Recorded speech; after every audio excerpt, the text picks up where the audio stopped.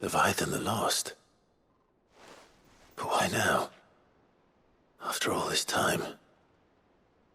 Why, what now? No. I'm not sure you'd believe me if I told you. After all we've been through. I doubt there's anything that could surprise me at this point. All right then. Rouse Joshua and meet me in the mess. We'll talk there.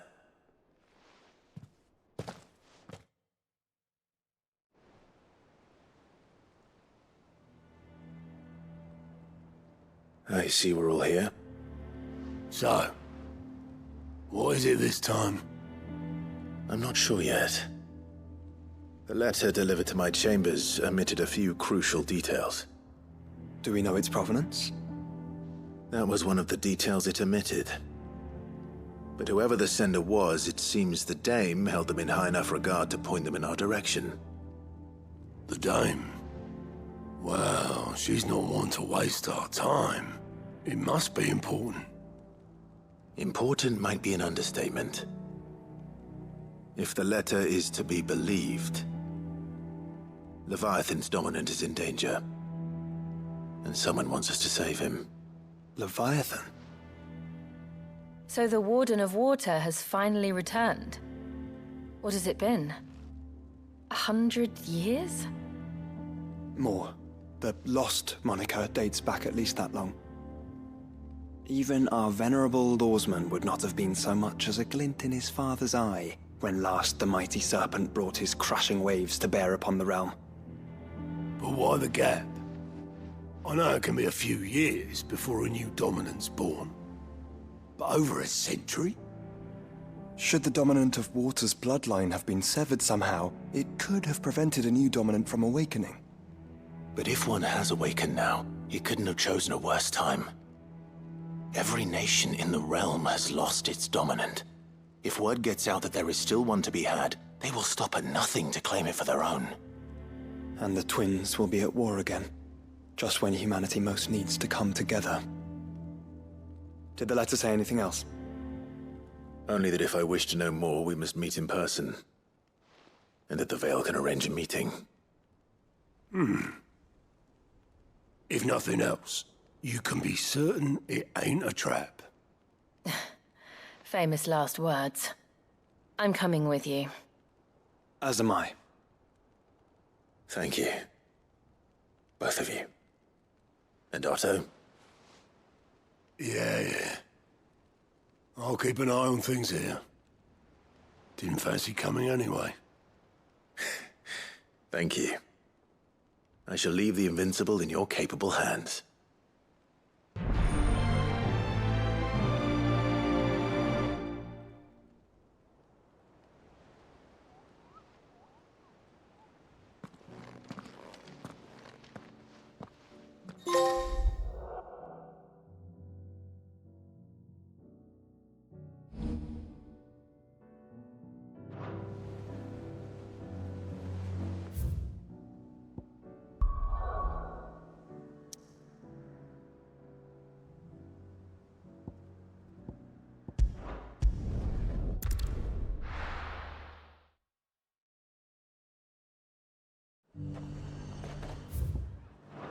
The garrison said they'd take another 100. To the Veil it is, then.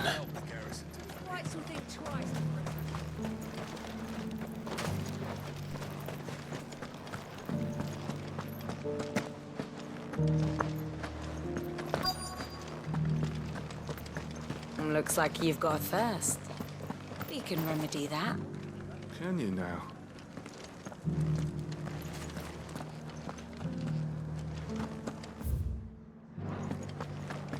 But enough talk. How about we retire to the Vale? I'd like that, but the Duke, he still hasn't paid us.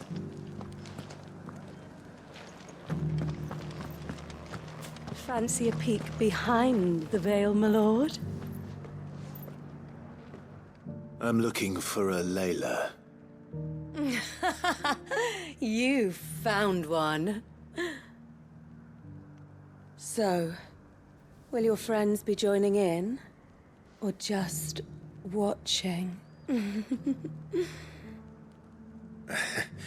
We're not here for your services. We simply want to talk. What you do with your time is up to you. The price is still the same.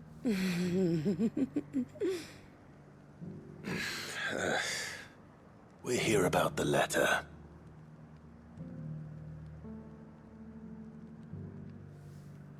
Oh. Sorry. I suppose you'll be wanting to know who wrote it then. Among other things. Look, I'm just the messenger here. There's only so much I can tell you. Specifically? A location, north of town, on the shore of Isle of Feist Bay. There you'll find a tent and the woman who can answer your questions. And that's all? Nothing else? Actually, one thing. There's more than flowers in the meadows these days. So keep that sword of yours to hand. Few venture into the Royal Meadows anymore, so you won't be overheard. Does anyone else think it's strange that this woman should prefer to keep to the outskirts of town? Not if she realizes the value of the information she's party to. And the danger it puts her in.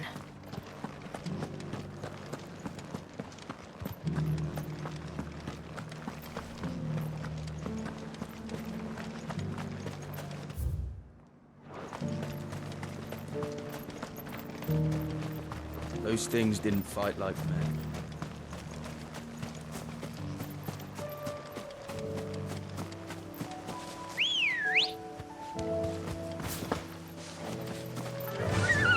Yeah!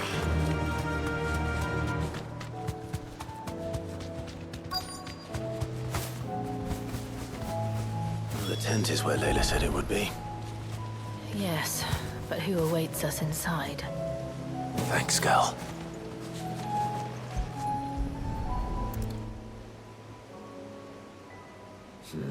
It's empty. Why am I not surprised?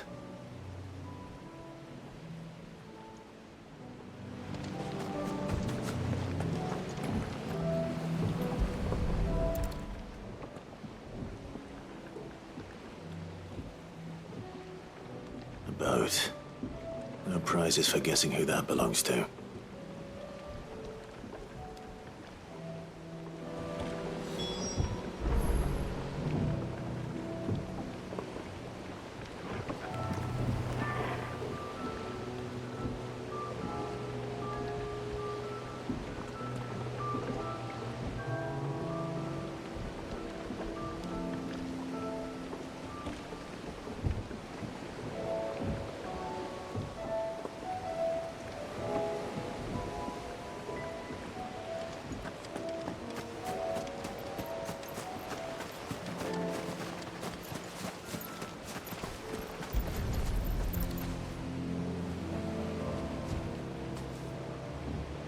The embers are still warm. So you're Sid.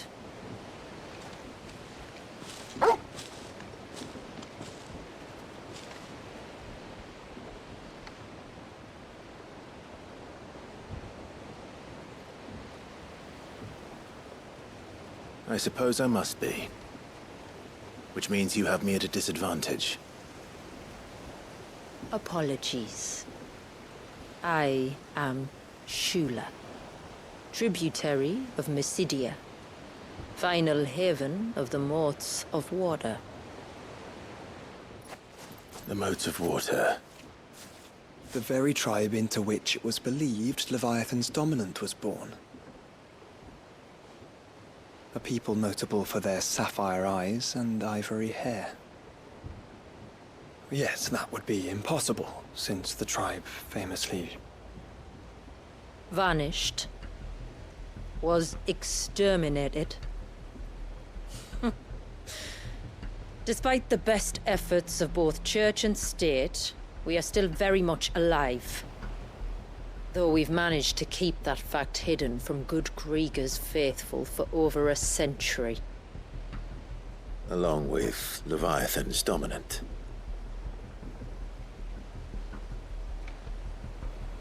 That wave out there. What do you know of it? The surge. Only that it's been there a long time. Since the fall of Drake's Eye almost a century ago. Some claim the two are connected, but none can speak with any certainty. So in other words, you know nothing. Not that I'll hold it against you.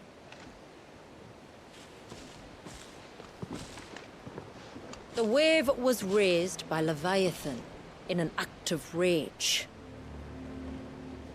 Moments before the waters were stayed, and the icon and its dominant bound within. And you want us to? Rescue him. Yes. You see, a little bird told me about a certain outlaw with a singular knack for putting unruly dominants in their place. And ours is about as unruly as they get. For years, we've searched for someone who could hold their own against an icon. Someone just like you. So what do you say? Will you help us? What exactly did your dominant do to warrant this punishment? What did he do? He committed the greatest crime one of his kind can. He was born.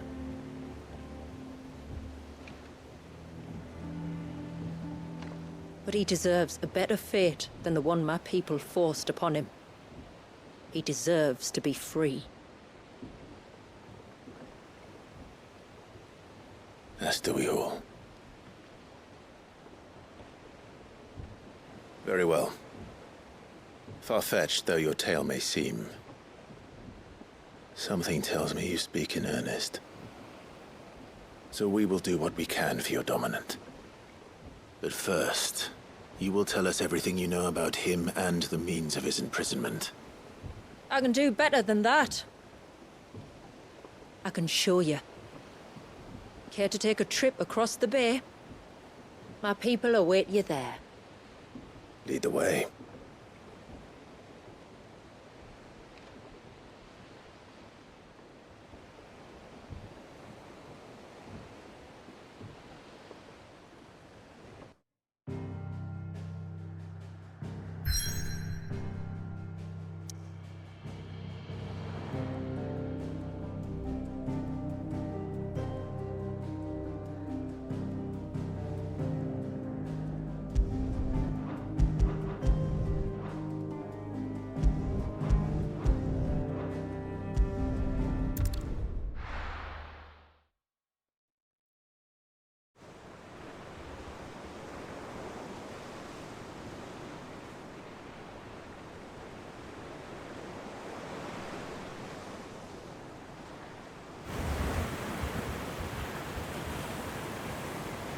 All right, you might want to hold on to something.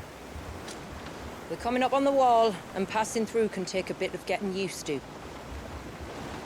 I don't see any wall. Of course you don't. That's the point. It's a glamour woven by our ancestors to keep our village hidden from prying eyes. But don't take my word for it. Watch.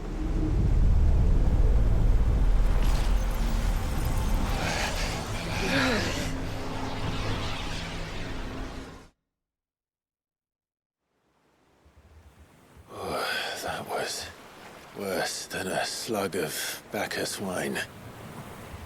Clive, the sky. It's blue, but how is that possible? You do know what a glamour is, don't you? Ours just happens to work both ways, and a good thing too. I wouldn't fancy staring at those sickly clouds every day.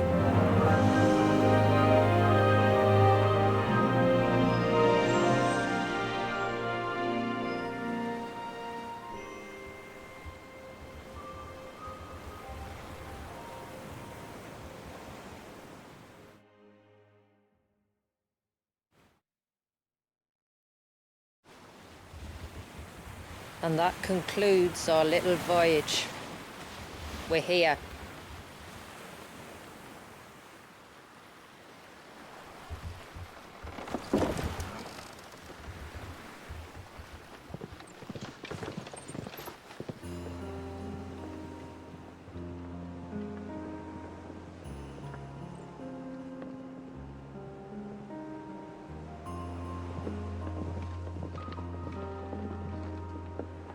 It's a long slog to the village, and a hard one. I hope you're up for a climb.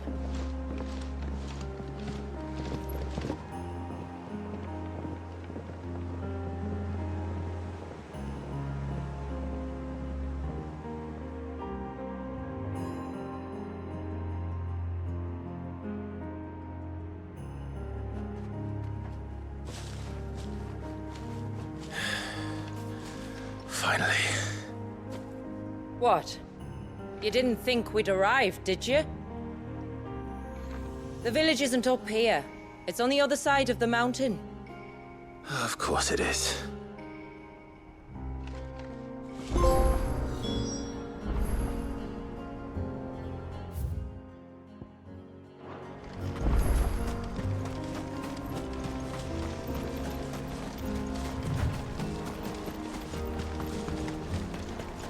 Watch yourself, Sid. This path can be treacherous. If not for the sheer drop, then for the beasts who prowl it. Thank you for the warning. And please, call me Clive. Sid is an alias. You will be pleased to learn, Lady Shula, that I have no such aliases. Is that so, Lord Margrace? It's all the same to me.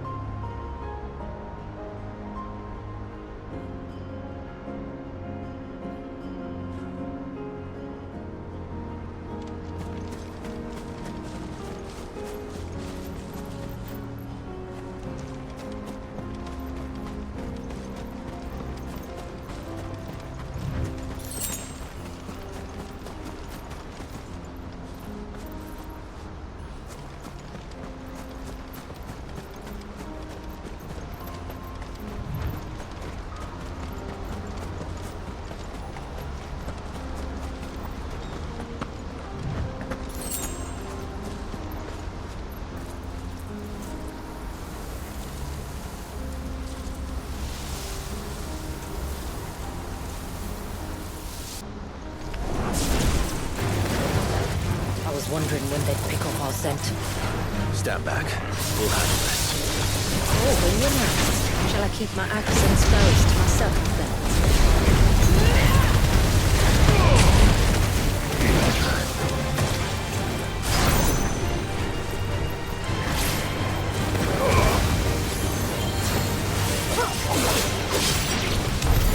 Earlier you mentioned spells, yet I see you carry no crystals.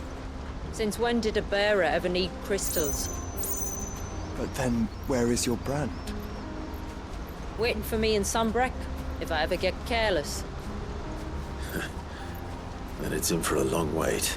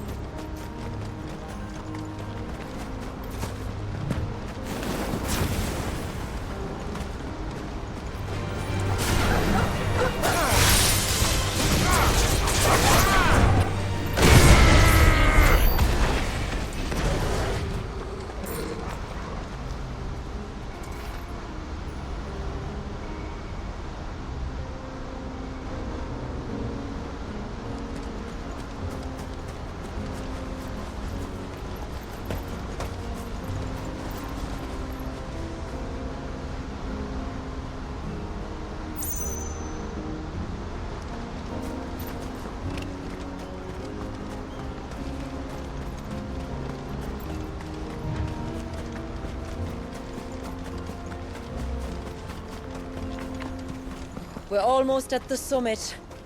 From there, you'll have a better view of our home.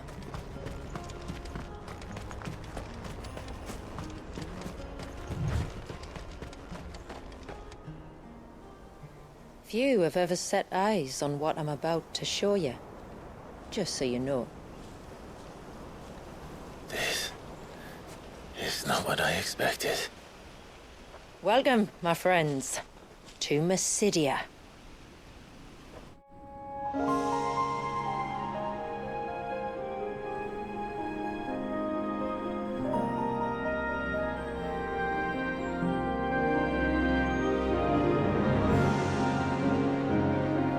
It's been a long time since I saw the North looking so Alive. I'm sure you have plenty of questions, but it's been a long journey, and I expect we could all do with a rest.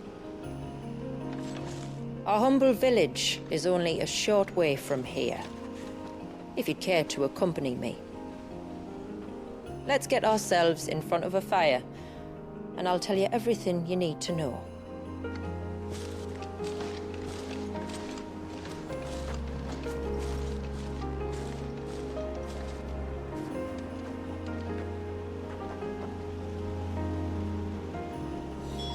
It's beautiful, Shula. And we aim to keep it that way.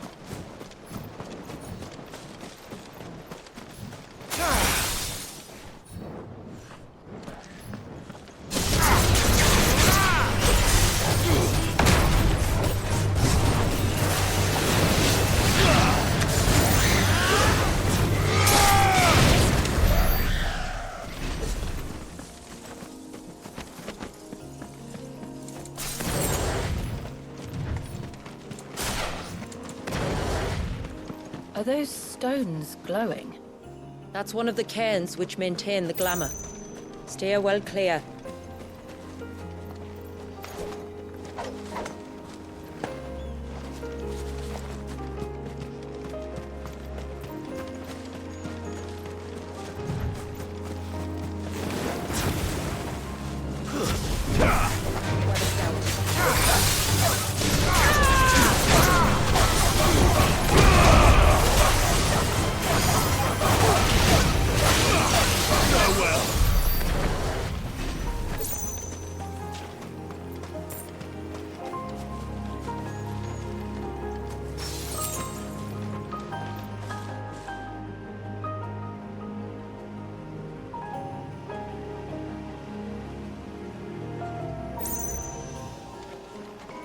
If the surge was an act of rage, One wonders what prompted it.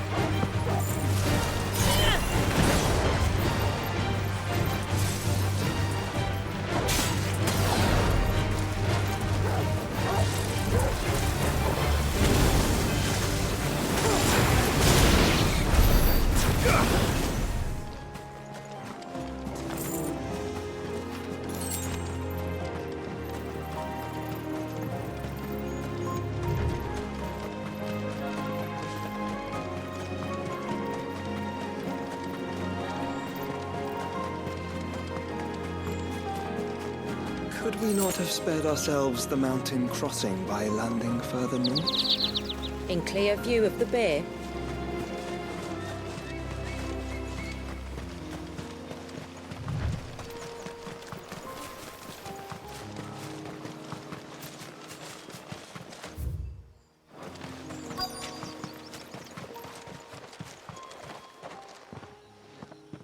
On evening tides. Does morning's light return? Open the gates! The tributary is home!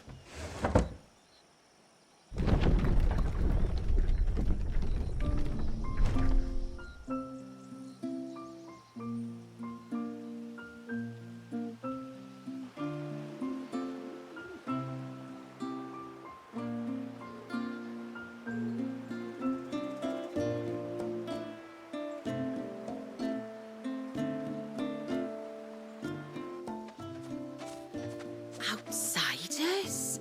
Well, I never. Look at the size of that dog. All right now, back to your duties. You'll have to forgive my people their curiosity. We don't get many visitors. Or any, truth be told. Then we are honored to be the first. This is quite extraordinary. Like stepping into another world. So do you believe me now? You've made it difficult not to, my lady.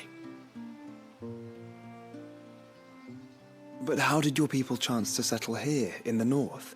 Unless I am much mistaken, the moats of water long called the coasts of southern Ash their home.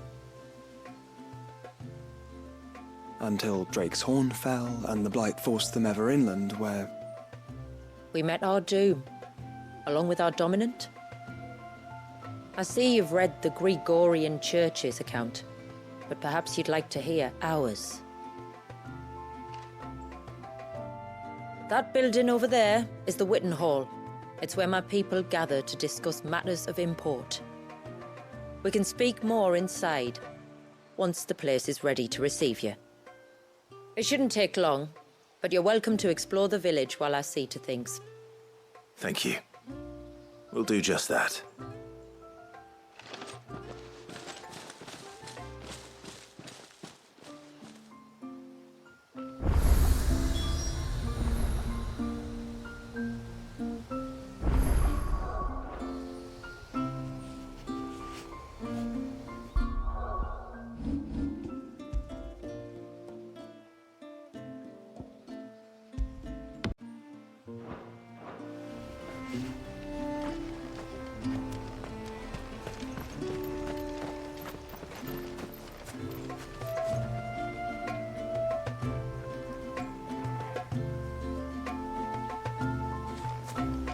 That'll be them then.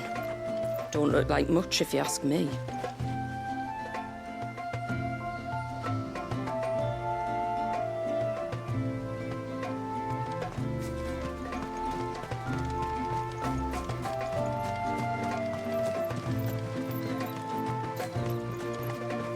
The stalks are thin, the leaves limp. I should dress the soil with dung and straw at once, or I fear for the autumn harvest.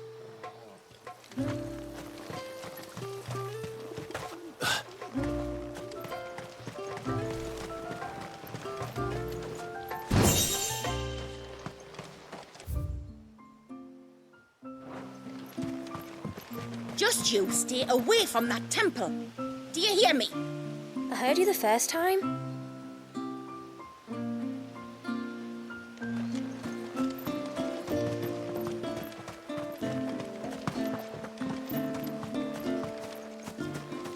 I give you my grain, you give me your eggs. Everyone's happy. Except for the eggs, maybe.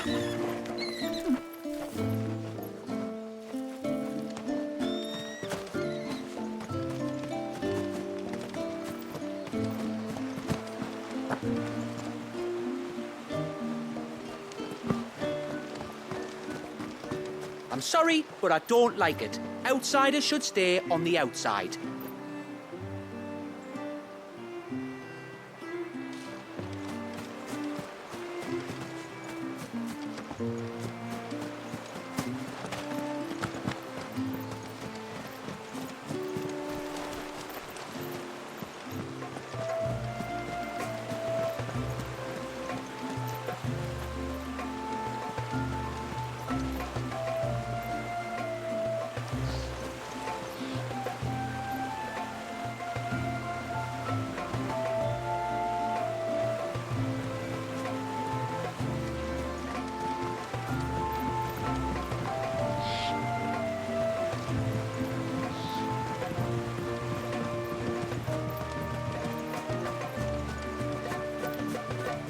Oh, do you think he bites?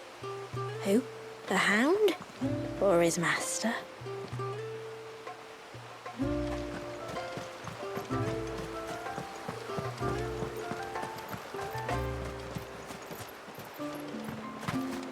Oh, I don't think I can carry another barrel up those steps.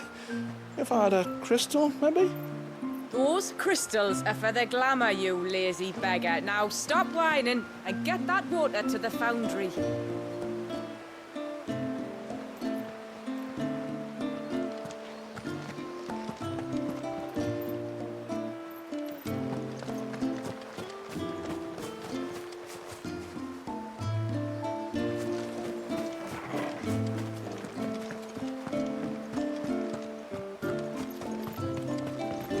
Look! That one's got a black cape. Do you think he's the leader?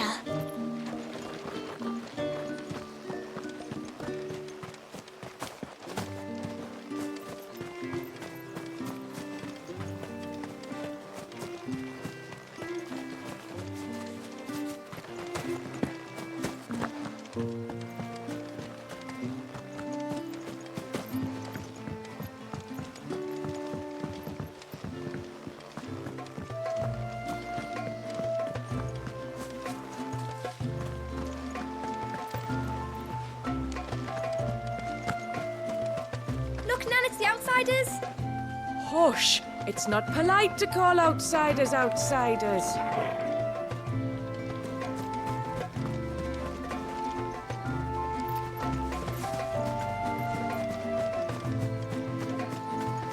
How long do you think this bridge has been standing here?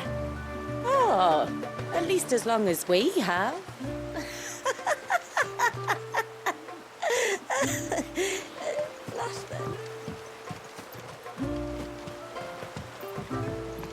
Ma'am, I want to play with the others. Well, you should have thought about that before making such a mess.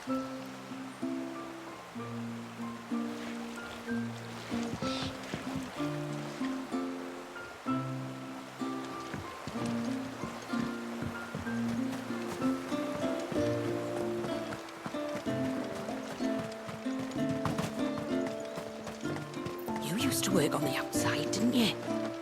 Is it really like the say it is? If you mean filthy, noisy, and rank, then no. It's much, much worse.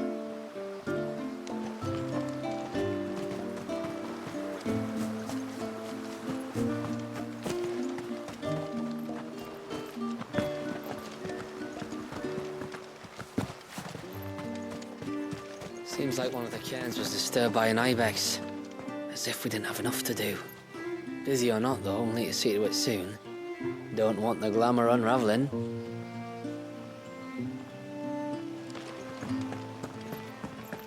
Suddenly, there were curls everywhere I looked.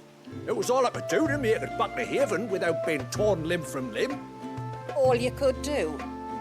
And there I was thinking you were a bearer.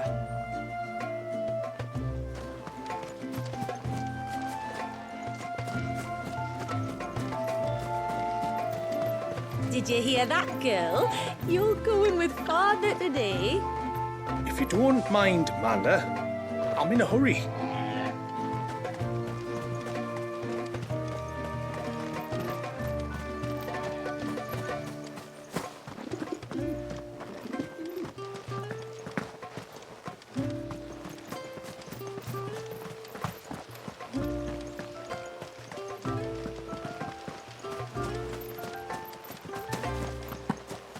Please, Grandad, tell us another story about the witch.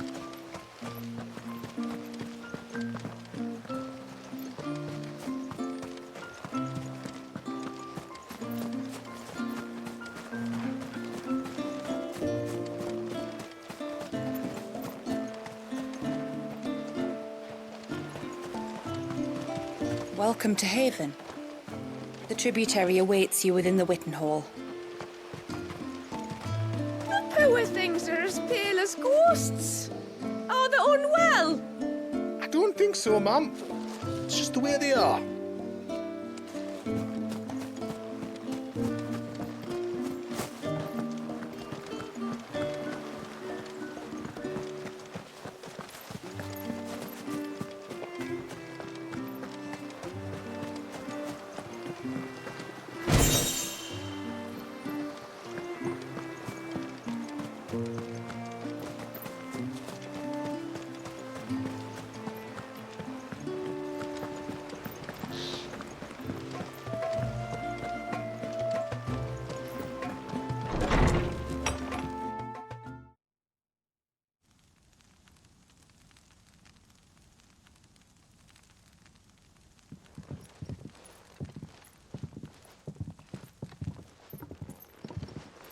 So what do you think of our little haven in the woods?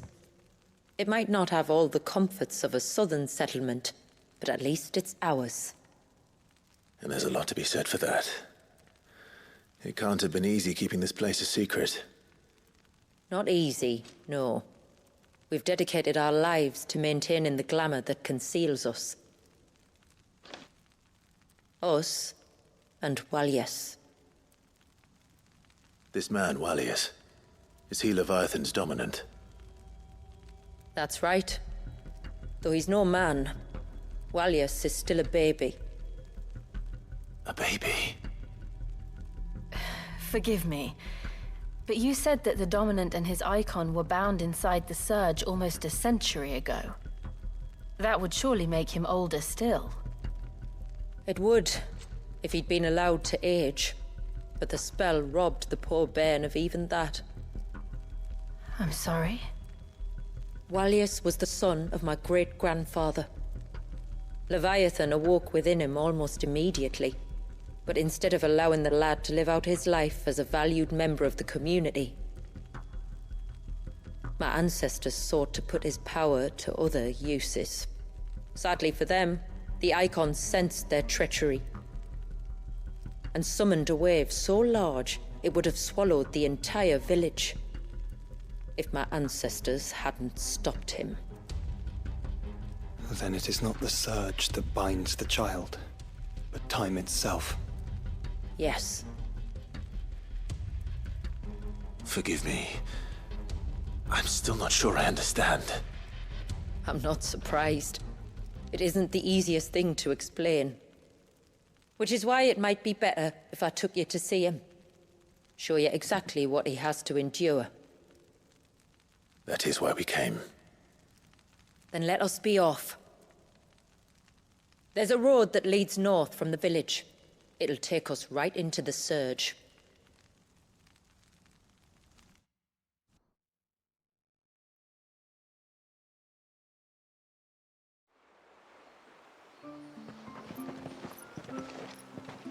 Are you bound for the Wave, tributary? We are, Delina. Have you spread the word about our guests? I have. Everyone knows to treat them as family. You shouldn't have any trouble now, but just in case, I would have you accept this symbol of our people.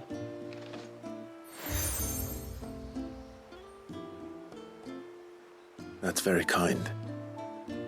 I look forward to meeting the family. The feeling's mutual. Should the tributary be indisposed, feel free to ask me any questions you might have regarding the village, and I'll do my best to answer. Thank you. We will. Then I bid you good tide.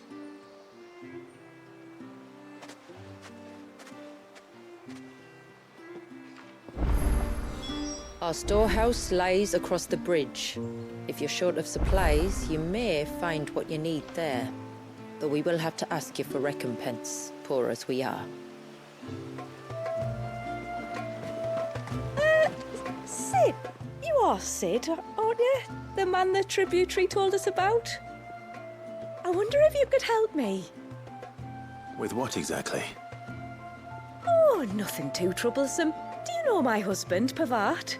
He's the village smith, among other things. Anyway, his name day's not far off, and I wanted to make a gift for him. He's a craftsman, you see, and he's been fretting about running low on the flowers he uses for dye making, so I wondered if you might collect some for me and give them to him. Would this gift not be better coming from you? Perhaps, but it can't, for reasons I can't go into. Please, I know it sounds daft, but I'd be ever so grateful.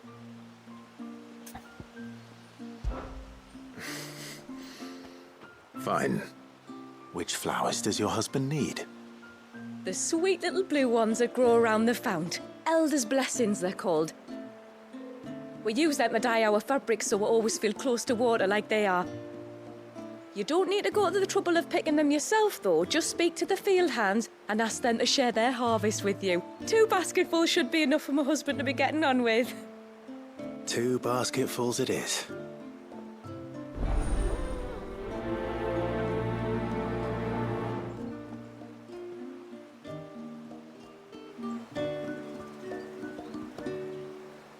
Speak to the flower pickers by the pond.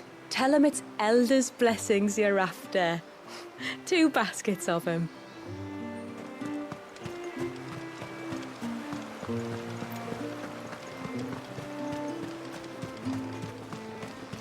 I'm not arguing. The child must be saved. But does it have to be them that do it? If not them, then who? I don't see you running off to the surge.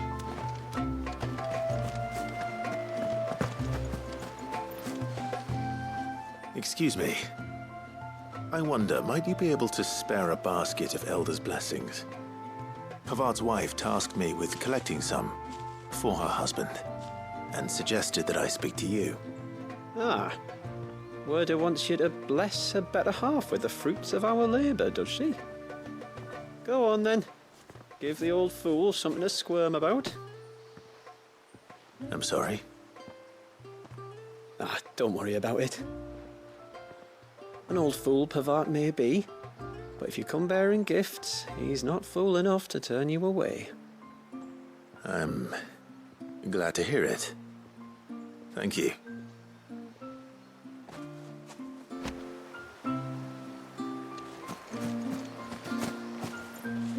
The mirrors. My people believe they frighten off trespassing demons by showing them the evil in their hearts. Would you care to take a look?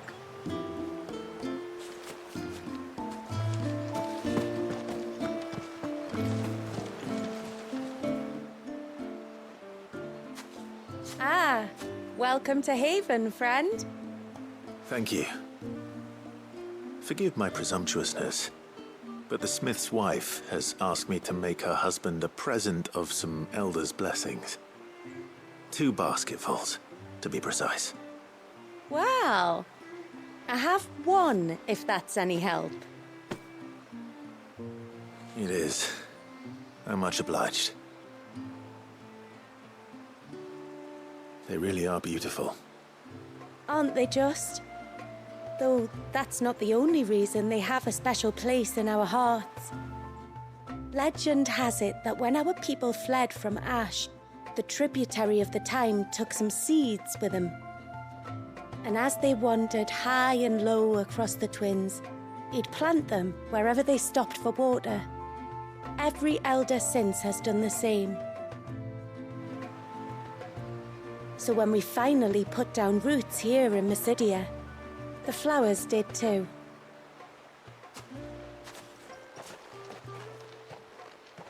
Well, that's 2 basketfuls.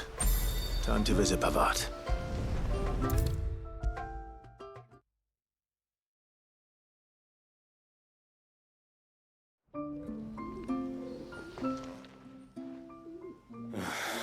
What do you want? Your wife asked me to bring you these flowers.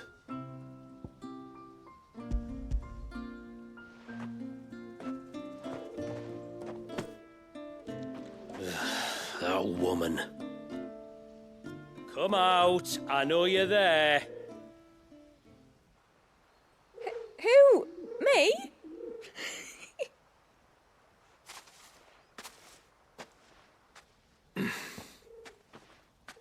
Would either of you care to explain what's going on? I'm sorry. I didn't mean to deceive you. It's just, my husband can be a bit standoffish at times, and I thought this might be a good way for the 2 of you to get acquainted. What with you being a swordsman like, and him being the only smith in the village. It'd be a shame if you couldn't turn to him for help. The only reason he couldn't turn to me for help is because I had my hands full with all the orders you lot dumped on me. I'm pretty much done with them now, though. But, for the record, the tributary said that we were to lend you outsiders our aid, and that's exactly what I was planning to do. With or without my darling wife's meddling. Still, here we are. Acquainted. So, if there's out you need, just bring us the materials, all right? All right. All right, then. And tar for the flowers. I was running low. You use them for dyeing, I hear. Aye. Crush the petals and it makes a fine and lasting blue. We use it to stain the cloth for our tunics and pennons. To remind us where we come from, like. As modes of water. Children of the sea. That's right. The pattern too was left by our ancestors. The Ceaseless Rill, it's called. It symbolizes the river of our tribe, with the strength of Leviathan running through it. And no matter how that river has ebbed and flowed, changed its course, the flowers have always been with us, growing on our banks. I should get back to work. If you need something crafting, let me know. I will. It was a pleasure to meet you. Wasn't it just?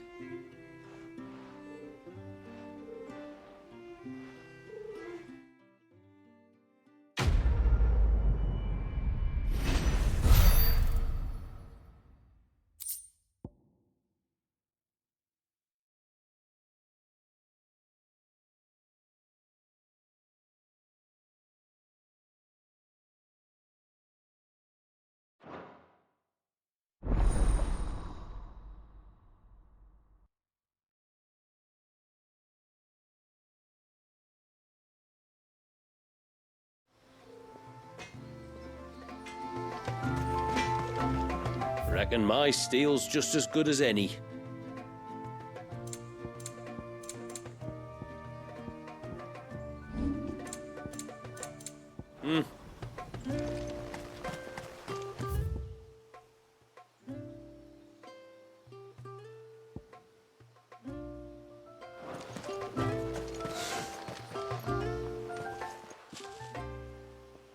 Oh, I'll have her hide when she gets back. Oh, sorry. I was leagues away. How can I help you? If you're after something from the storehouse, it's actually my wife you'll want to talk to. She will have to charge you for the goods, though. Not that we'd fleece you or anything. It's just, you know, needs must. I understand. Saying that, she might not be able to get anything down for you for a bit. Ah, right. She's got her hands full with the inventory, you see. It should have been my daughter's job, really, but the willful little Rills decided to make herself scarce. The heavens only know where that girl's got to. If you'd like me to keep an eye out for her. Oh, no. I couldn't ask that of an outsider. Could I? You wouldn't mind? Of course not. She won't have gone far, will she? I hope not. But I've scoured the entire village for her and come up empty-handed. Can't help thinking she might have gone on another one of her little adventures. Ah, a free spirit, is she? Aye, that she is. Can't get her to sit still, especially once you heard you lot were on your way. Outsiders! You should have seen her little eyes light up. No, if she wanted to watch you arrive, she'd have made for the low gate where you first came in. The guard there might have spotted her. Maybe you could ask him. Ruka, her name is. All right. I'll let you know if I find her. Try not to worry.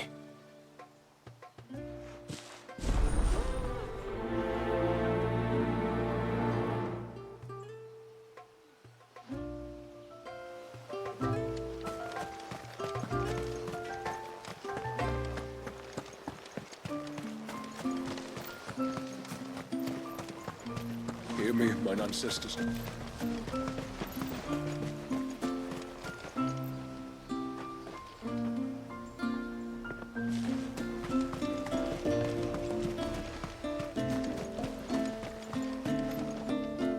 Excuse me. You haven't seen the storekeeper's daughter, have you? Little Ruka? I have, as it happens. She went out through the gate not long ago. Out of the village? Alone? Aye, she does it all the time. There's a path off to the left which leads down to the river. Nice little spot, that. And safe as you like. The beasts of the mountain don't dare come so close to the village. That's where she'll be. Go and have a look if you don't believe me. I will.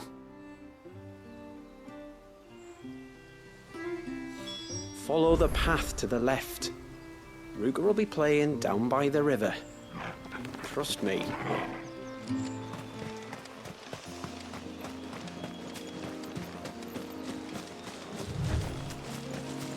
This must be the path.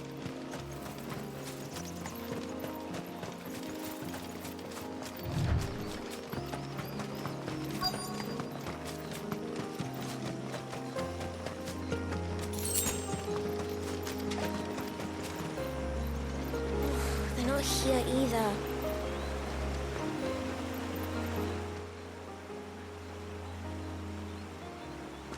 It's you! I've been looking everywhere for you. You must be Ruka. You know my name? Can you lot read minds?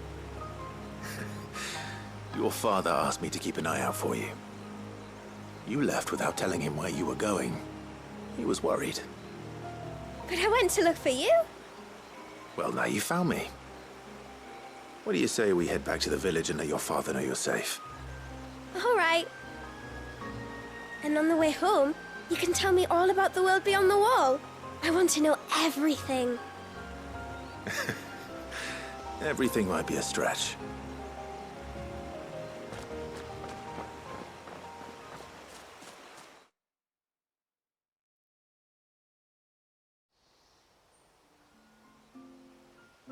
Thank you for bringing her home. And I'm sorry for the trouble. Oh, no. It was a pleasure. Daddy, did you know that there are villages 10 times as big as Haven in the outside world? 10 times! Cities, they call them. And in these cities, they have great big walls and towers and castles. Oh, to think I was worried. You can tell me all about the outside world later, Sweet Pea. Now go and help your mum with the stores. All right.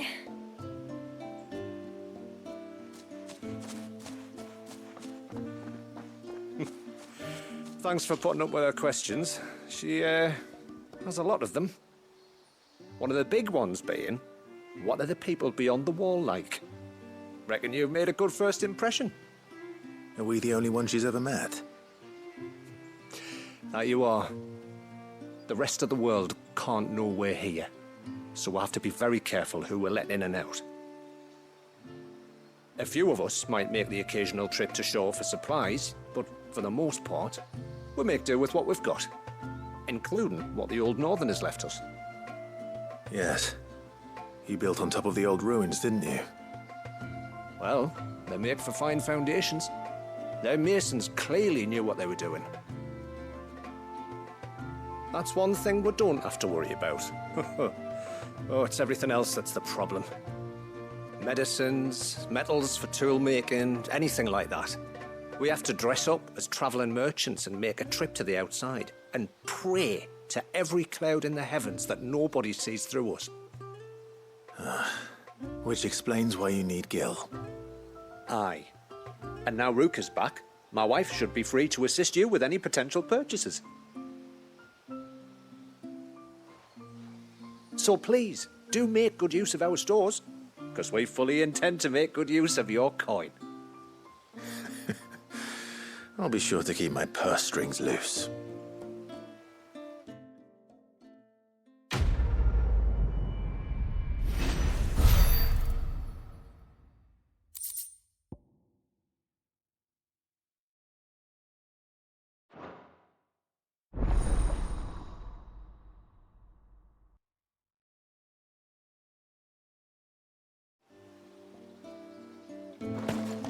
It's a pity nothing but the foundations were left standing. A whole storehouse made of stone would make it a lot easier to keep our supplies in good nick.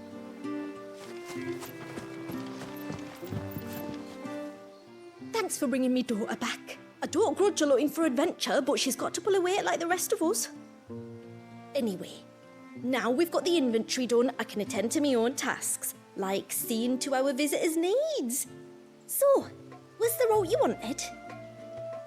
When you've decided what you want, just let me know.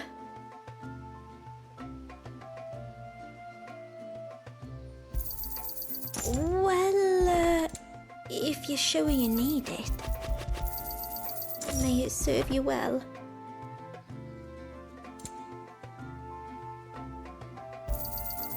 Well, if you're sure you need it. Will you be back soon? You've still got to tell me everything else about the outside world.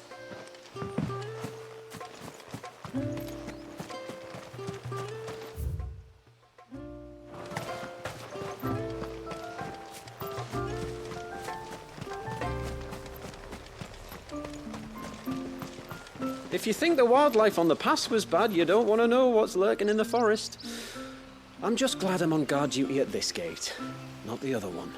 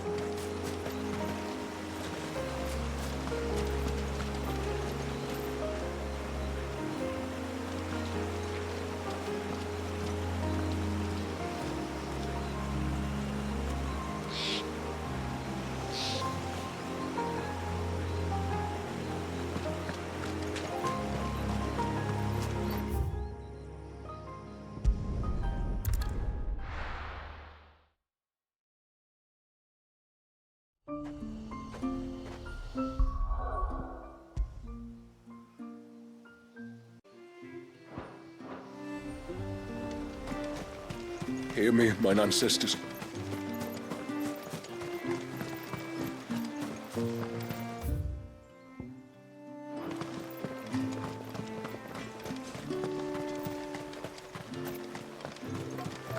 How long do you think this bridge has been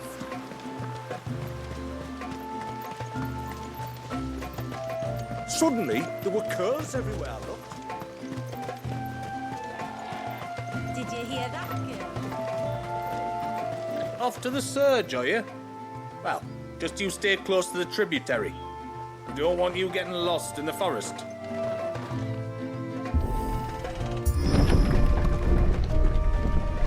There's a pair of ships just up ahead. Ships? But are we not still leagues from the shore?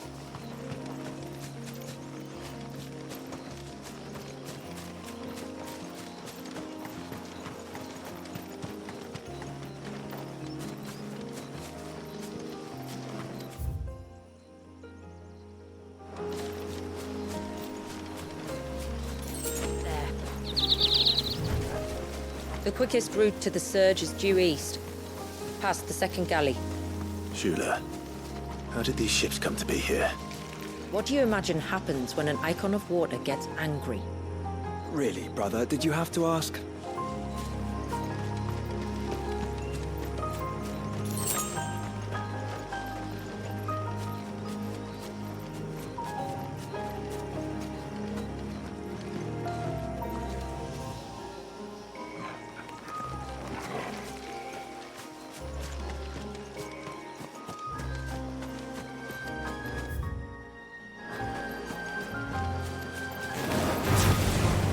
Tongarees. Foul creatures consumed by their hatred for everyone and everything. Everything that seems sharp knives, it seems.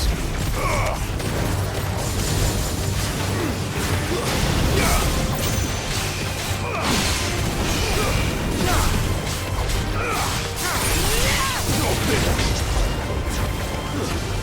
It's over. That's the list.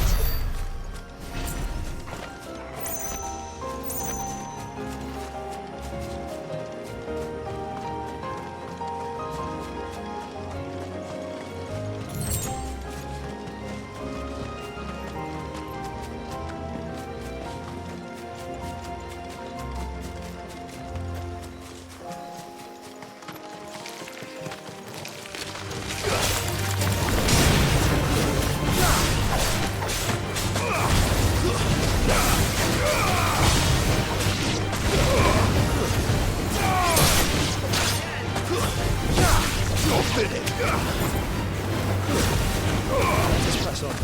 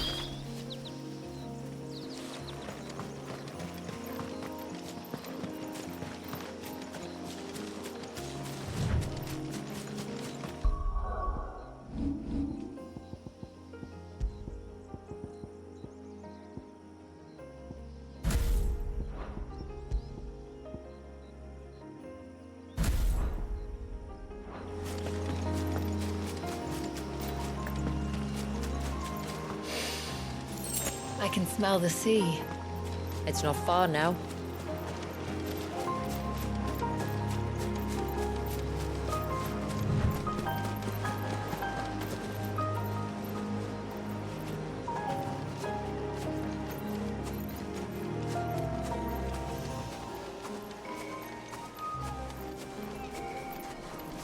How will we reach the surge? We'll follow the coastline north. There's a bridge that'll take us across to the cape.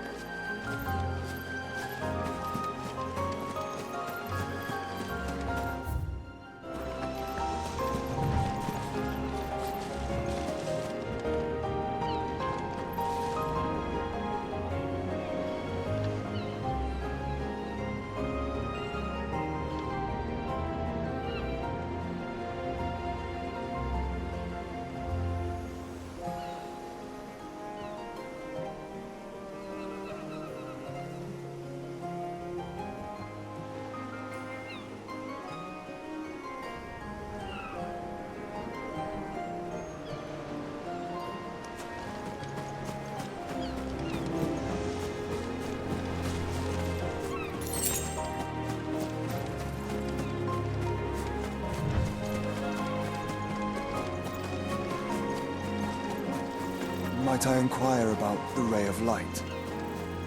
It's what prevents the surge from being reclaimed by the sea. And Dwalius by his people.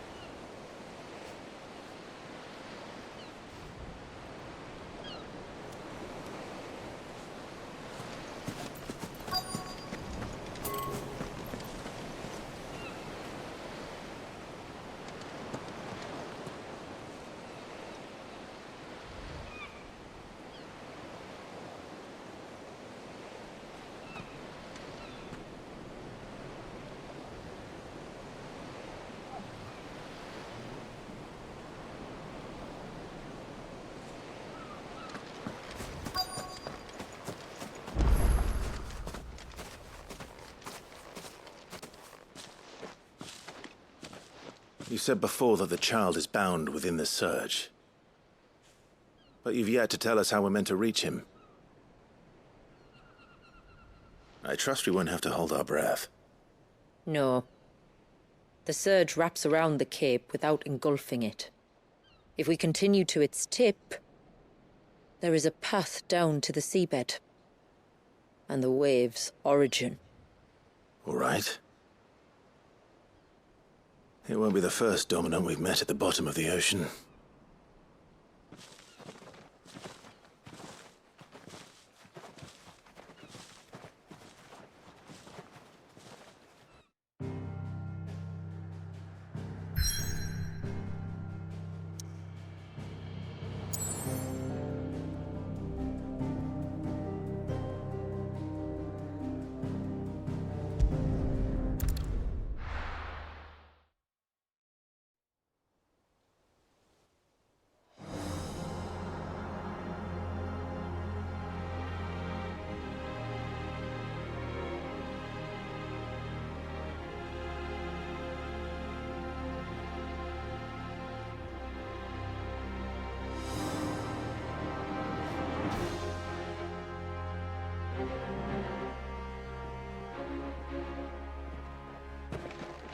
It's not much further now.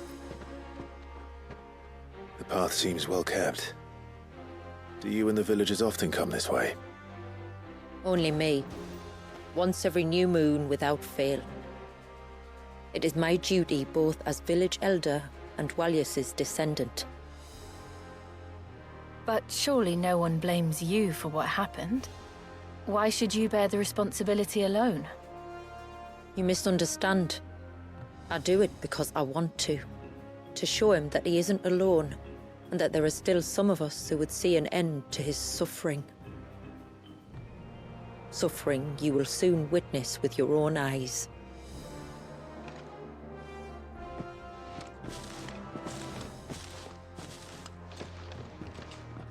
The forest grows quickly here. Left unattended, the path would be reclaimed in a matter of moons.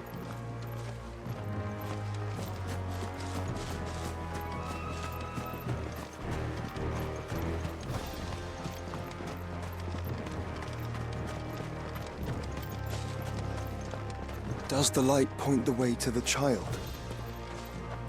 It does indeed.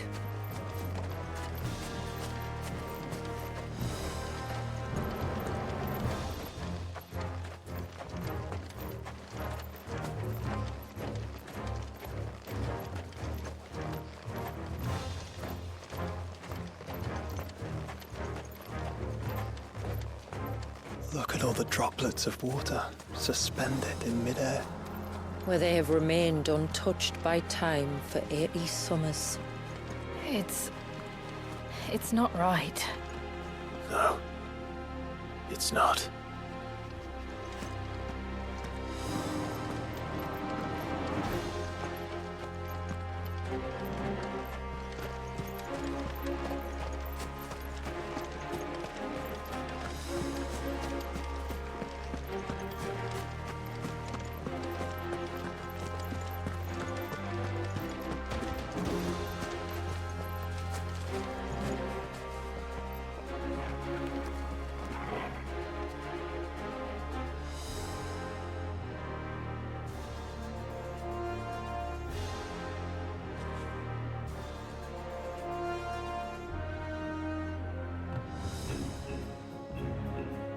Do you see something?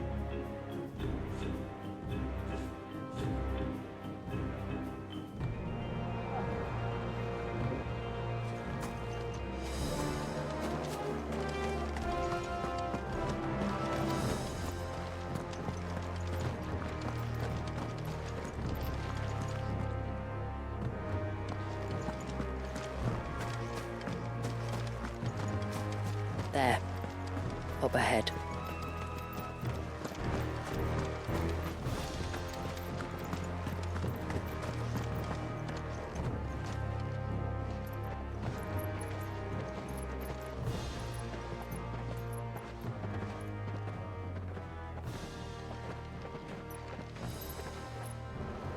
Down in the center. Follow me.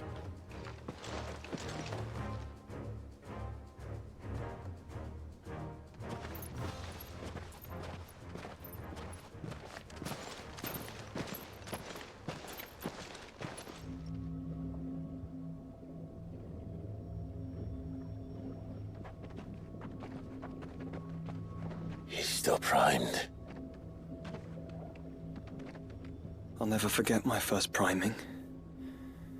The fear. And I was old enough to understand what was happening.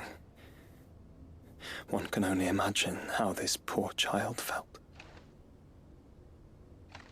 He is the victim of an unforgivable sin, committed by people who saw him as nothing but a means to an end. He must be so frightened. Then I'll ease his burden.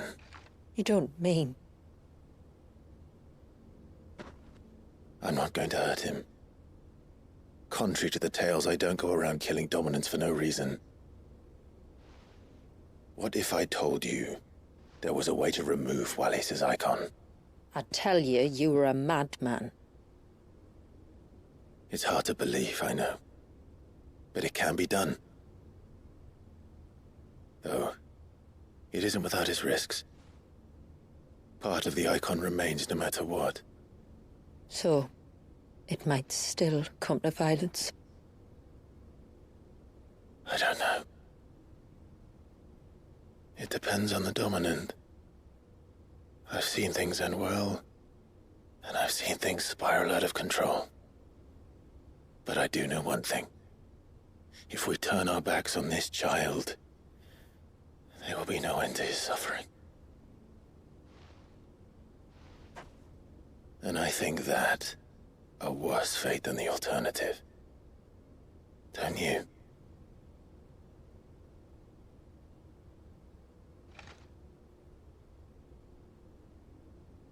Very well. Do what you must. And whatever happens, I will own the consequences.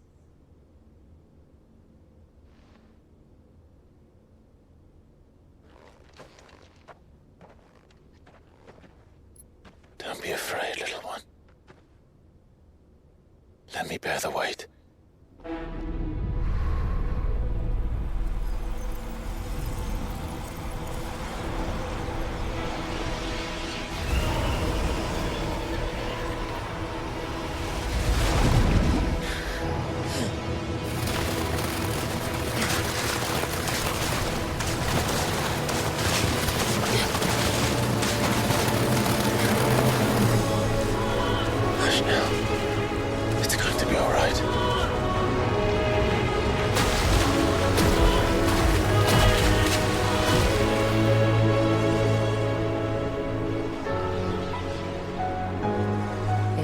Is it done?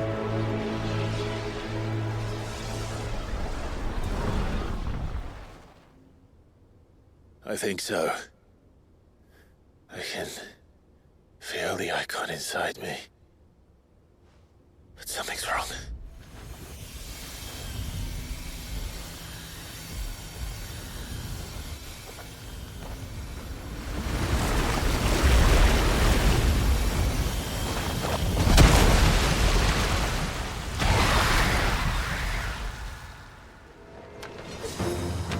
He wasn't just afraid. He was angry. All right. Let's see what you've given me.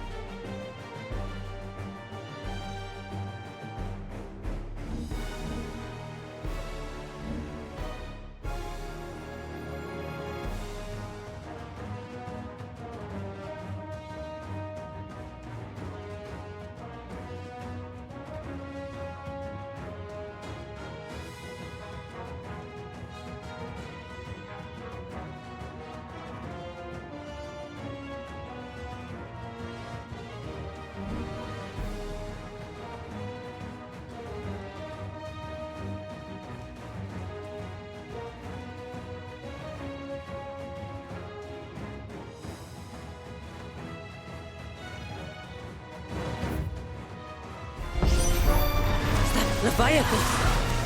No, just an eggy. But a formidable adversary nonetheless.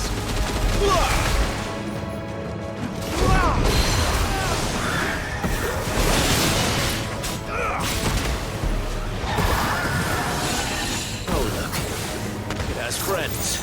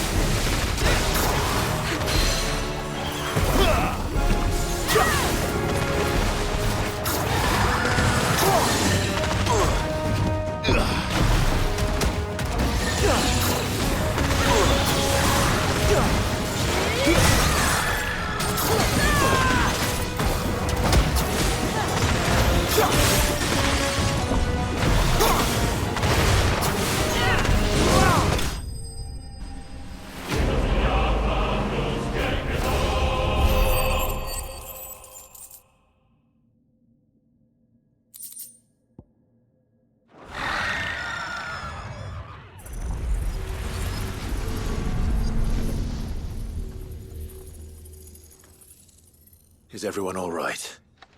He seems calmer now. You said Walius was frozen in time. But he knew we were here. How? I don't know. He's never reacted to anything or anyone. Until now. The child has been bound for nigh on a century. If he has been conscious from the first, we must remove the seal at once. It's not that simple.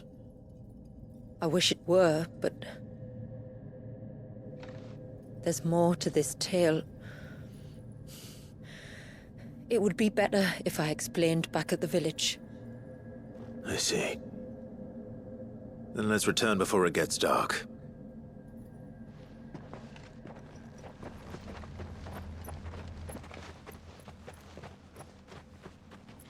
I'm sorry, Walius. I will make this right.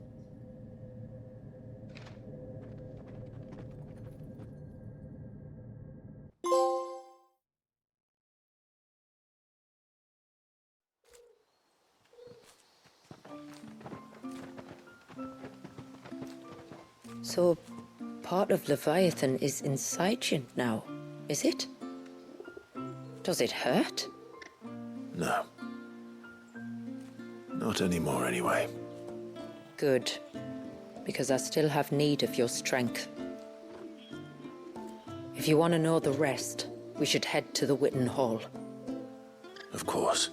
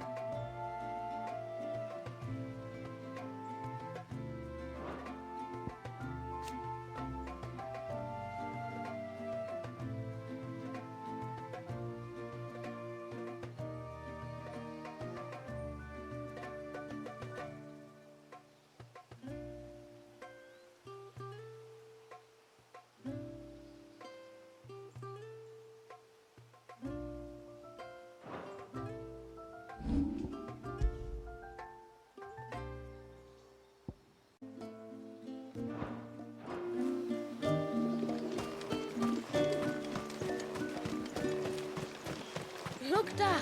The trees are...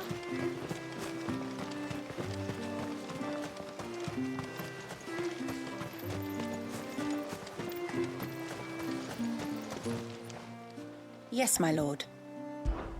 My name is Delina.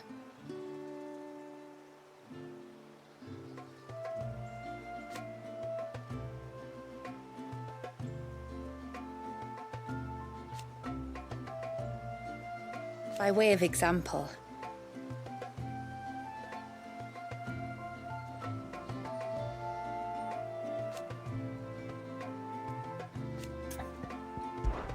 as I'm sure you're aware,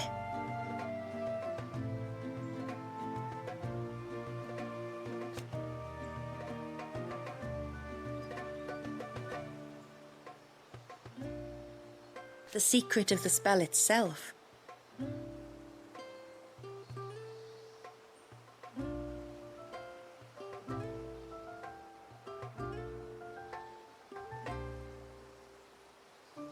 so they built the cairns.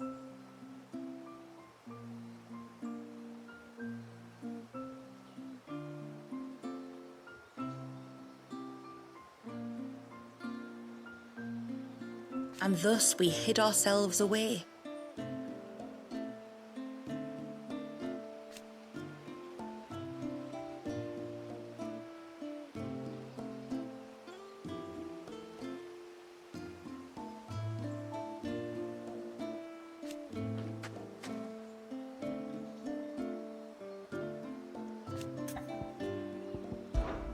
Our story began.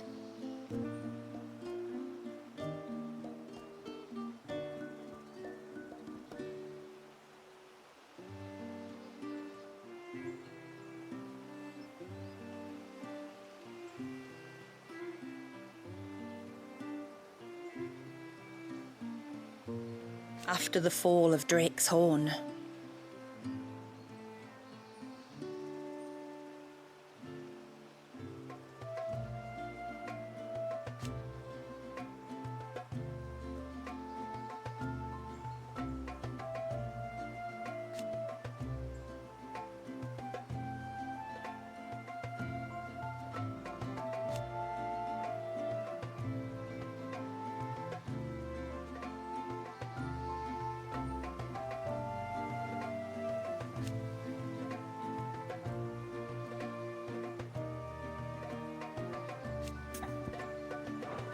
Till next our streams cross.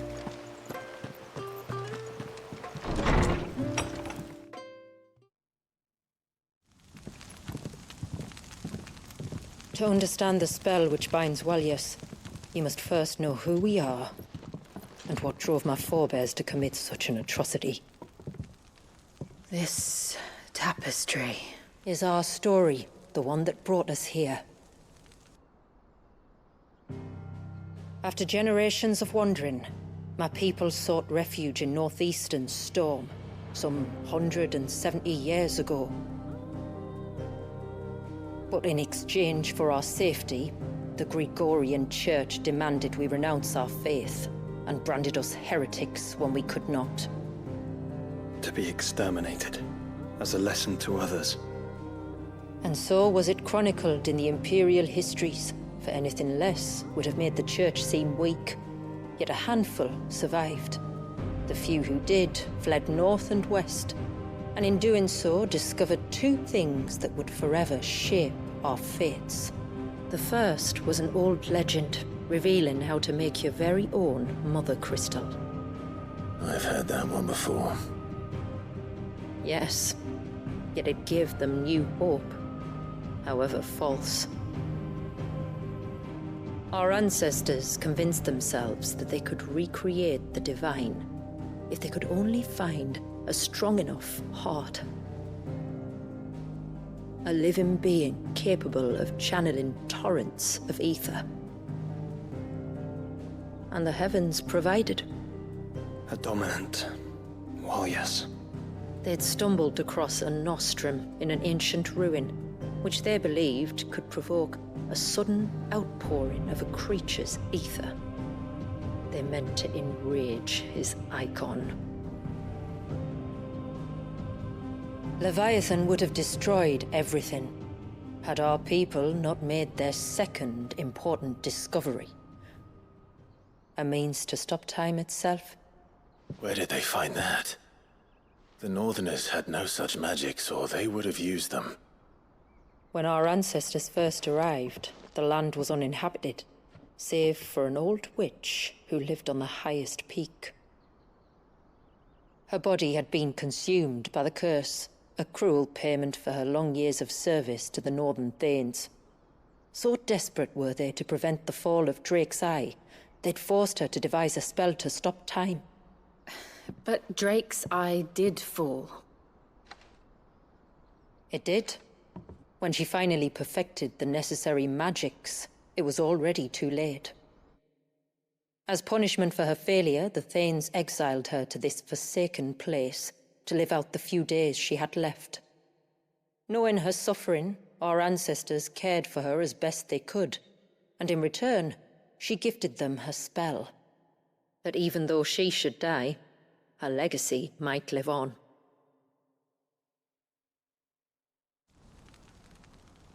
So armed with both the knowledge of the ancients and the secrets of time, our ancestors settled upon an ambitious plan. They would create a new Mother Crystal and enchant it that it might endure for all eternity. Thus would our people's wandering, our suffering, finally end, and prosperity visit us once more. And all it would require was the sacrifice of a single child.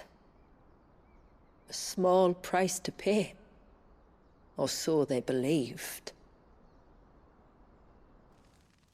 Another victim of man's blind reliance on the Mother Crystals. So we know the seal's source. How do we break it and restore the flow of time? Do you recall the dome of light on top of the cliffs to the west? Inside lie the ruins of an old temple. It was there that the witch built the Vare, a conduit of sorts that channels her remaining ether into the surge. But it's been a long time since anyone set foot in the place. And now there are others who claim it as their own. Then we shall go prepared for a fight.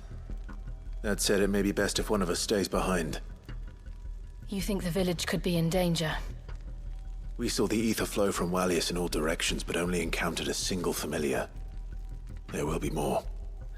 And should even one make its way here, I doubt the walls could hold it back for long. Then I shall stay. The Phoenix will see your people safe, tributary. You have my thanks. Very well. We should depart at once. I fear time may no longer be a luxury we can afford.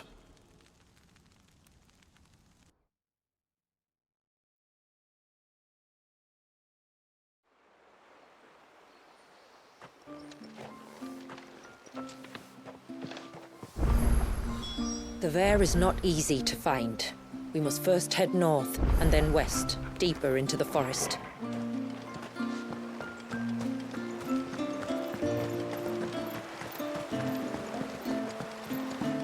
No sign of the child. What is it you want?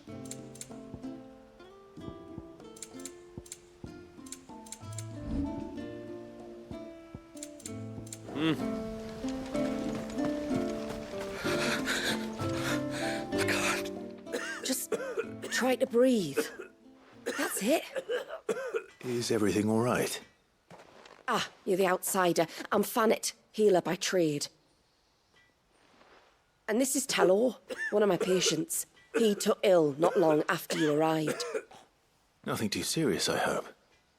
I hope so too, but... But? This affliction, it's like nothing I've ever seen before. He complains of feeling chilled to the bone, but there's no fever to go with it.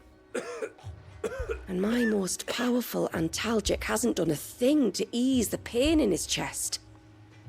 I'm starting to wonder if his condition might require a different kind of treatment altogether. Shula said that you were here to help us. You couldn't help me, could you?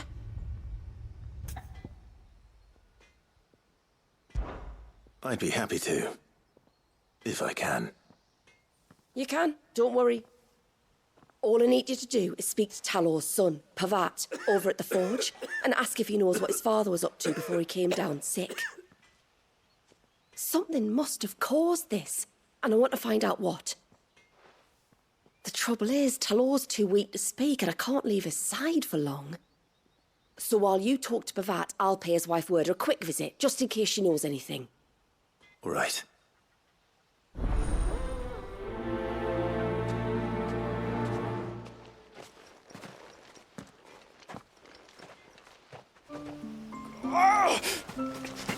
Leave me be. Let me go. One moment, Talor was as fit as a caught chocobo, and the next, he just wasn't. I can't imagine what could have happened. You go and talk to Pavat over at the forge. Leave word to me.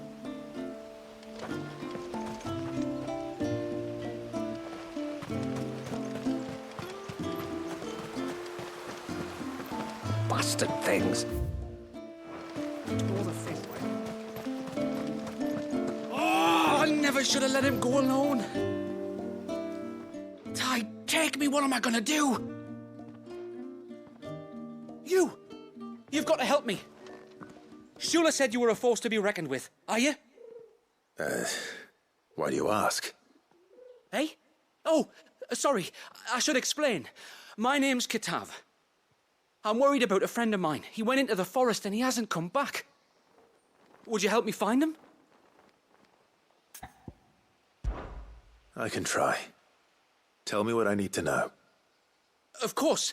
You know about the glamour our ancestors cast to keep this place hidden, right? Shula told us about it, yes. Right. So you know the cairns we use to maintain the spell? Well, it's me and my friend's job to maintain them. If it weren't for the likes of us, it would have faded years ago. So your friend went into the forest to visit one of these cairns? Aye, that's right. He said he was going down to Father's Fell. There are 2 cairns out that way, one by the banks of the Swift Run, and another near the Winged Wains, the ships in the forest. All right. How will I know this friend of yours? His name's Nassef. He's about my height, but clean-shaven.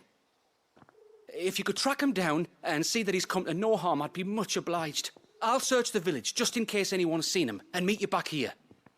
Very well.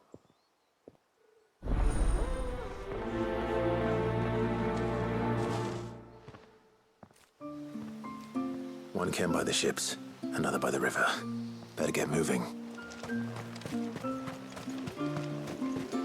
Hail, stranger. Are you a rider by any chance? I am. What gave me away? Oh, I can smell it on you. The scent of the stables. And not just any stables. Something tells me you've never been one to ride half-starved birds with chine gall and wet beak. If I had a guess, I'd say your bird eats only the finest greens and has her feathers groomed twice a day with a curl hairbrush. Nothing but the best for my Ambrosia. Ambrosia, eh? Pretty name. What's she like? Well, she's tall and strong. And her feathers are as white as snow. You're joking. You've got a white chocobo. I have, yes. I suppose they are rather rare. This I've got to see. Can you bring her here?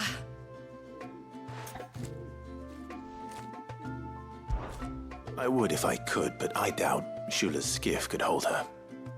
Me dad's got a boat. And he's ferried chocobos before. You could get him to bring her. It'd be perfect timing and all. He's preparing for a trip beyond the wall as we speak.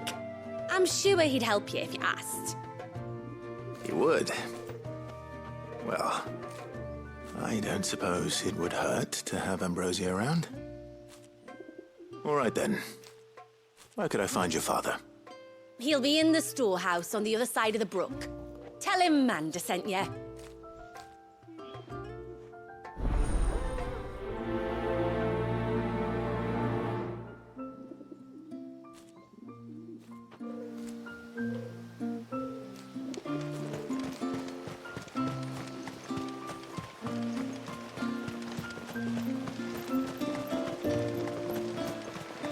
Bastard things.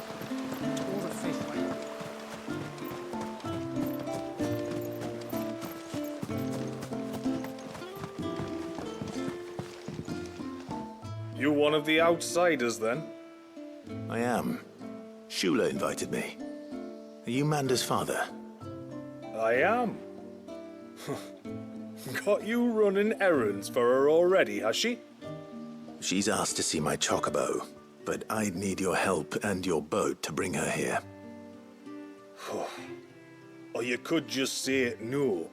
Honestly, that girl and her birds, she'll be growing feathers soon enough. Well, truth be told, I didn't take the idea seriously at first. But thinking about it, it would make it easier to get around if I had Ambrosia here. Can you help? Well, if you're sure that's what you want. The tributary says we're to treat you lot as we would each other. So, if you need me to ferry your bird over, then that's what I'll do. Still, they don't take the water easily. I'll need you to bring us a mimic gourd or two to keep her calm on the journey over. And where would I find one of those? Oh, don't ask me. It's been years since I last brought a chocobo across the bay, and I'm told the world's changed a fair bit since then. Where do you usually get your stable supplies from? Well, the man who made Ambrosia's tack lived in Martha's Rest, and If I remember correctly, he traded in chocobo feed too. So I suppose I'll go and ask him. I'll be sailing over to Northreach soon to pick up some supplies.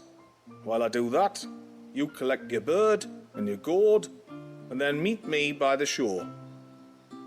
Just don't take too long, all right?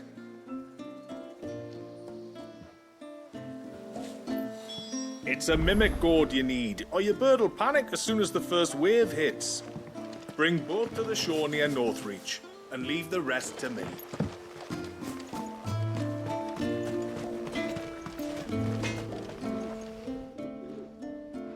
Oh, do you need something? I do, though not from the forge. Fanit asked me to speak with you. She's looking into the cause of your father's illness and wondered if you could shed any light on the matter. I see. Sorry. She shouldn't have dragged you into this. It's no trouble, really.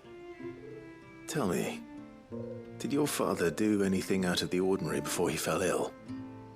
Not that I know of. But then I hardly see him. He's always out and about, like. Well, at least he was. Suppose he might have been a bit more fidgety than usual, but apart from that... When you say out and about, where does he usually go? Just round the village. Wanders over to Blazier's place most days. He's a fisher who lives on the other side of the fount. They're old friends. Maybe he knows something I don't. Maybe. I'll go and speak with him. Yes? The sign of the child.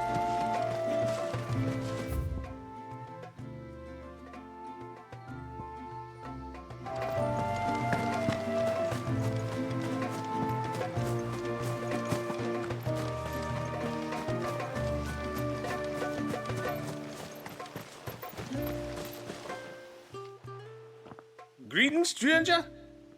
What can I do for you? Your name is Blazier, is it not? Pavad tells me you're a friend of his father's, and that the two of you may have spent some time together prior to his illness. His illness? Talor's never been ill a day in his life. I don't know why he'd start now. Oh, Fanny doesn't know either. It was she who asked me to look into his recent behavior on the off chance it might explain how his condition arose. Oh, I suppose there was something that struck me as a bit odd. He kept asking about the woods. Did you see anything strange on your way back from the shore? Are you certain? Do you swear? That kind of thing. I didn't, of course. But he wouldn't let it go. It was like he was expecting something to happen. It was just a matter of when. Not that I know what. But he never told me anyway. Well, that certainly does sound unusual. And it might just be what Fanit is looking for. Thank you. I don't mention it. Oh, and when you say Talor, wish him the best from me, eh? Let's see what the healer makes of this.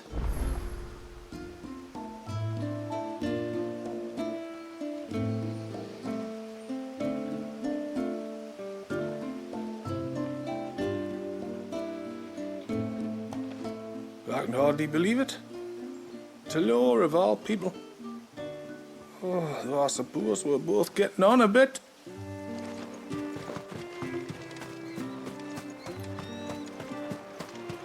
If we pick too many...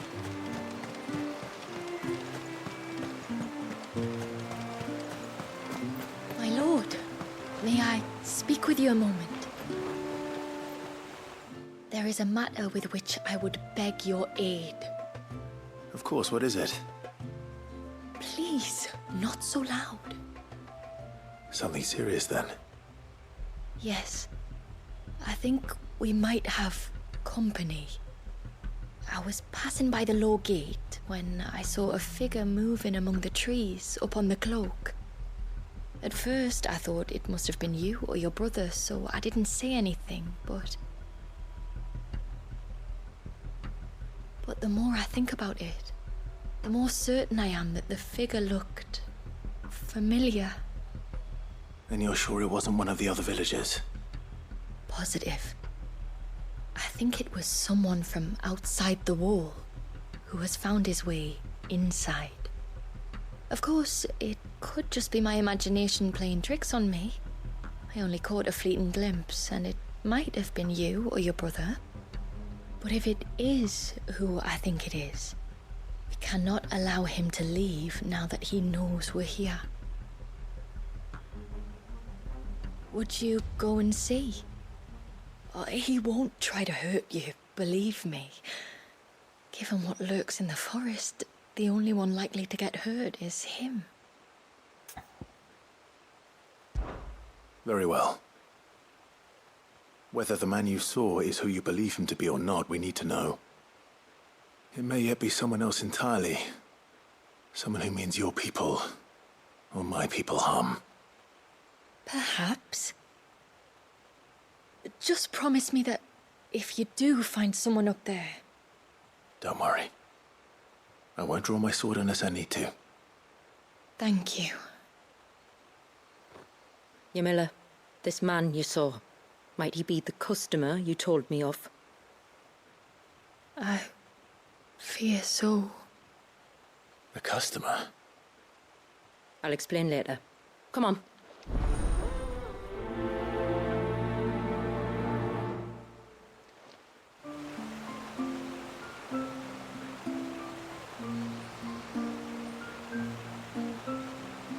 The figure I saw was about halfway up the cloak. That's our name for the mountain you crossed to get here.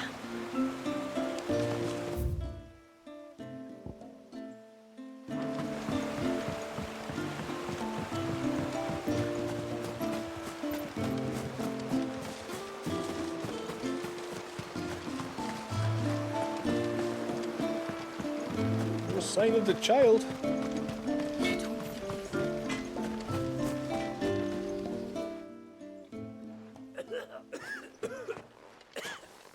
I spoke with Werder, but she couldn't tell me anything. Did you have any better luck? Nothing conclusive. But there was one thing. Blazier, the fisherman, told me that Talor had taken a sudden interest in the forest of late. He kept asking him if he'd seen anything unusual there on his way back from the coast, but never let on what exactly he was expecting him to have seen. The forest between here and the coast. Surely not. But then... I can't say for sure. But I think Talor's illness might have some connection to the Tomberries. You may have encountered them during your time here. The small, scaly beastmen. And you think they may have caused Talor's illness? I do. At least in a way. And if I'm right, it's no wonder the treatments I've been trying didn't work. Oh, I know it's a lot to ask, but would you go down into Father's Fell for me? There's an altar there. And if my fears are true, an offering upon it. What is going on here? Please. I'll explain everything when you return, but time flows fast. I beg you, make haste for Father's Fell and take the offering from the altar. Talor's life may depend on it. Very well. There's an old altar in the forests of Father's Fell where the Tomberries sometimes congregate. If you leave now, it might not be too late.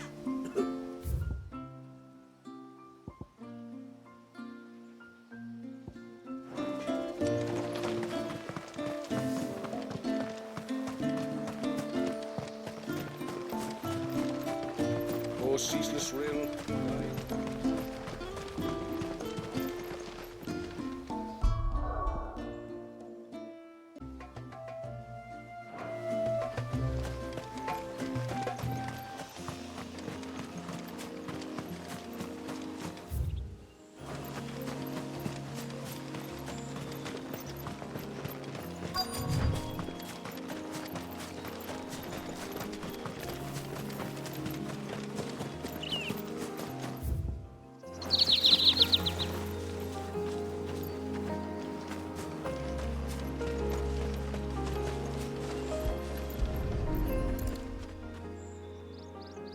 A bottle. Breath of the arbor. Perfume from Sunbrag. Looks expensive, too. Who's there? Stop!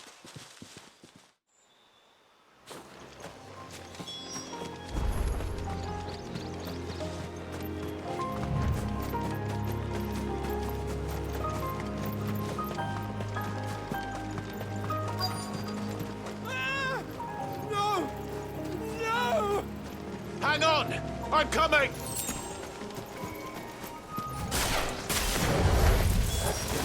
Don't eat me! I'll give you that one, I swear! Stand back. I'll handle this.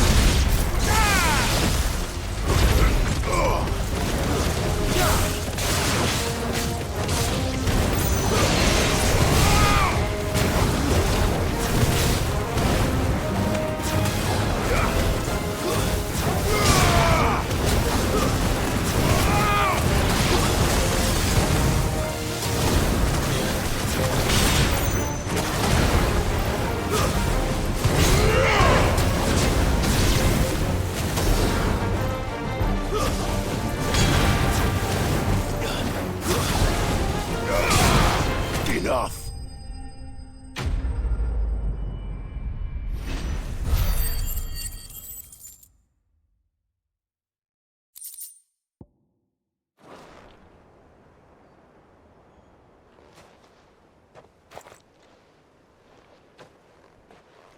Are you all right? I'm more than all right. I'm saved! Oh, I could kiss you! Maybe you should introduce yourself first. Hervey! I knew it was you. What are you doing here? I came to see you. Oh, my little canary, it's been so long.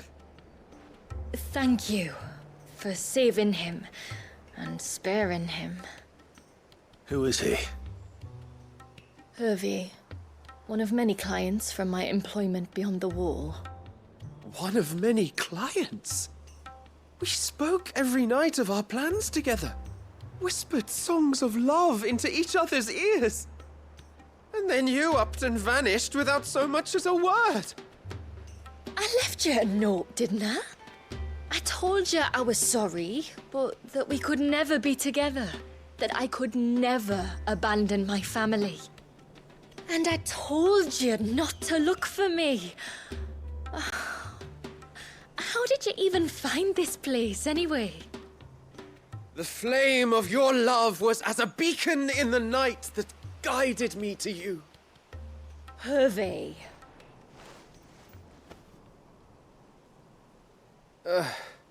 I was walking by the coast near Northreach when I saw a lady who looked like you.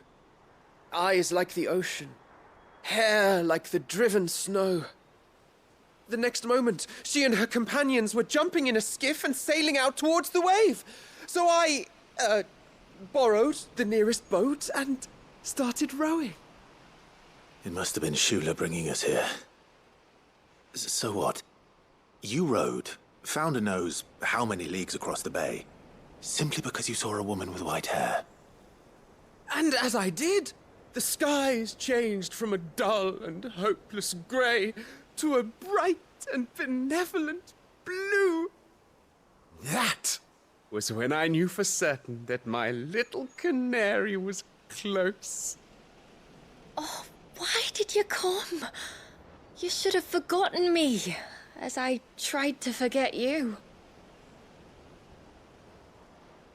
I cannot leave my people, Hervey. And now that you know about this place, neither can you. We must return to Haven and accept my family's judgment. I'm to meet your family. Oh, my little canary.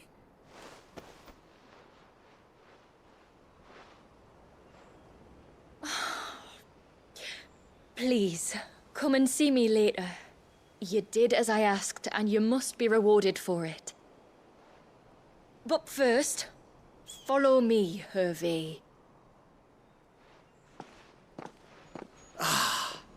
to the end of the world and beyond.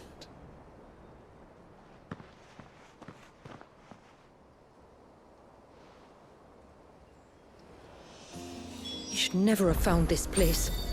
How could I be so careless? Don't blame yourself. I doubt anything could have kept that man away.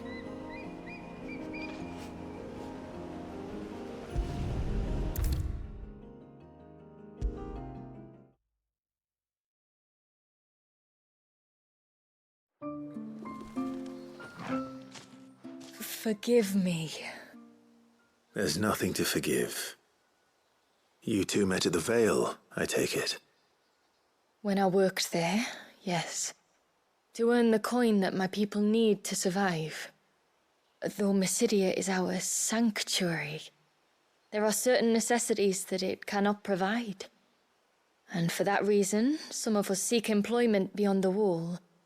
Yet few are the opportunities for followers of a strange faith in a strange land. And so you supported your family as best you could? I did. And I have never regretted it for a moment. I found a second family in the Vale, and in the Dame, a second mother. I also found Hervey. But our love could never be. I knew that if I revealed my secret to him, I would be putting my people in danger. But that if I did not, I would be living a lie, unable to return home. What will happen to him now? Since our people settled in Mysidia, uninvited visitors have been few and far between. But not unknown. Explorers, survivors of shipwrecks. None lasted long. I see. That was before my time, you understand? I've never had to make a decision like this before. Ymila, know that I do not blame you for any of this.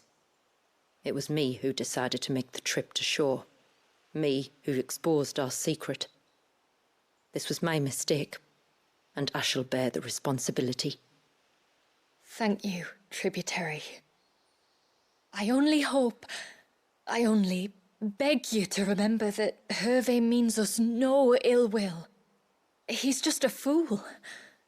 A fool who loves me. I will take that into consideration. But yours is not the only voice I must listen to.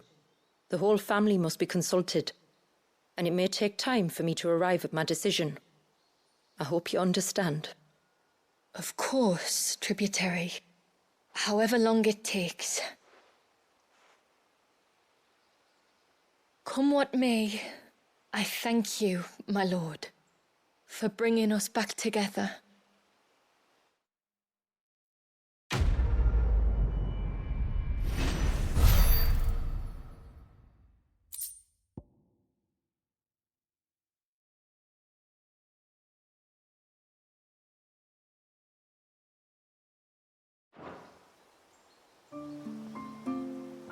I left Hervey because I couldn't turn my back on my family. And now his life hangs in the balance. I don't care what happens to me. Now I've found my little canary, I'm not going anywhere.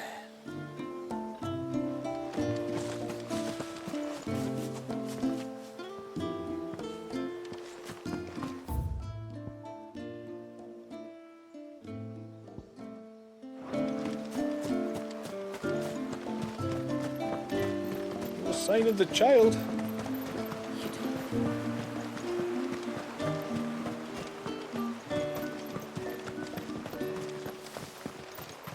I suspect two dominants can handle whatever it is that awaits you atop that peak.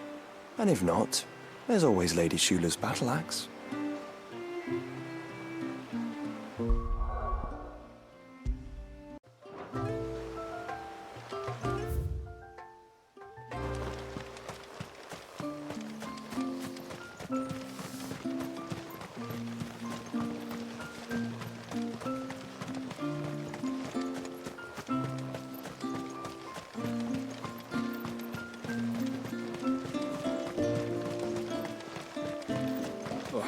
after the fall of our ancestor's mother crystal, the motes of water wandered the twins for centuries. It wasn't until the binding of poor Wallius that we put down our roots here. And since that day, we've lived in hope that he might one day be set free, and our great-grandfather's wrongs made right.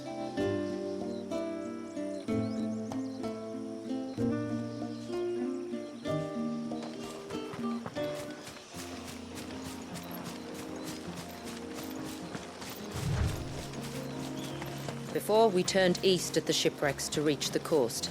Now we must head in the opposite direction. Left it is, then.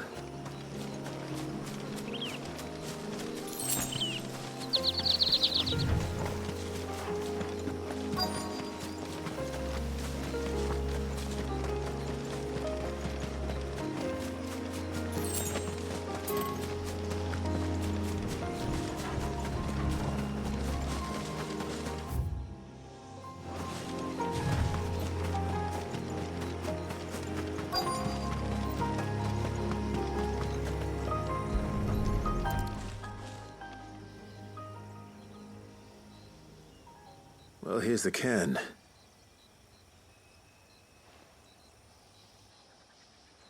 But no sign of Nassef.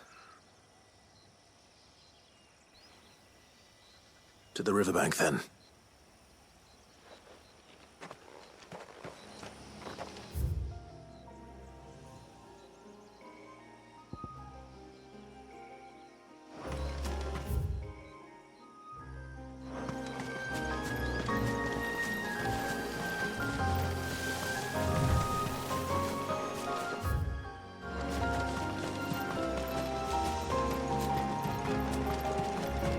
If there's one thing I know about beastmen, is that they love to hide in the dark.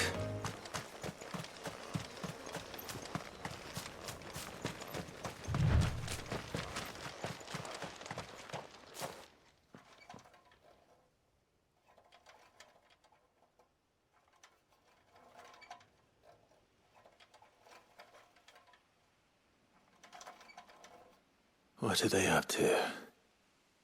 Some sort of ritual.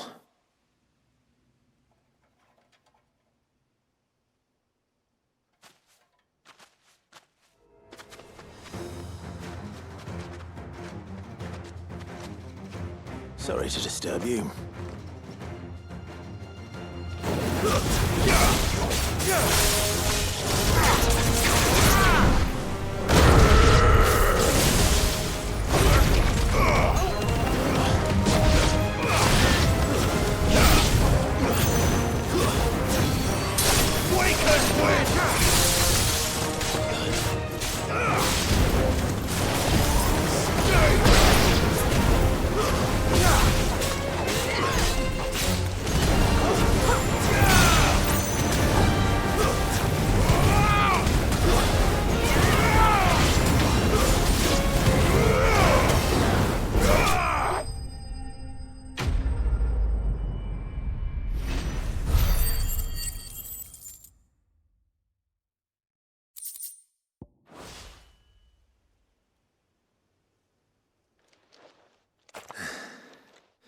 Let's see what's on this altar, then.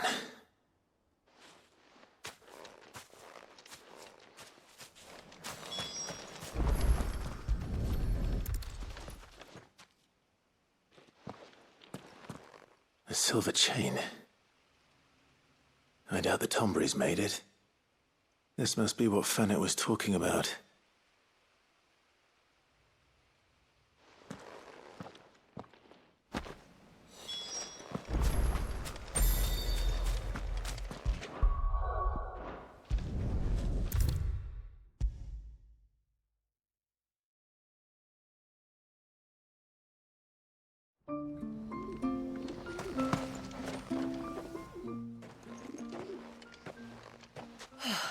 You're back. Well, did you find anything?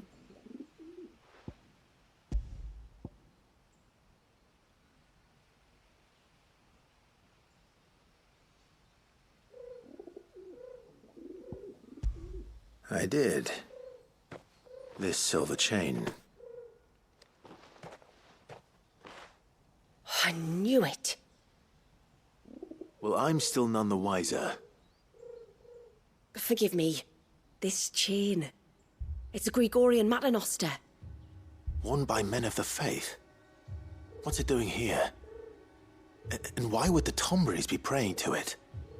To understand that, you need to understand what the Tomberries are. They feed on hatred and suffering. And some say that if you render them an offering, some token of grievance against your fellow man, they will put a curse upon him. So you think someone's put a Tomberry curse on Talor? I can't say for sure. Truth be told, I always assumed it was an old wives' tale. But given his fear of the forest and the presence of the chain on the altar, I don't know what else to think. Does Talor have any enemies in the village? Anyone who would nurse such a grudge? No, I believe the one who left the chain at the altar was Talor himself. I beg your pardon? But there's more to the tale, you see. It's said that if you attempt to curse a soul that has returned to the sea already, your ire has nowhere to go but back to its source. You're saying he cursed himself? In trying to curse another, aye. When my father was younger, he was one of the few permitted to venture beyond the wall on trading expeditions. He told us that when he journeyed to Sanbreque, he'd wear that chain to disguise his true beliefs, lest Griega's faithful turn their cudgels on him. Did they ever catch him in his deception? Might that explain the ill will he bears someone? Not that he ever told me. Come now, let's not waste time speculating about Talor's past. We need to focus on the present, and that means finding a way to break the curse. All right. If there's anything I can do to help, let me know. Thank you. I shall. Aye, and thanks for going to all this trouble. Here, it's not much, but I want you to have this. We call it an adder stone. It's a gatherer's charm. Reacts to certain rare minerals we use in crafting. Makes them ring out like a bell, stuff you'd have no chance of spotting otherwise. If you find anything, see that you bring it back to me. I can make you some decent gear with it. If you're interested, like. I am, thank you. And I'll be sure to pay you a visit. Until then, I wish your father a swift recovery.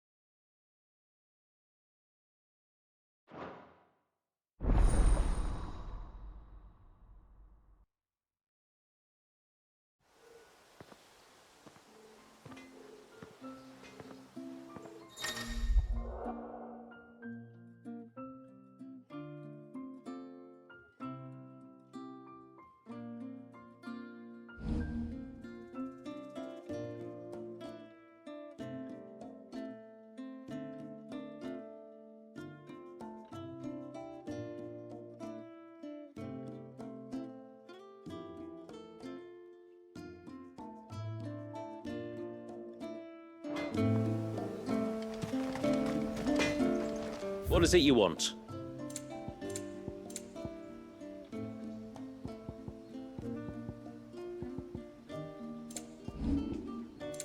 No sign of the child. You don't think he's...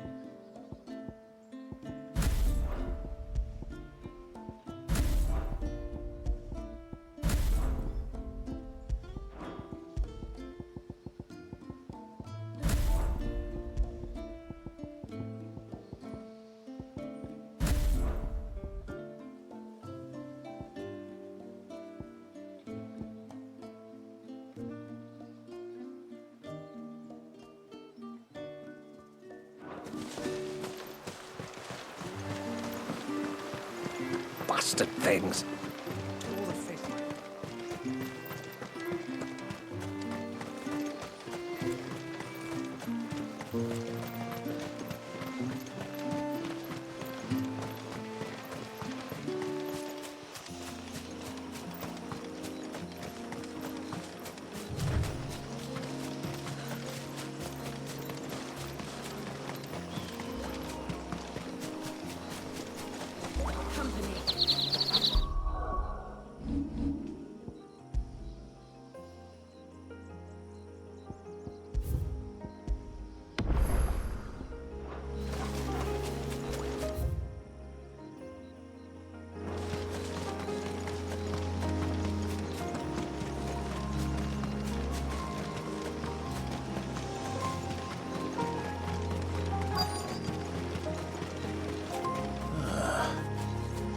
We here?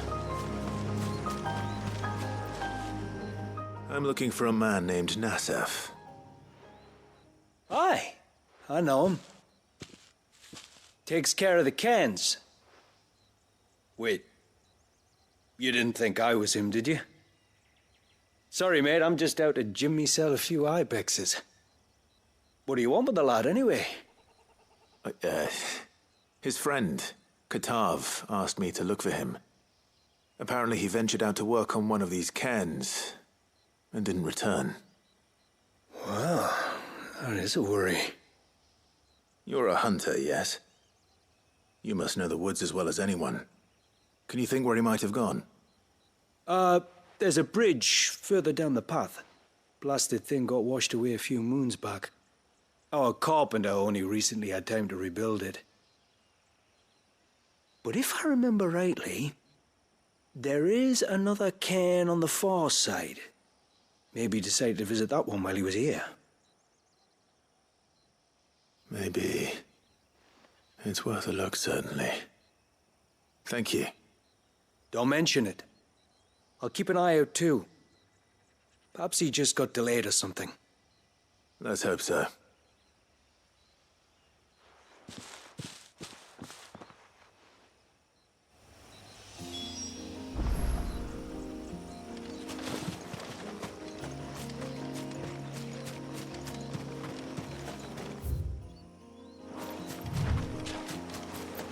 This must be the bridge the hunter was talking about.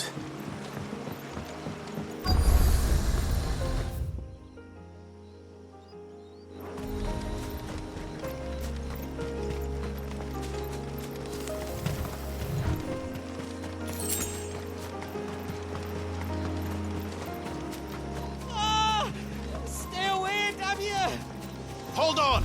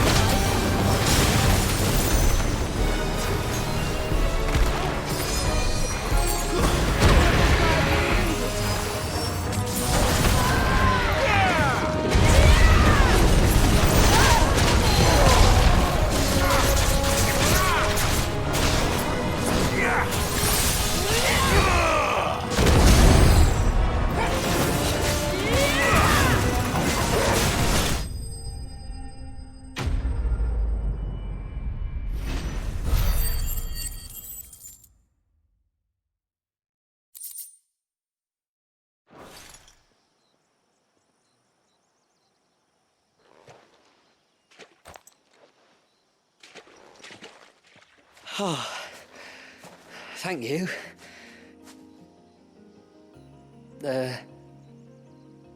I'm the tributary's guest. And you must be Nassef. I am? But how do you know that? Your friend Katav asked me to look for you when you didn't return. Ah, I'm sorry. I was so focused on attuning the cairn I didn't see those creatures coming till it was too late. How exactly do they work? Oh, there are crystals inside. They're what keeps the glamour going. Should the ether cease to flow through too many of them, our shroud would quickly unravel. It's my job to make sure that doesn't happen. And an important job it is. But you'll struggle to do it if you're dead. You need to take more care. Yeah, no arguments there. The truth is, me and Katav usually work together, watching each other's backs like. But when we heard outsiders were coming, we split up to get the job done faster so things would be perfect for your arrival. Stupid, I know. So you found him then? Not before the local fauna did. My arrival seemed to put them off their dinner. Mustn't have been hungry after all.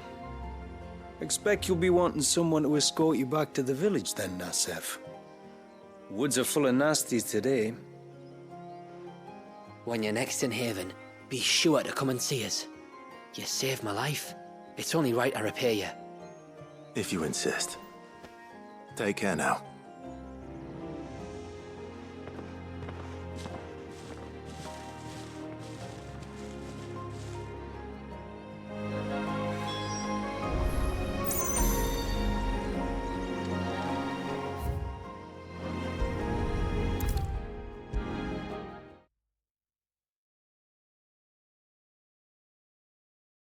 I thought I'd lost you.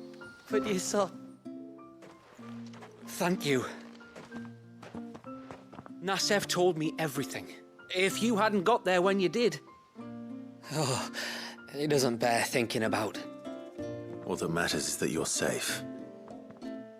Far be it from me to tell you how to do your jobs, but don't go alone again. Or if we have to, maybe we should think about casting the glamour on ourselves to keep the wildlife from spotting us. It'd take its toll, of course, but it'd beat letting the cairns fall and having to weave the entire spell from scratch. Imagine if we had to do that. I'd rather not. We'd only succeed in adding 2 new piles of stone to the collection. Your bearers? That we are, thank the tides. The others can't attune to the crystals in the cairns the same way we can. Reckon this place would be doomed without us. So, you do this work for the good of your people? Not because... We're forced to. No. From what I've heard of the way things work on the outside, we were truly blessed that our rain fell here in Mysidia. Our people are few enough as it is. If we started turning on each other, kin against kin, over nothing but a stupid accident of birth, our days would be numbered. They would. Anyway, all's well that ends well, eh? Thanks to you, both of us lived to keep this place hidden another day.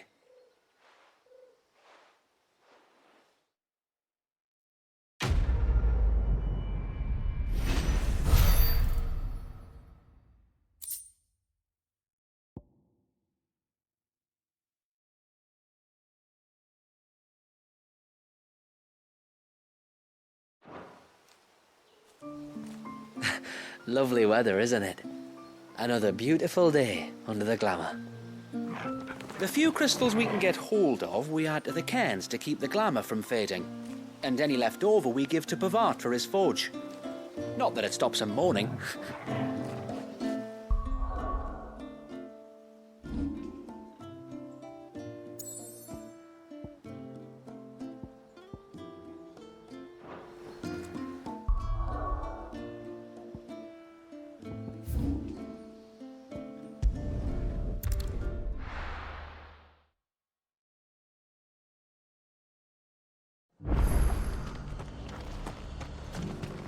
We've got a few rooms going spare now. You want a bed for the night?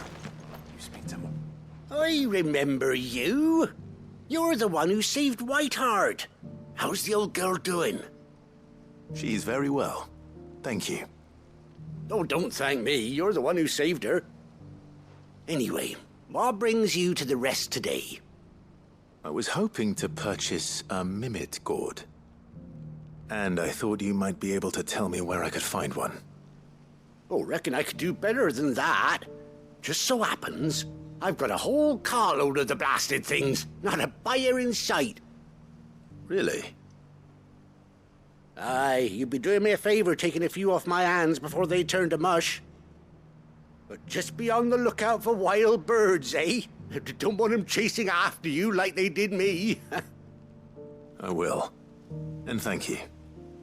Oh, you're very welcome. Any friend of Whiteheart is a friend of mine. And in times like these, friends have got to stick together. We certainly do. Northreach, then. Wouldn't want to keep Mander's father waiting. Founder only knows what I'm going to do with all these gourds. Hollow 'em out and make lanterns, maybe.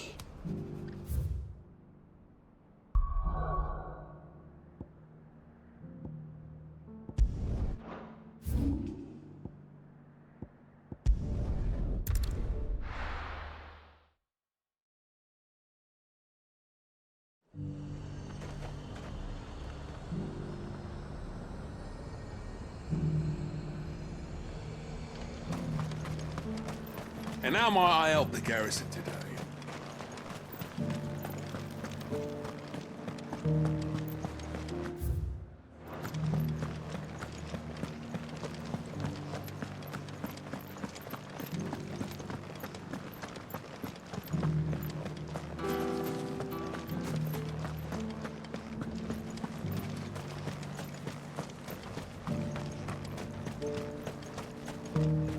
The Duke has pledged to work with the people of Northreach to rebuild the Empire. Better late than never. Carla, the dame needn't worry. I am a man of my word, and I fully intend to keep it. So overzealous was I in my desire to see the Empire restored that I lost sight of what was truly important: the citizenry.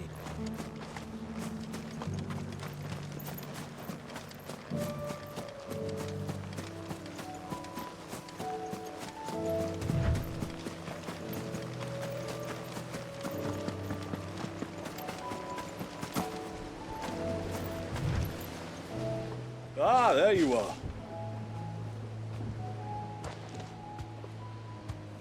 And this must be Ambrosia, was it? Oh, she's a real beauty, isn't she? I have the mimic or two. Here.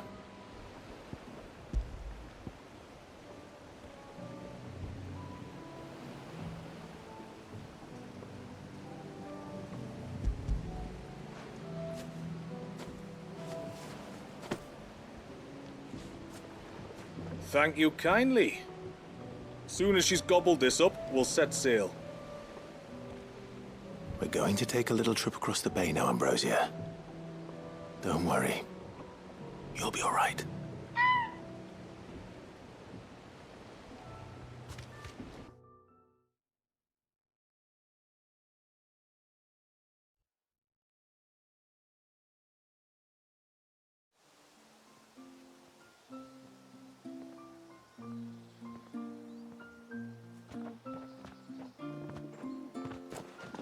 Well, we made it.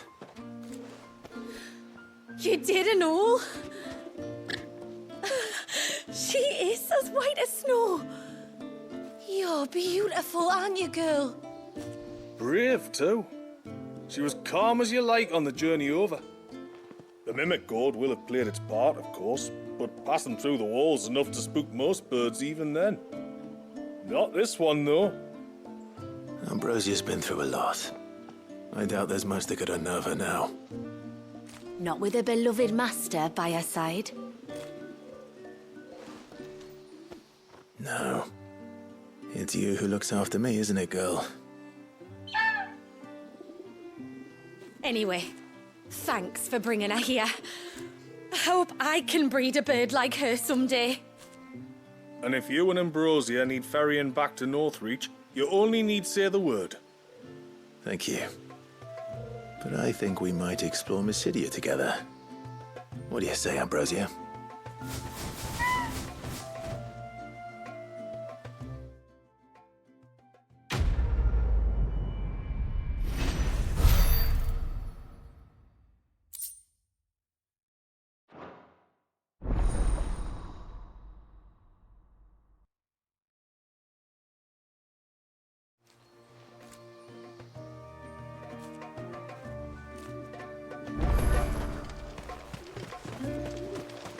And once everyone left me in peace.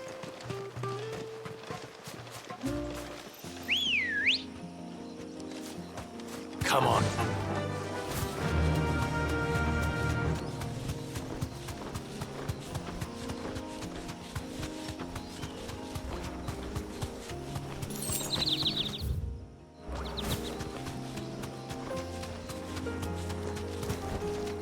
That'll do, girl.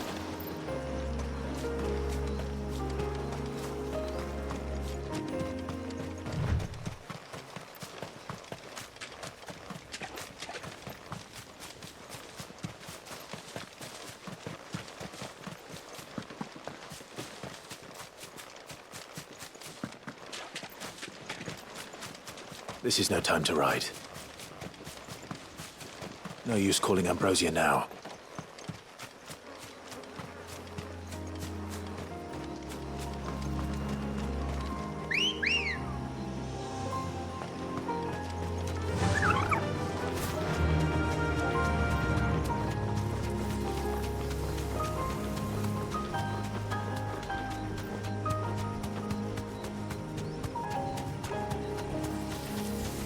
There's a large gate up ahead, and beyond it, a cluster of ancient ruins.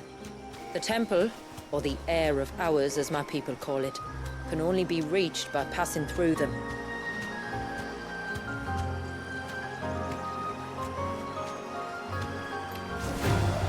Time to fight.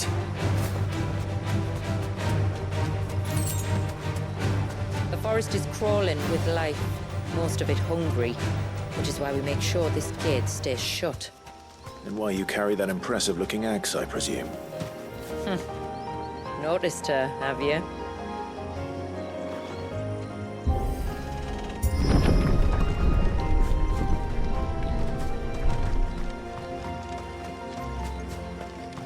The temple is up there. Don't worry. Those cliffs aren't the only way to the top.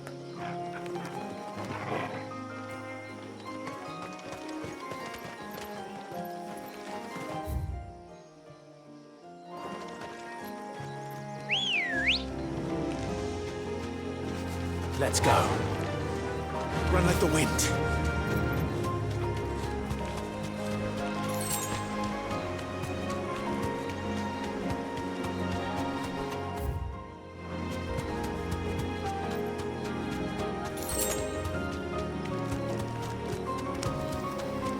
Are these the ruins?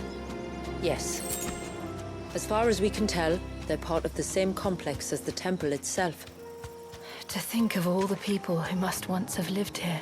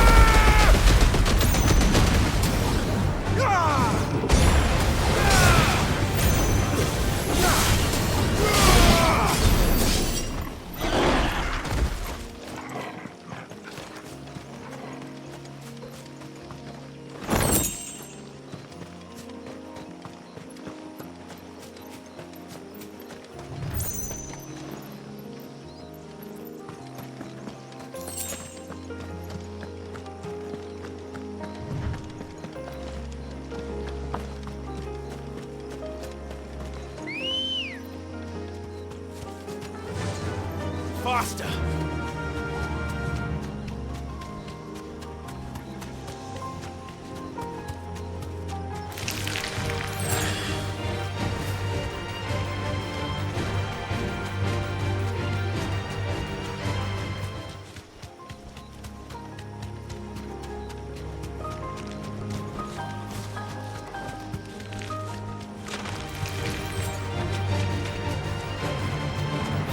Is that beast?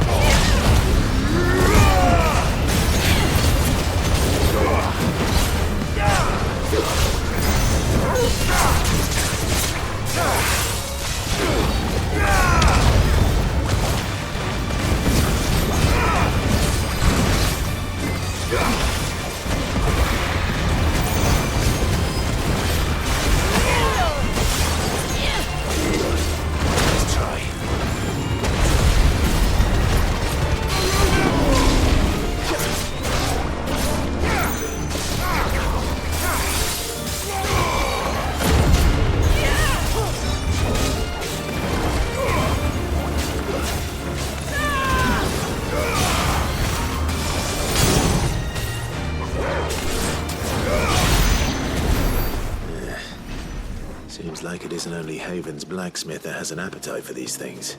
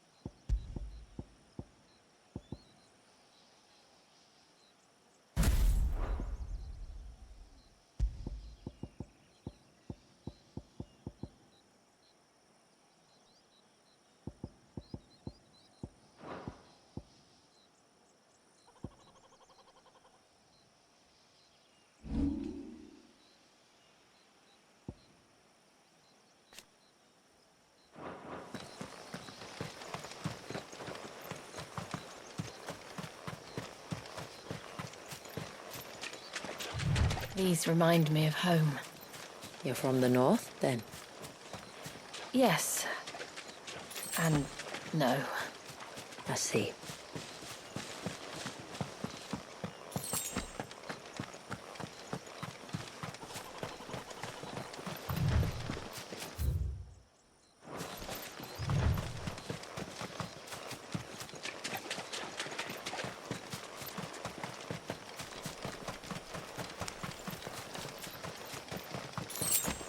Company. All right.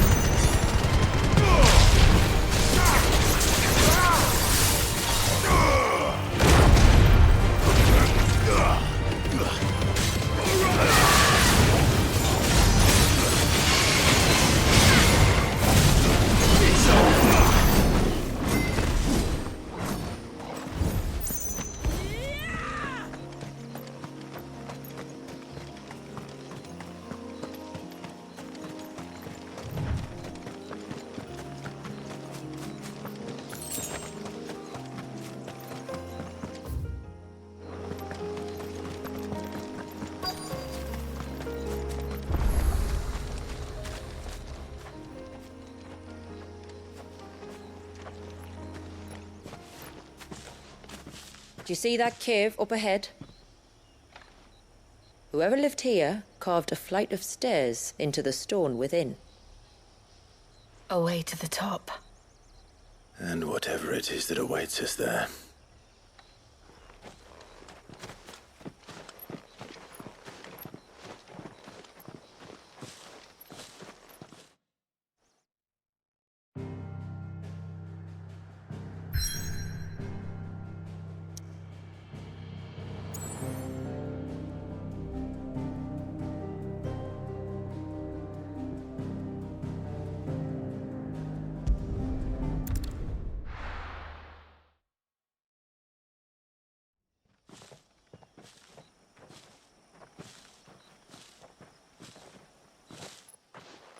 There.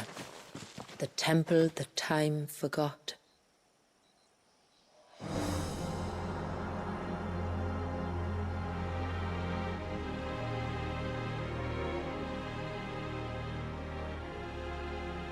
And the Ver is inside. Yes. You can see the spell's path from the nave.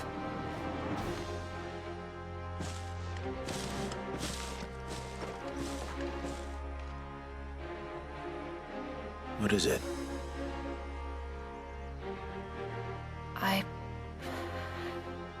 I don't know. It's probably nothing.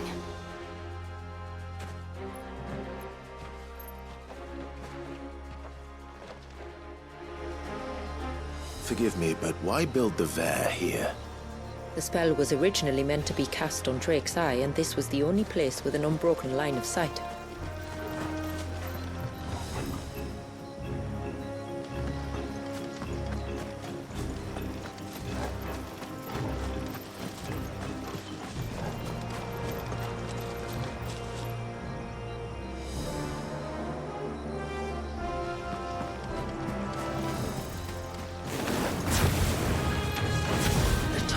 Like to think these ruins are their own. They look none too pleased to see us.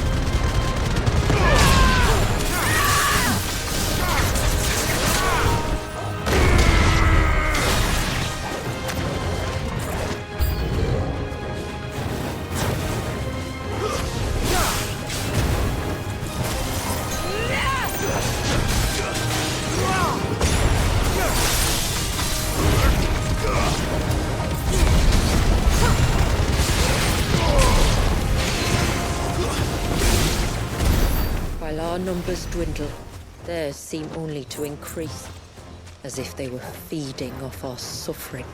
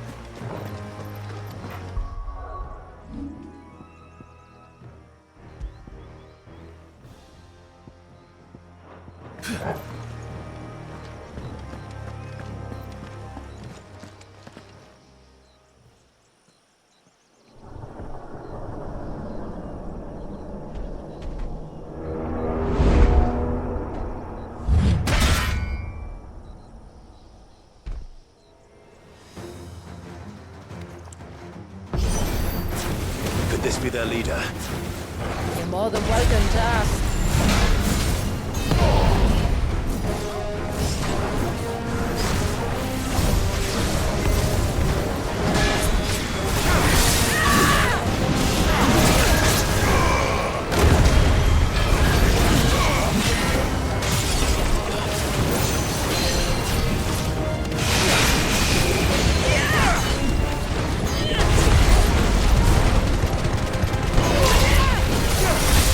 Viva!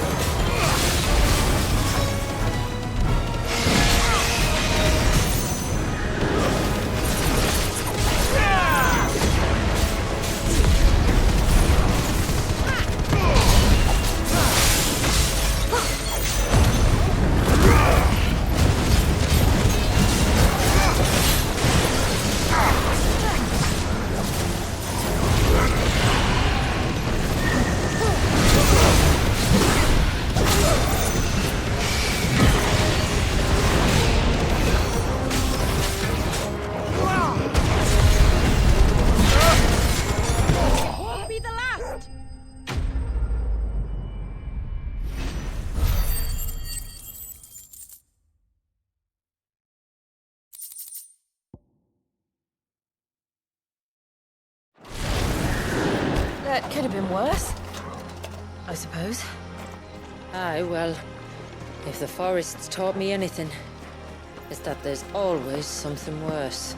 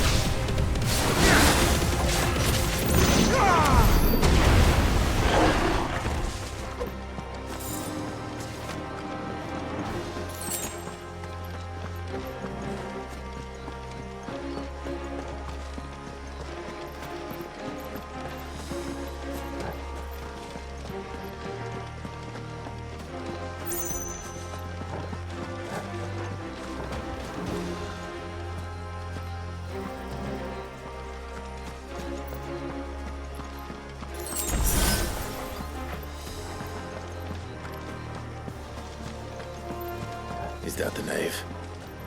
Just inside the dome, yes. But it's what's out here that worries me.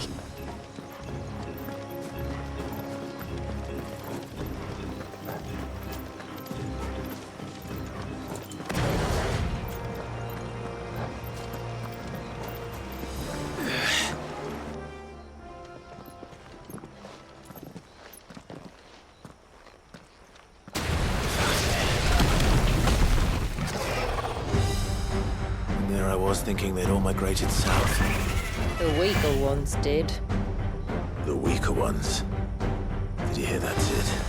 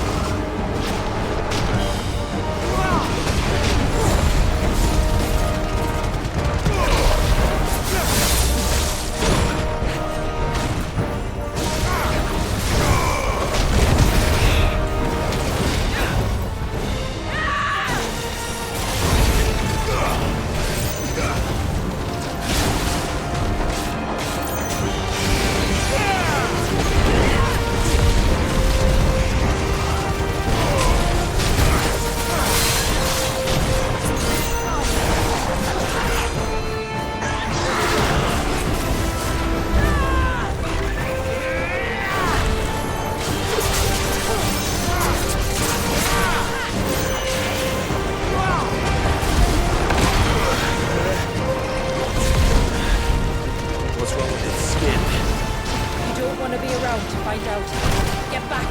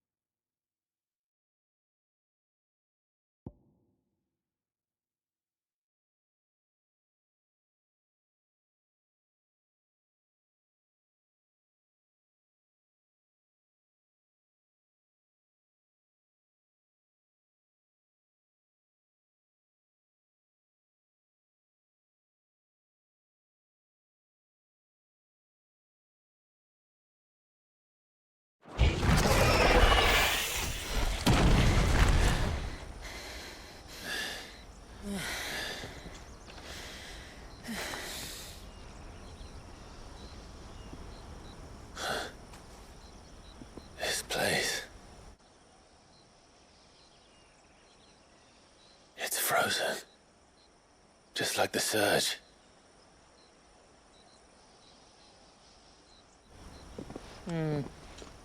Another of my ancestors' sins. Shall we?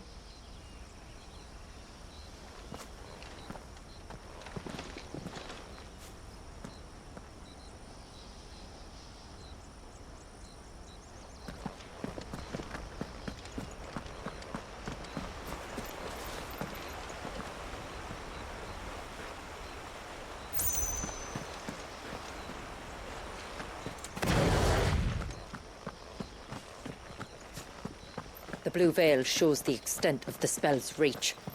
But I can feel its ether from here.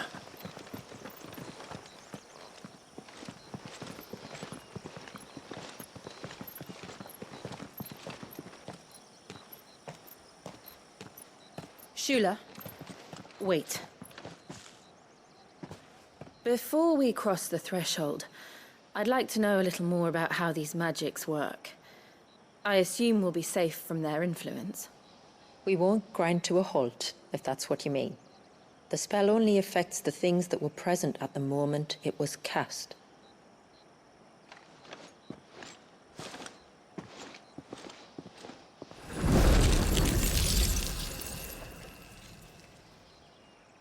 You see?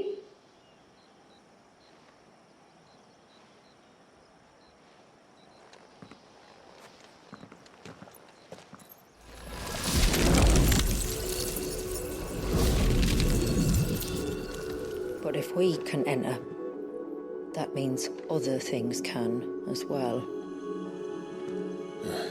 Like the ones we saw on the way here. And worse, probably.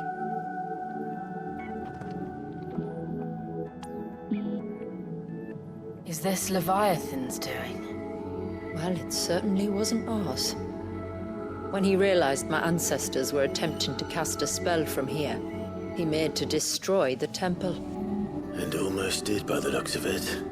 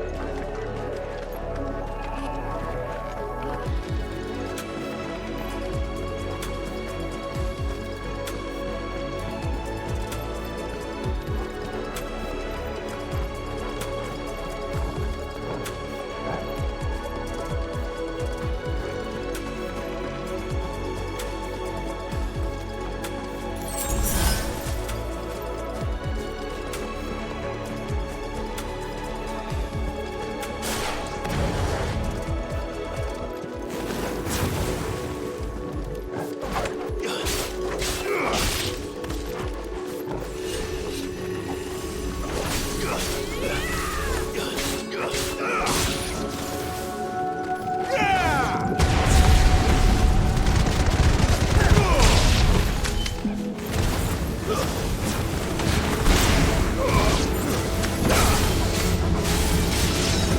try.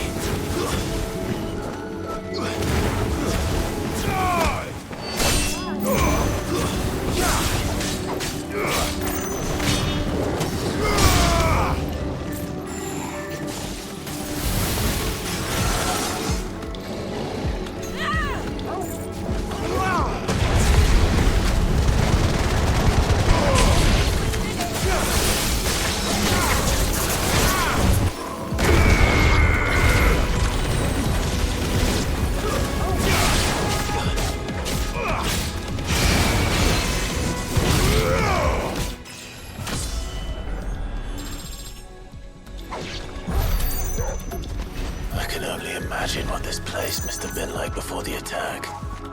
This would have been a hall of worship. There was something similar in my father's keep. The priests would deliver their sermons from the dais. Your father?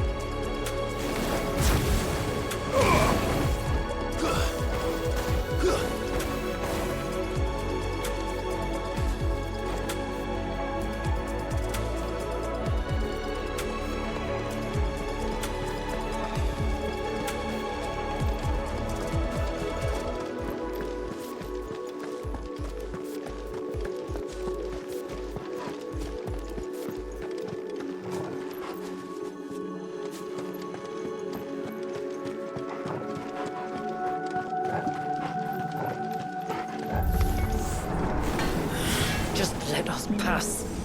It's all right. We'll get through this.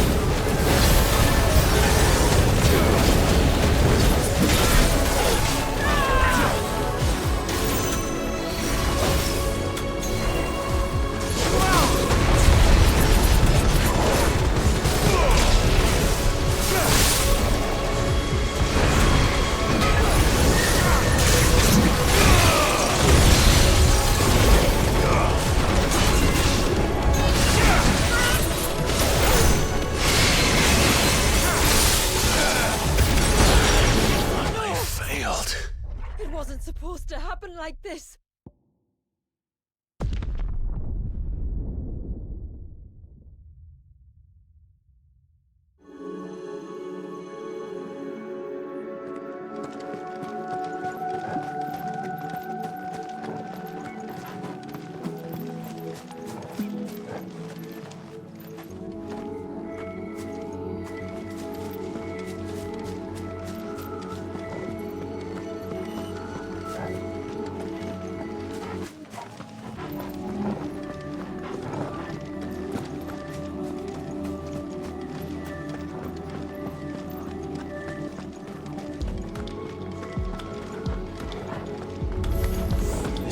easy.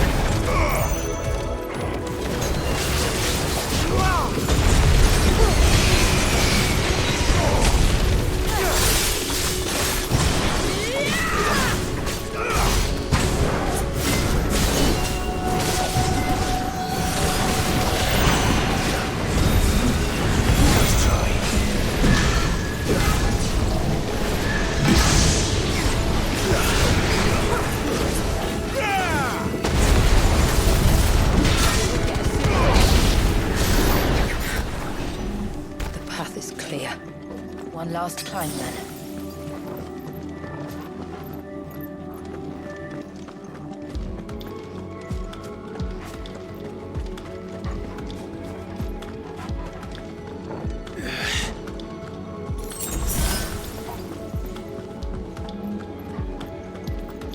The fair.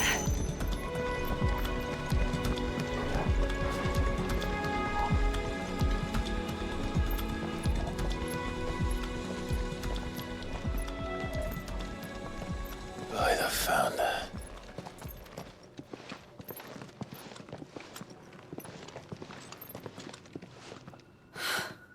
It's just as I thought. Jill, does this ether not feel somehow? Familiar, yes. I sensed it the moment we arrived, though I wasn't sure until now. You can feel it too, can't you, Clive? She's calling us. You don't mean the witch? I do. Though she was more than that. Much more. She was a dominant. A dominant who once commanded the icon that now resides in both me and Clive. Of course. I don't know why I didn't see it. Who else would have the power to freeze time? None other than Shiva herself. But for her ether to endure after all these years, it's almost as if...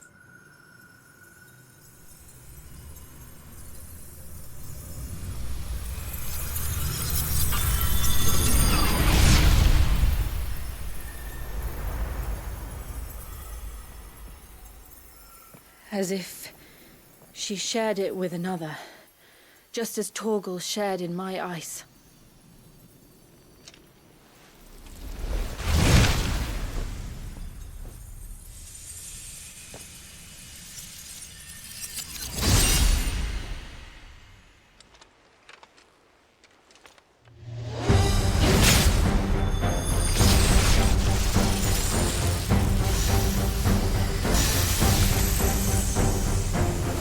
Shiva's companion. Though something tells me He's not as friendly as ours. My ancestors never warned us about this. It wasn't left here for them. I doubt they even knew it existed.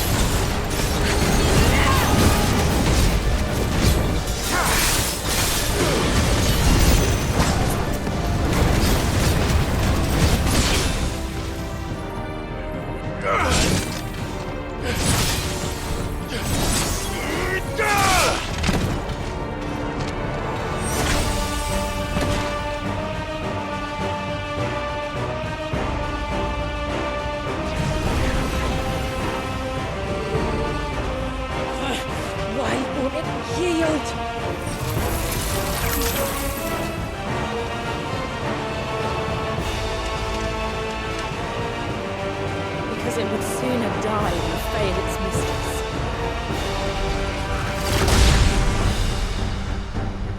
Then it leaves us no choice.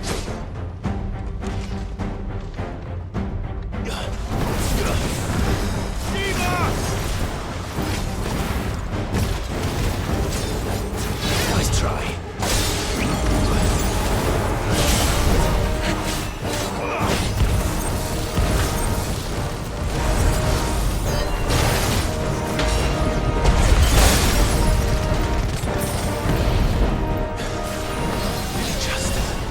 It did.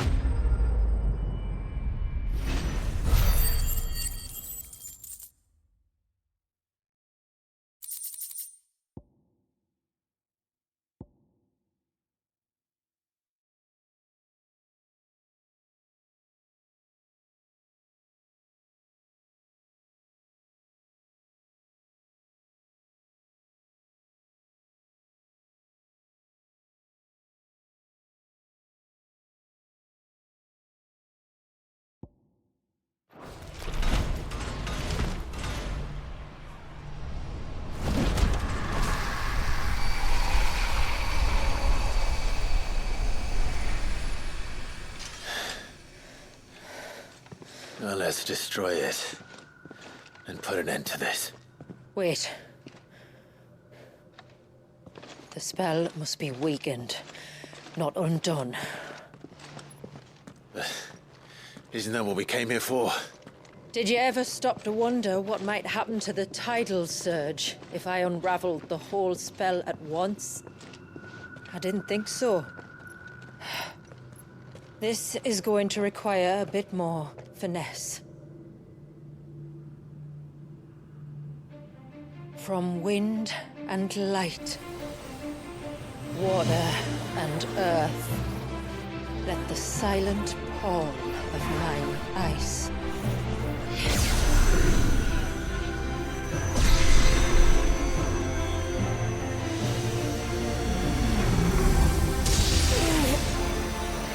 There's too much ether.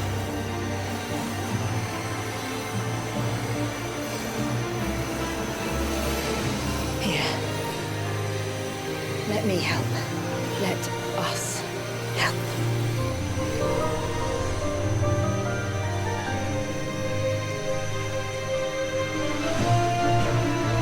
Almost.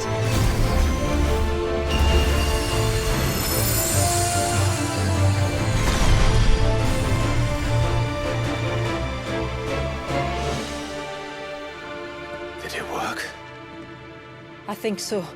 The thread connecting this place to the child should be broken. Meaning Walyas should finally be...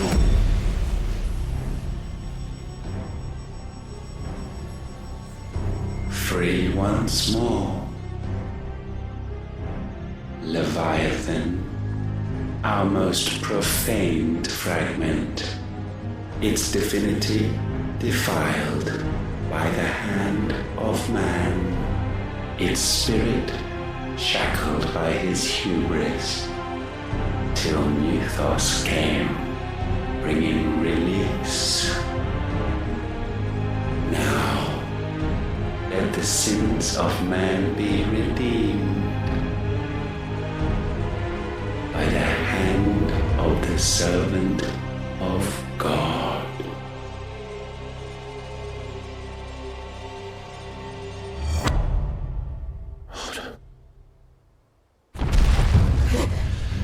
Damn it.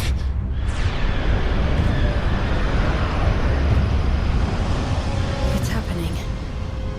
Isn't it? It is. What is?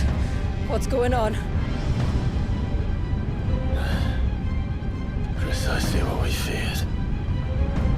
Leviathan is out of control.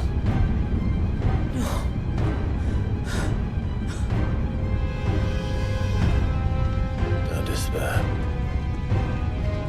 This isn't over yet. You should head back to the village and get everyone to higher ground. As for the rest,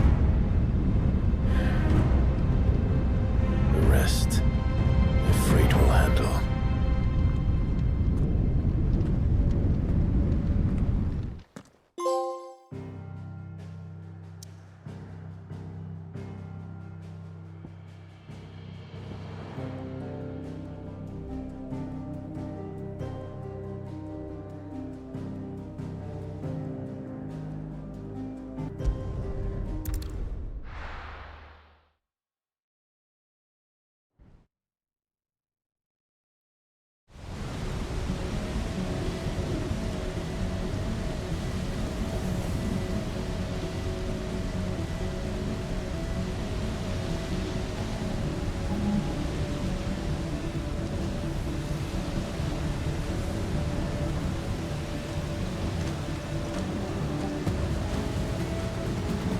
After 80 years of imprisonment, I'd be angry too.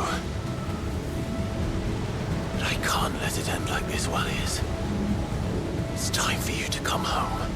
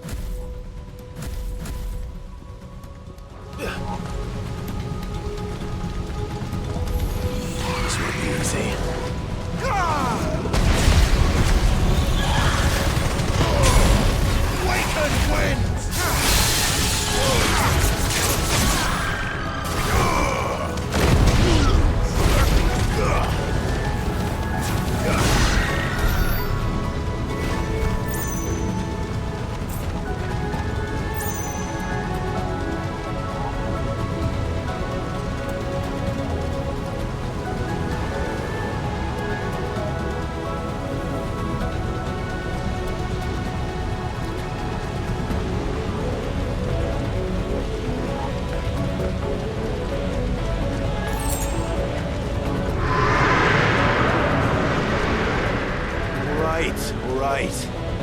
I heard you the first time.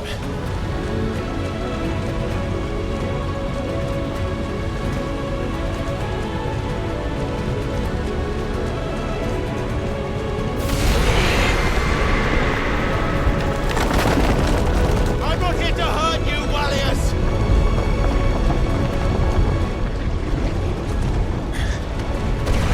Fuck.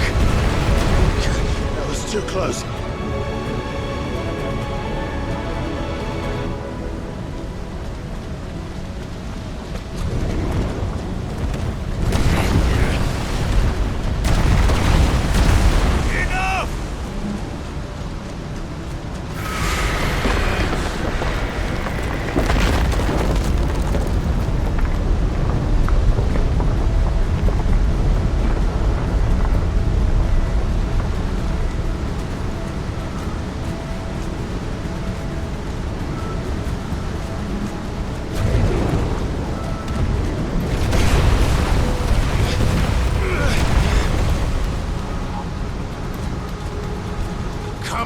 then. No more hiding.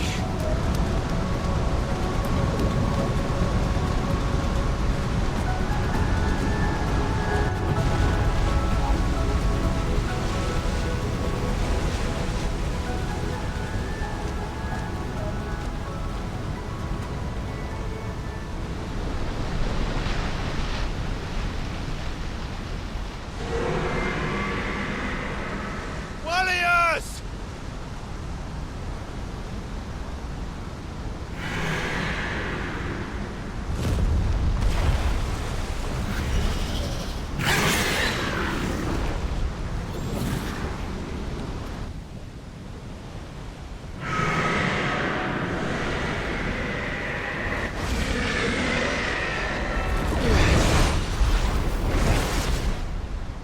This isn't what I wanted! I only hope you can forgive me.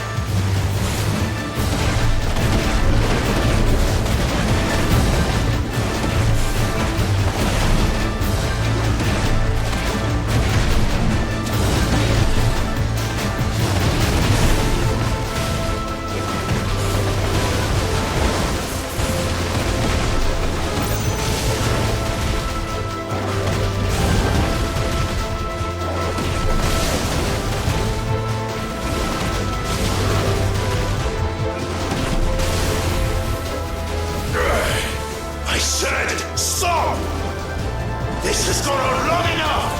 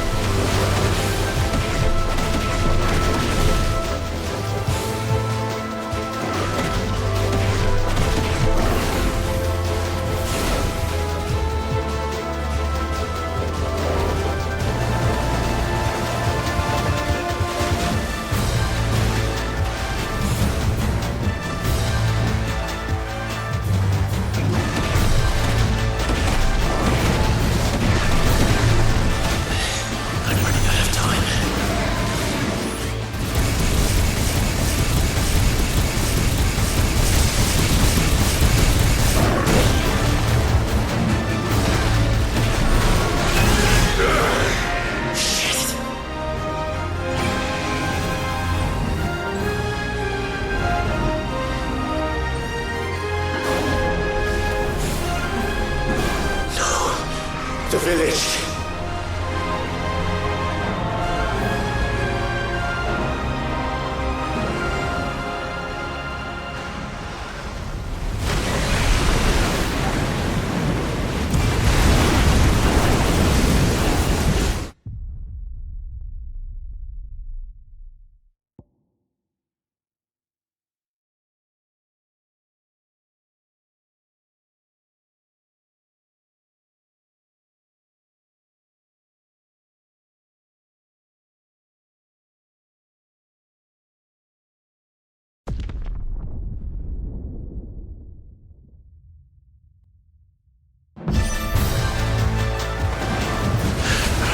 Stop this! I'm not here to play!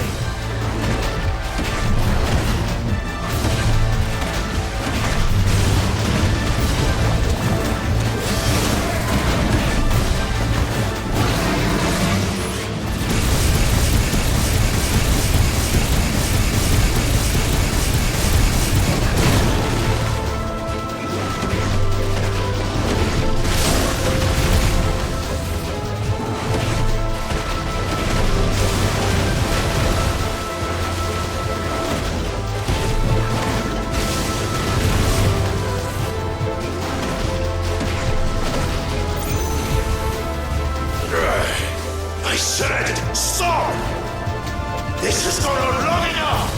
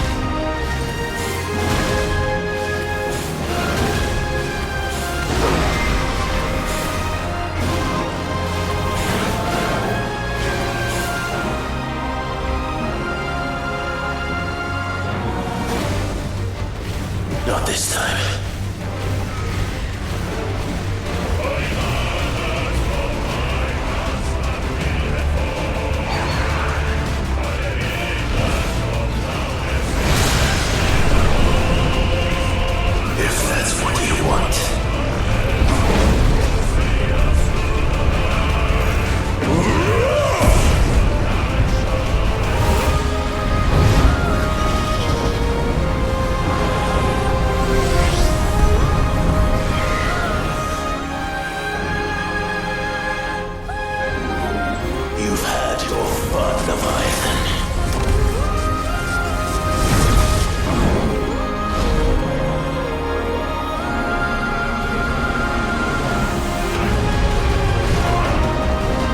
It's time you went back to sleep!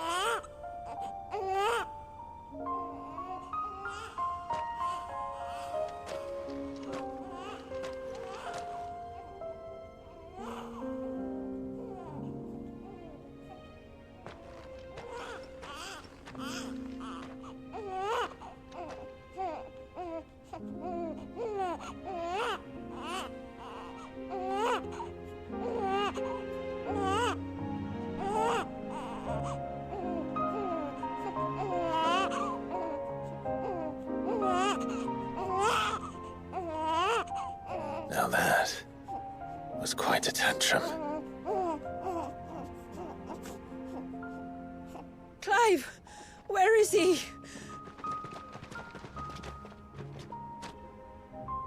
Well, yes.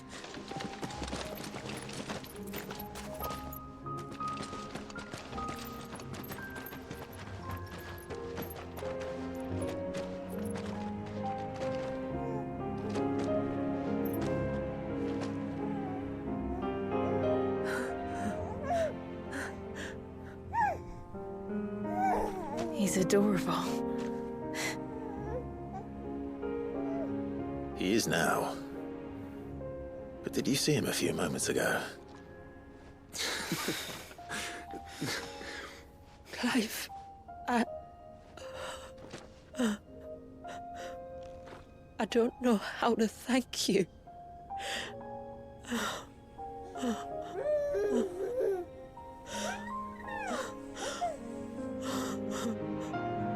It's all right.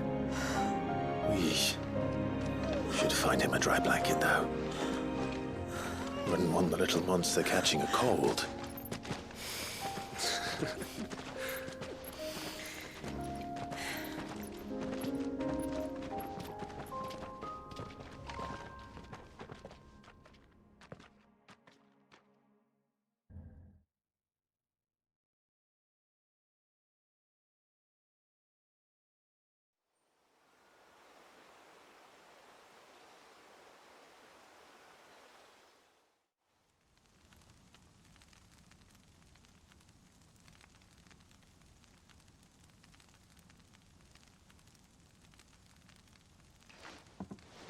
There.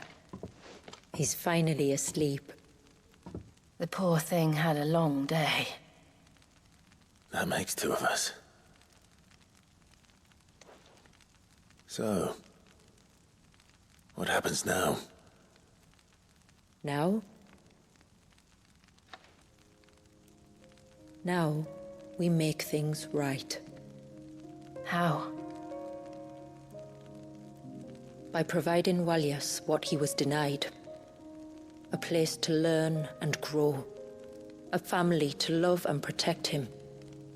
So that one day, when the wounds in his heart and mind have finally healed, he might decide for himself how he'd like to live the rest of his life. But until then, I'll stay by his side, come what may. Then he's a lucky boy. And not only because he'll have the best warrior this side of the belt to teach him the battle axe. She'll do her best. Shula, the beast that threatened your home is tamed. The empire that threatened your people toppled.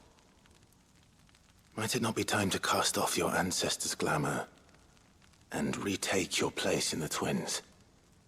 Perhaps. It's not as if we have the crystals to maintain the wall much longer. But are we truly safe? Is the world truly ready to accept us for who we are and what we believe? If I remember rightly, you and yours still choose to remain hidden, do you not? We do. Well, your people will always be welcome in Haven, regardless. As will yours in the hideaway. We're allies now.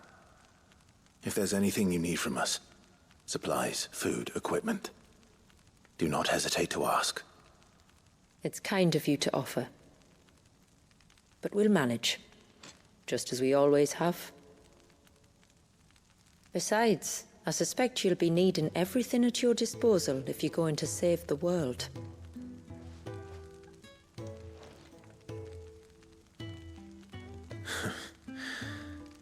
I fear much of it is past saving. The best we can do is strive to turn what's left into a world where we can all live as equals. A noble endeavor. And there'll be a place in this world for us, will there? For Walias. For everyone. I swear it. Then we shall be waiting. Until the tides bear you back to shore.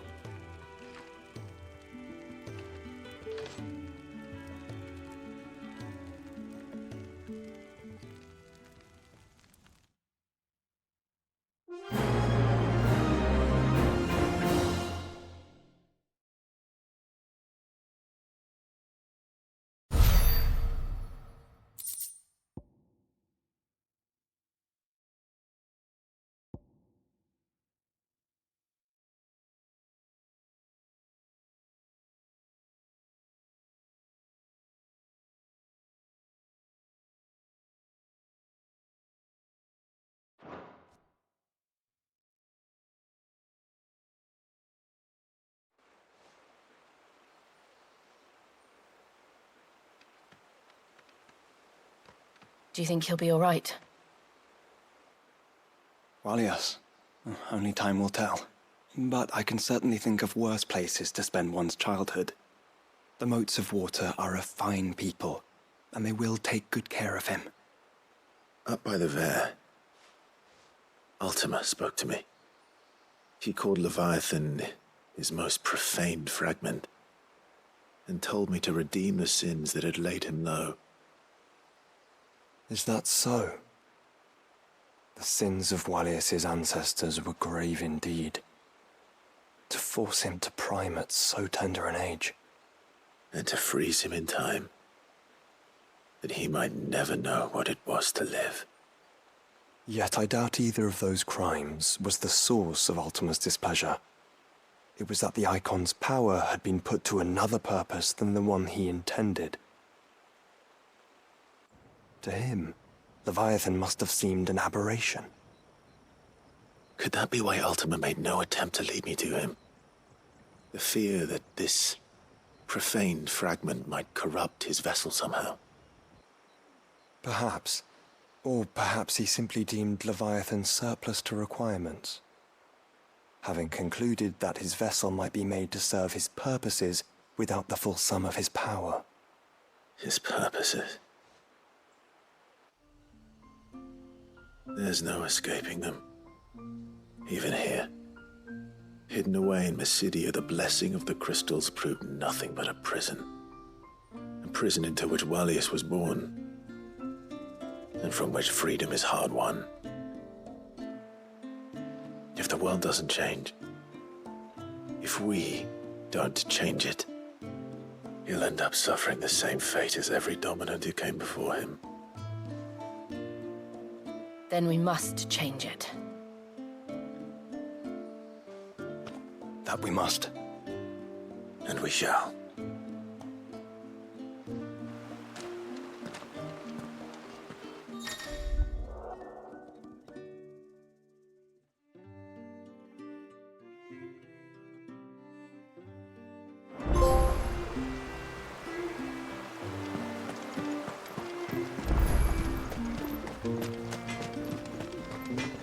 What is it you want?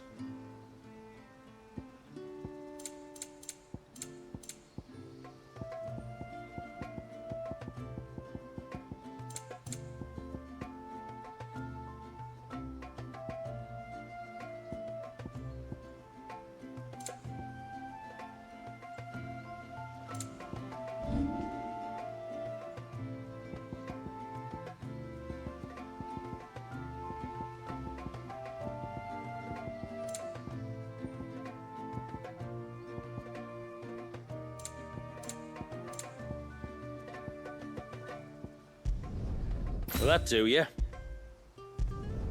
Better than new.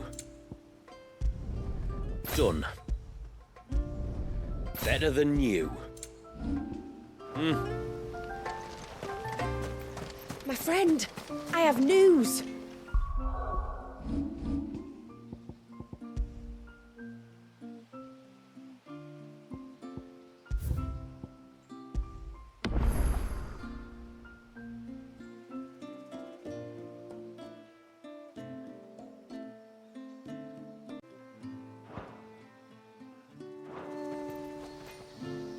I think I might have found a way to break Talor's curse. Go on.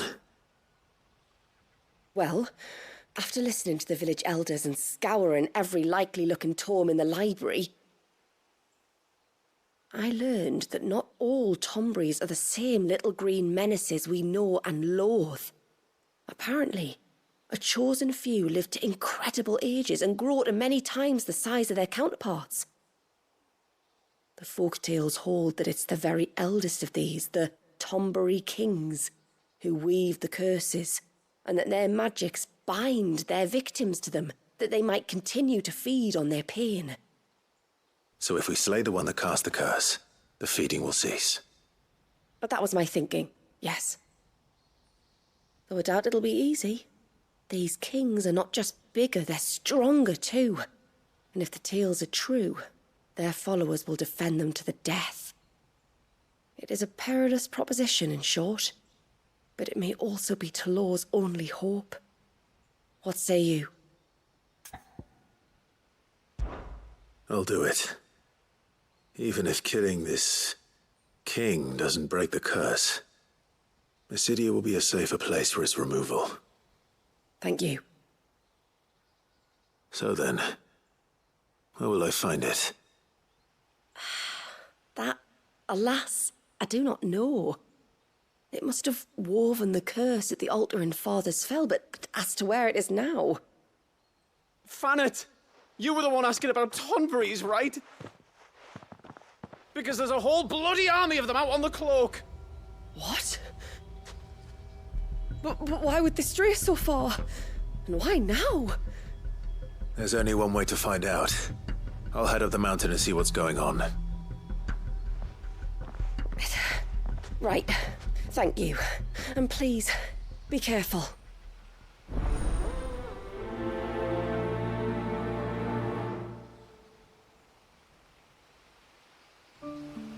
We can talk about the king later. It's more important that we find out why the Tomburys are massing on the cloak.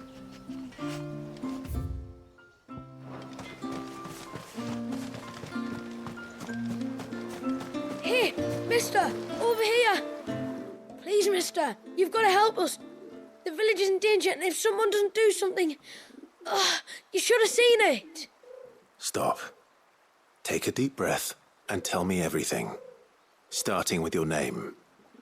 Sorry. My name's Eirik. When you went up to the Erev was with Miss Shula, well, I followed you. You could have been killed. Lady Shula told us you lot were great warriors, so I thought I'd be alright if I stayed close like. But then I lost track of you in the woods, and that's when I saw it. Saw what? A great, big, dripping, drooling monster. Spitting out great spouts of water it was, that were tearing up the ground and cutting down trees. Spouts of water? I don't recall seeing anything like that in the forest. Well, I did, and I don't ever want to see it again. You'll get rid of it, won't you? All right. If this creature is as terrible as you claim, it could well pose a threat to the village. I'll see what I can do. Thanks, mister. It was over by the Swift one that I saw it. Maybe it's still there. Then that's where I'll start my search. But this time, you're going to stay here. Understood? I wouldn't go through those gates for 1,000 gil. Not with that thing out there. Good luck, though.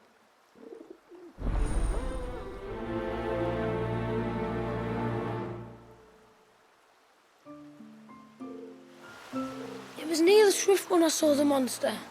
You've got to do something.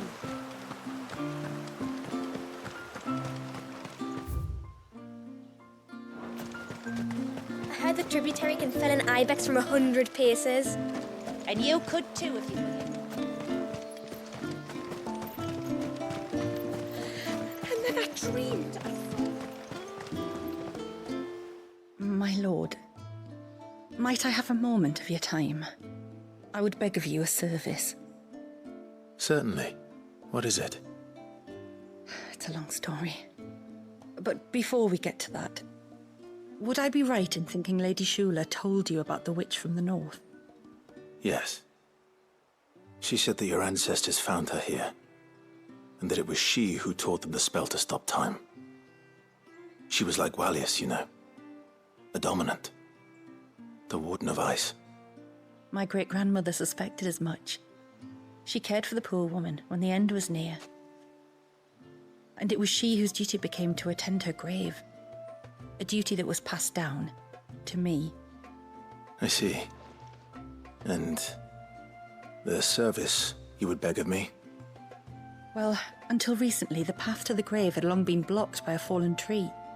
But when our woodsmen finally found time to move it, we quickly realized it might have been better had they not.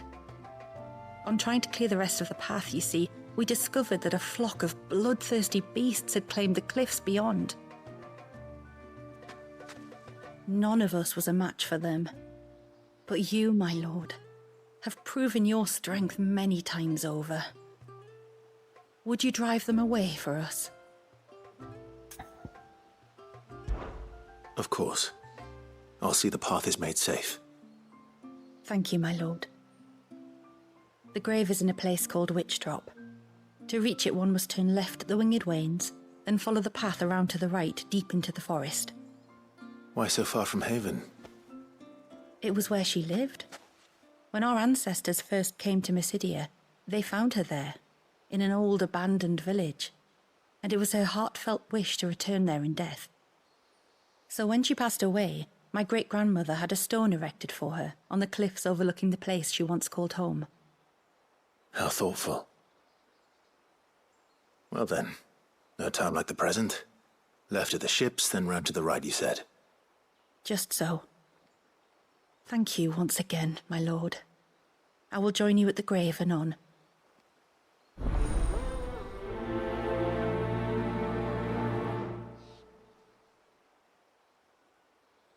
If all goes well, you will be the first to visit Witch Drop in many moons. Just turn left at the Winged Wains, then follow the path around to the right, as I told you. It will take you straight to where the fiends were sighted. You wouldn't happen to have some time on your hands, would you, Clive? Only I was wondering if you might help me with something else. Don't tell me. Another unruly dominant. Not quite, but a dangerous foe nonetheless. It promises to be quite a hunt. Care to join me? All right. Tell me about our quarry. A fiendish, cold-blooded beast known as a Givra. Normally, we leave such animals well alone, and for good reason. But I have an even better reason to want its tongue. Its tongue? If you'll permit me, tributary, I can explain. Certainly, Yamila. It's been over a week since me sister gave birth to her first child, yet she still isn't back on her feet. We've tried everything to restore her spirits. Physics and nostrums, the laying on of hands and of leeches, but all to no avail. The healers tell me there's only one hope left. A broth as potent as its ingredients are perilous to procure. It isn't only Yamila's sister who stands to benefit from this, by the way. There's her baby to think of, and Walias, too. She'd agreed to be his wet nurse, you see. I'd be glad to help. Thank you. Our hunters have no shortage of skill, but this task calls for more than that. And it won't be achieved through weight of numbers either. The Givra is as wary a foe as it is a deadly one. 2 hunters might catch it unawares, but any more than that, and it would pick up our scent a league away. Then it is decided. The 2 of you will go, while Jill and I occupy ourselves here. Perhaps we might help prepare the broth. That would be most kind of you. Come then, Clive. The river of time flows fast, and so must we. There's a Givra that has claimed the ruins at the foot of the mountain as its hunting ground. But as I say, they are wary creatures. We'll need suitable bait to draw it out. The flesh of a forest ibex should suffice. To the forest, then.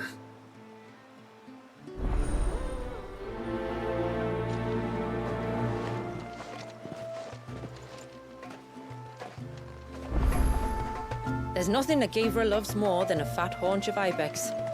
There speaks the voice of experience. Do you hunt often? Since I was a girl, my father would take me. Then after he returned to the sea, Yamila's father. Our families have always been close.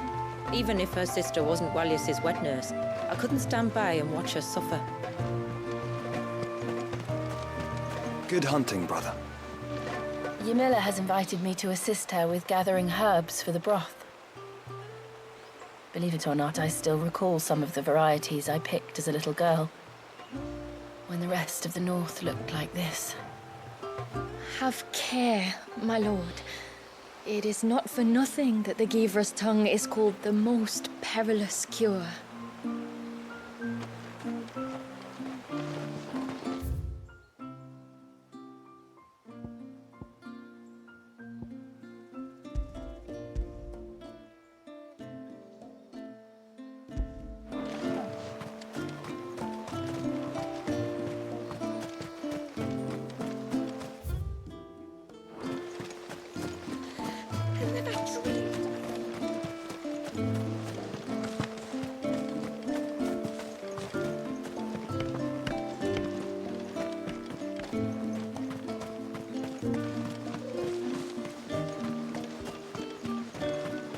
A storm for the ages, that was. After witnessing that little fit of Leviathans, I can see why my ancestors were quick to turn to the witch's magics.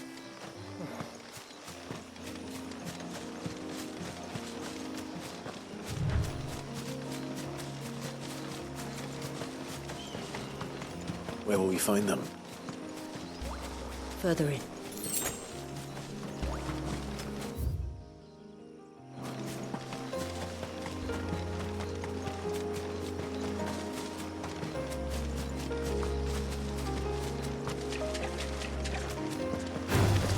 All right.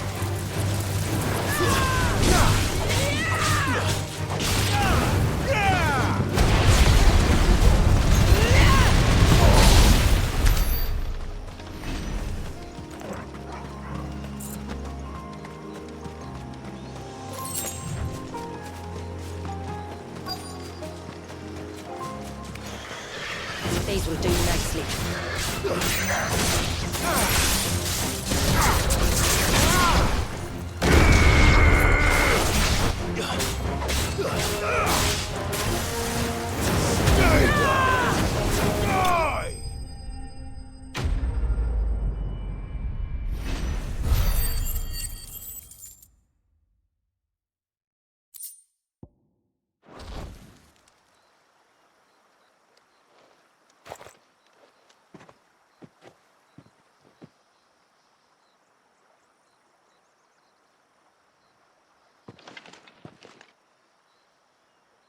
Return to the sea, and to the clouds rise again.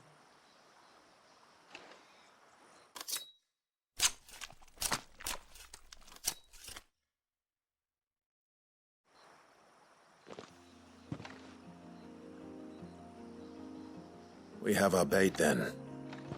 What next? Next, we pay a visit to the Dark Gate to pick some local weed. It'll help disguise our scent.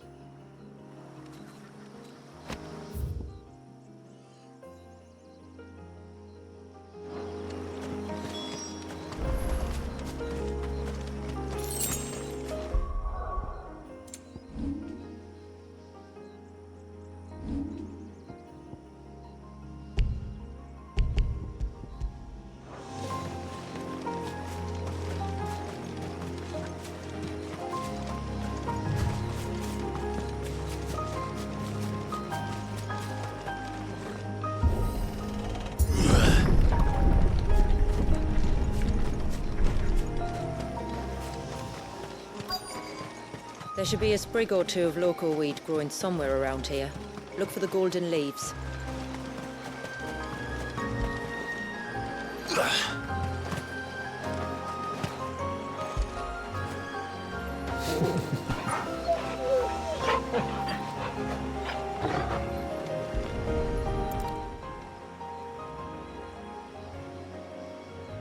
Is this it? Aye, that's the stuff. Crush the leaves between your fingertips and rub them on your clothes. If you insist.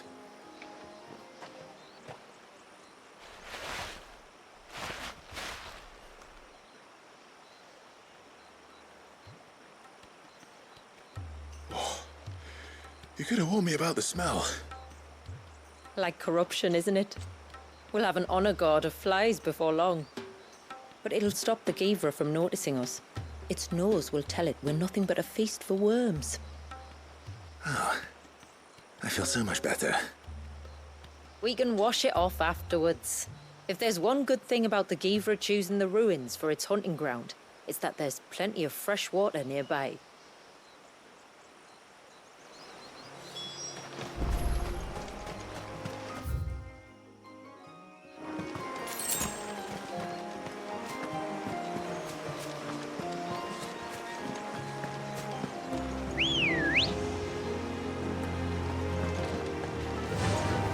Faster!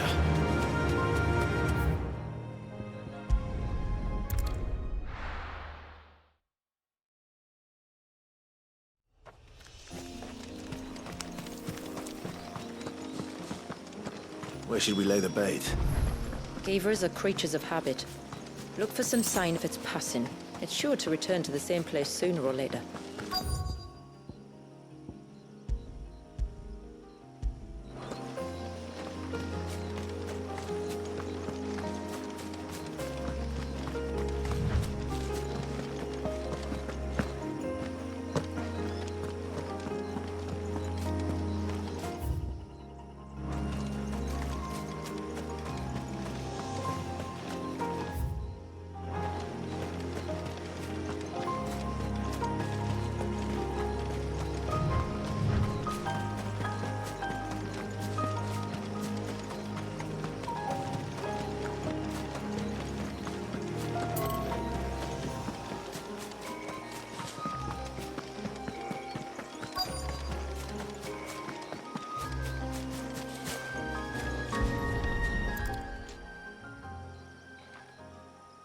A fresh kill.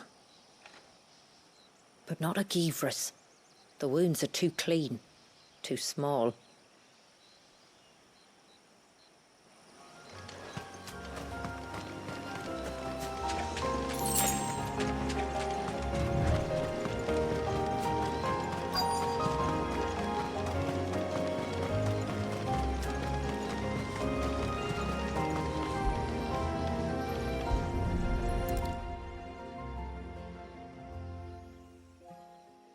These look like a predator's tracks. You can clearly make out the claws. But not just any claws. These belonged to a Givra. There's no mistaking them. We'll lay the bait here.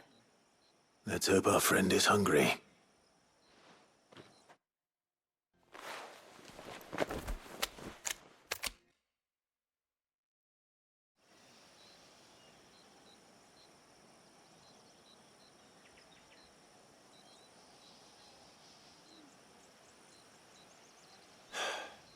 Still no sign. Patience, Clive. Hunting's not something you can rush. Have you stalked these beasts before?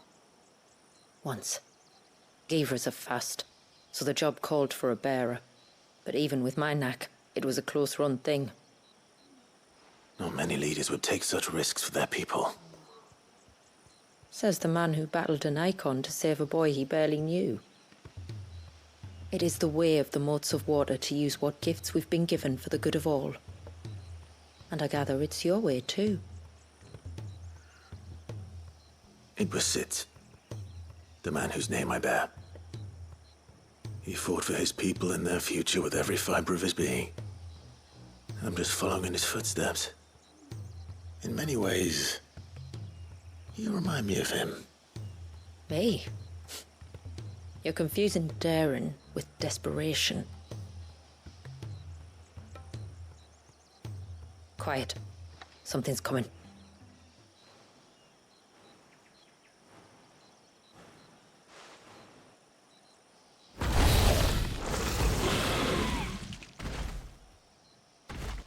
Our guest has finally arrived.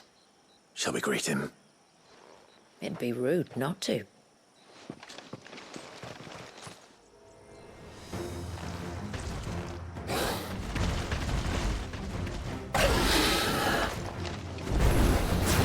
Don't let it escape.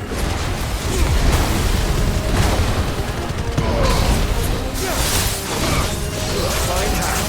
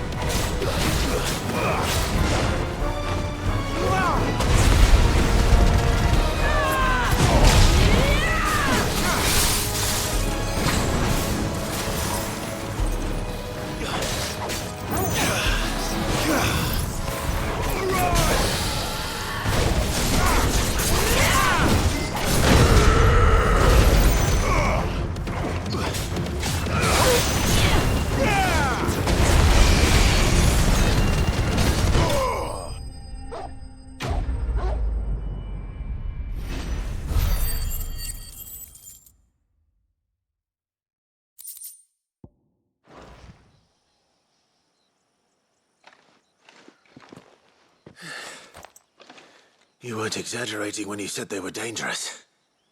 They're forces of nature, all right. And with this one's passing, the river of life has calmed.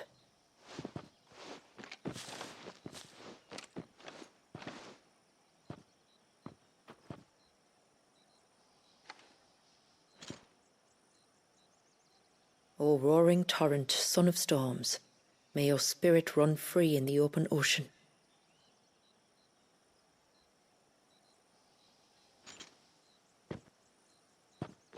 This flesh I claim, that your gifts might rain down upon us this day, and our river flow in spate once more.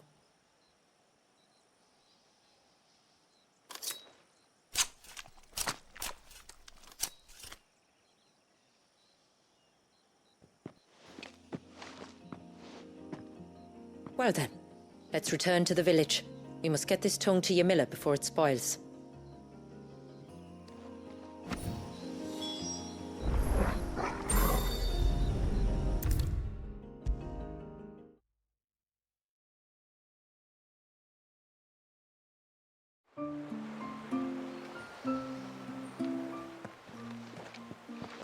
Tributary, my lord. Did all proceed as planned? It did. Here. One Geaver tongue, as promised.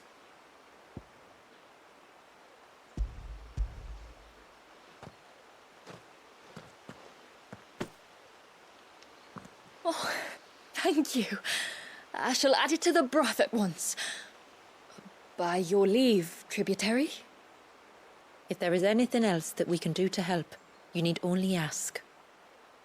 No, no.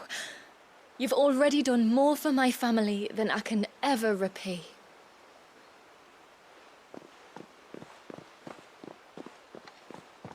Just as you have, Clive, for my family. I only regret that I have nothing to offer you in return but my gratitude. It's more than enough. Besides, I'm no less grateful to you. For what? For welcoming my friends and I into your midst. For showing us how your people live. For reminding me that the world we strive to create, where bearers can live alongside their fellow men in peace and comfort, is no mere fantasy. I'd hardly call it comfort. Every day is a struggle. Though we do at least struggle together, it's true. As must we all.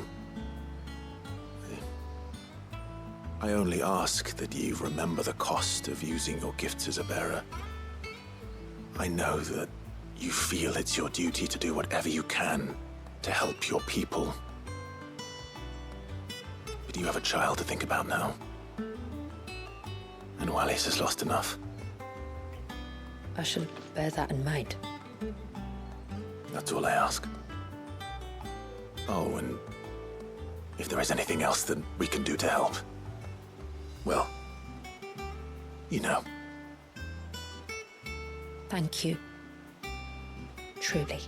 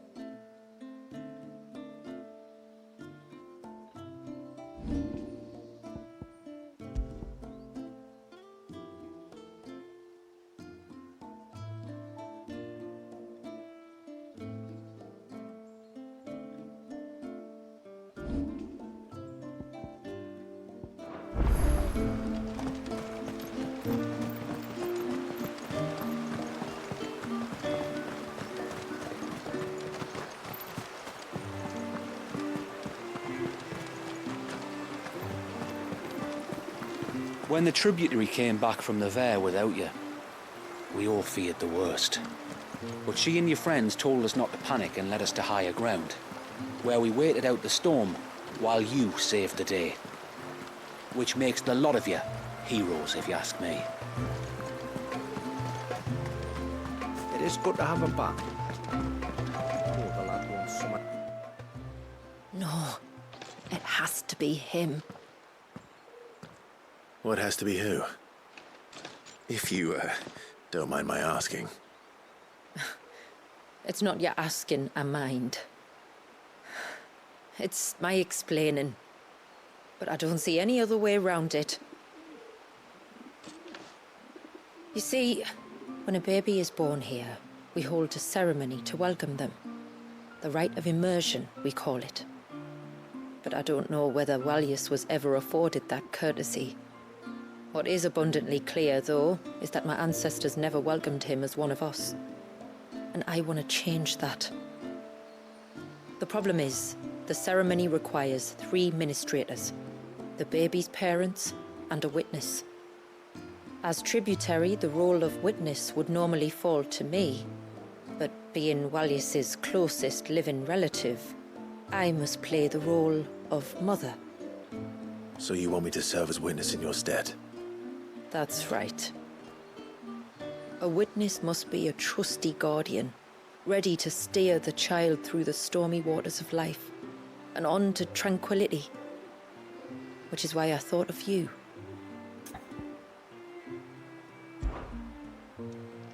It would be my honor. Thank you, Clive.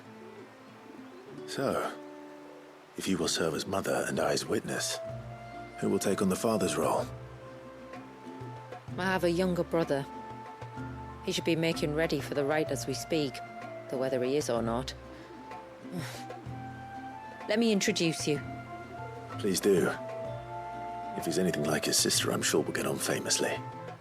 I'll bid him come to the Witten Hall. Will you wait for us there? Gladly.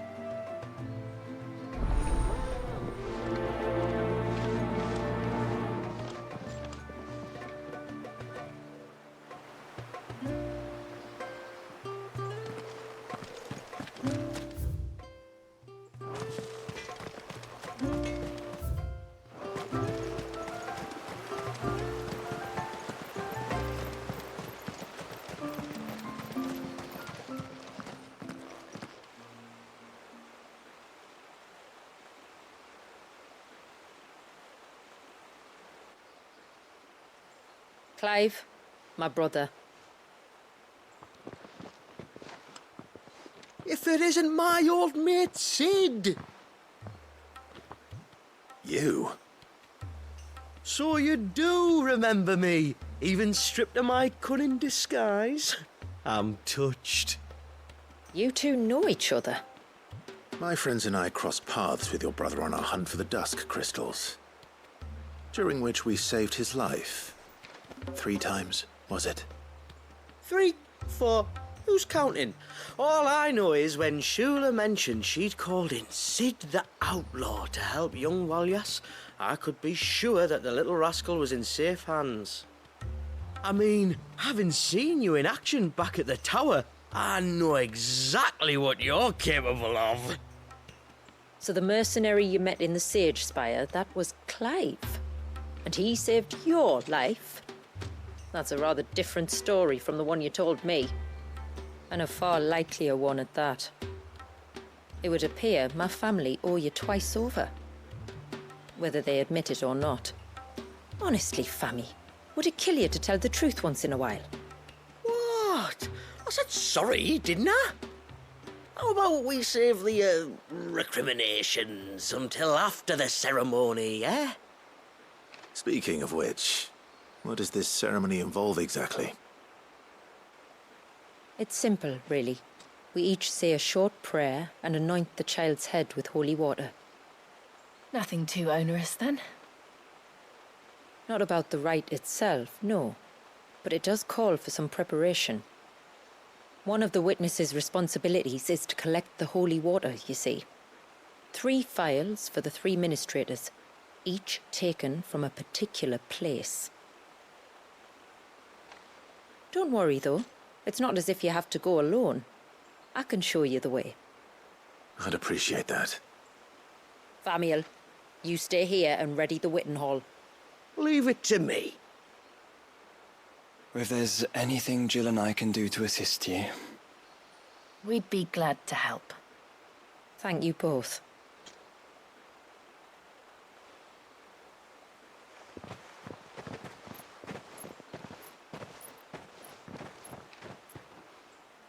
All right then, let's get started, shall we? There are 3 types of holy water that we must collect. The water of the mountain, of the river, and of the sea. We take the water of the mountain from the spring atop Maiden's March. The water of the river from the course that flows through the ruins of Riversmeet. And the water of the sea from the shallows of Tailwind Bay. Here are the files we'll be using in the ceremony.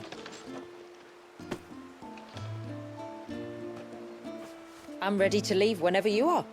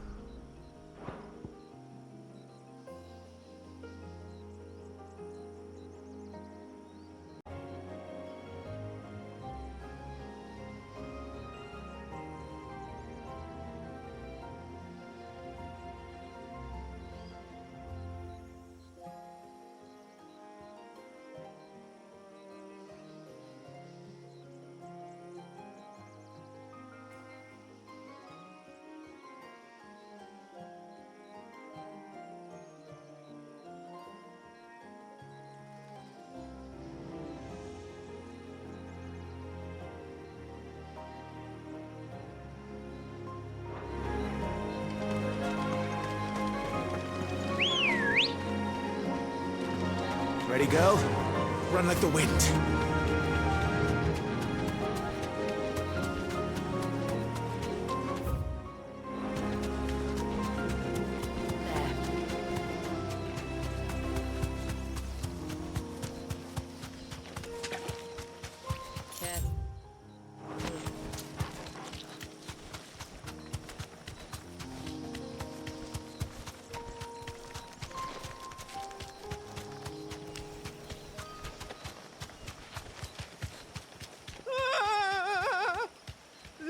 Stay back! I'm warning you! Someone's in trouble. Come on.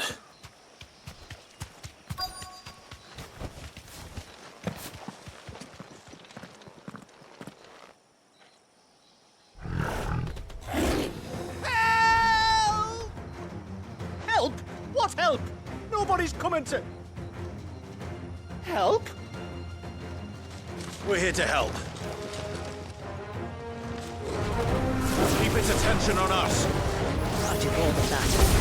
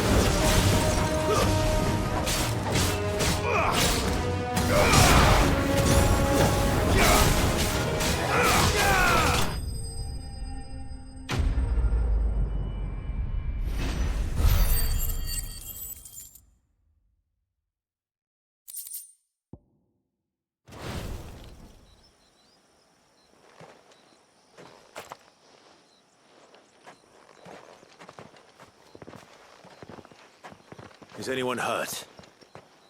Oh, Sid! Thank all the clouds in the heavens you came. You saved us. Again! Would you two care to explain what you're doing up here? The chief sent us to fetch incense for the ceremony. So the Witten Hall smells nice. For the little Ben. You mean to tell me you braved this den of deadly beasts for some tree sap? You don't have to do everything he says, you know. Or if you must, at least have the good sense to ask one of our hunters to accompany you. We're sorry. It's fine.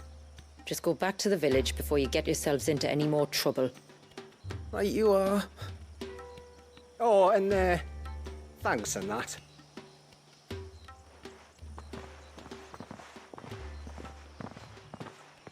Remind me to give my brother a cuff round the ear when we get back.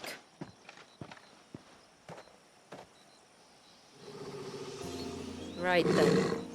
Let's collect this water, shall we?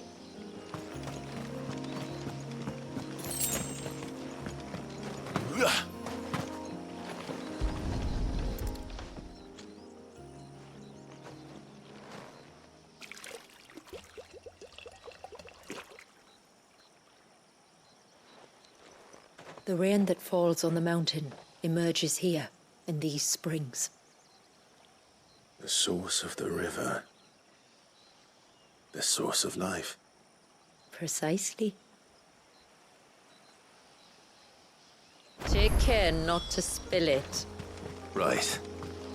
Let's save that for the ceremony.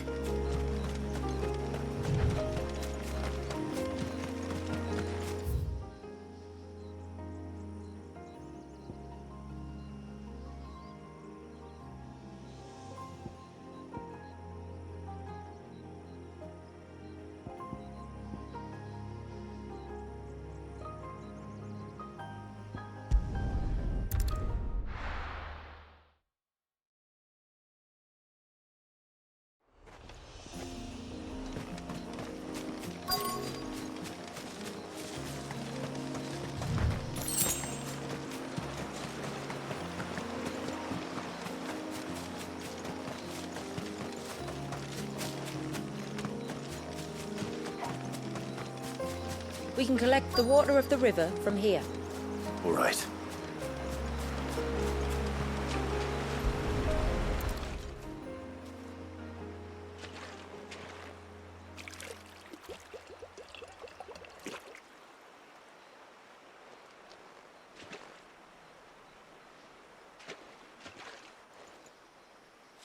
The water of the river represents life. It is constantly moving, constantly changing.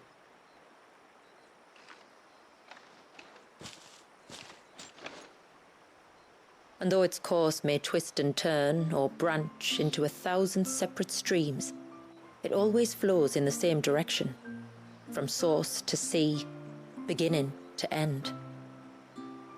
Like time. What of Wallius then? When your ancestors froze him, did they remove him from the River of Life? They did. Like an ice-bound pool that didn't thaw for 80 summers. But now he's free to flow again, to live. And you and I shall flow with him, for we are all but drops of water in the great river of life. I find that thought oddly reassuring. Go on. A drop of water might seem insignificant on its own, but as a part of a torrent, it can cleave a path through the hardest rock. It makes me believe we humans might just stand a chance. I believe we might. Just one more file to go then. Nearly done.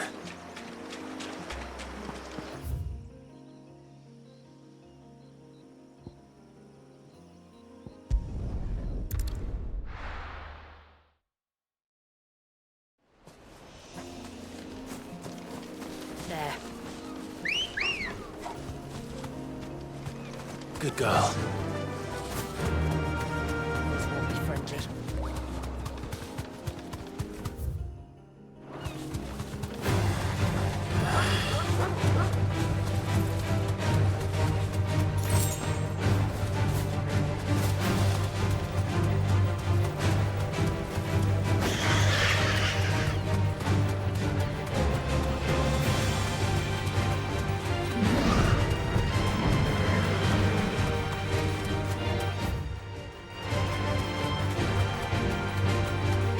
This path leads down to the coast. Usually we keep this gate shut tight, but since this is a special occasion...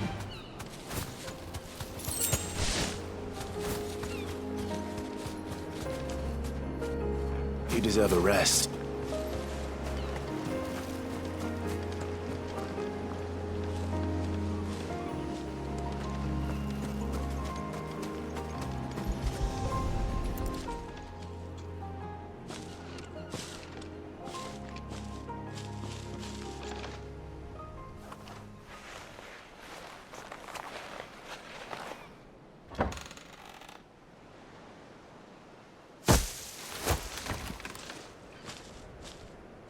Thank the tides the weather held. This place can be treacherous when the waves are high. If it weren't for the holy water, no one would ever come down here. I'll be sure to watch my step.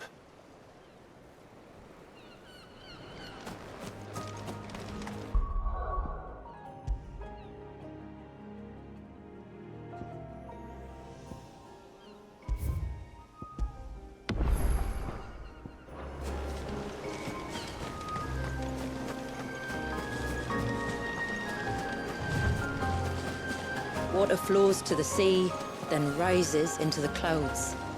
Just like life, the end is not the end, only a new beginning.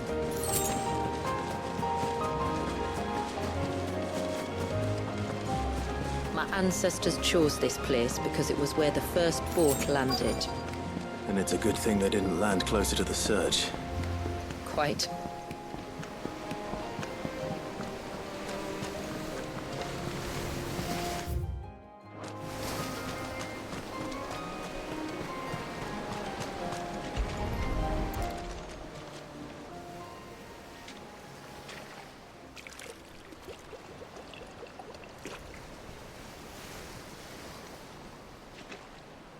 The water of the sea.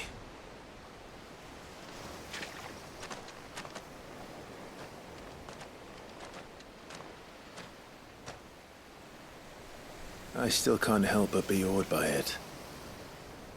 Oh? All that wave ever made me feel was pity and sorrow for the innocent life trapped inside it. The child my great-grandfather sacrificed to try to change his people's fate. It was wrong, an unforgivable sin. But I often wonder, will my descendants ever forgive me for what I have done? As tributary, I've faced many difficult choices. And though I've always striven to do what's best for my people, here we live in poverty, hidden away from the world. So have my choices denied them a better life, just as my ancestors denied Walyas his? No. You would not forcibly sacrifice one of your people to save the others. You do the best you can for all of them, as do I. We share in their woes, just as we share in their joys. And the most we can do is try to bring them more of the latter. Aye, you're right. And try I shall, to bring all of my people a better tomorrow. Walyas included. Then I wish you luck. If my time with the boy is any indication, he's going to be quite a handful. Then we must start as we mean to go on, and give him the very best welcome we can. Where to next, then? Back to the village, to find out if my brother has made the necessary preparations. Or got his lackeys to do it for him.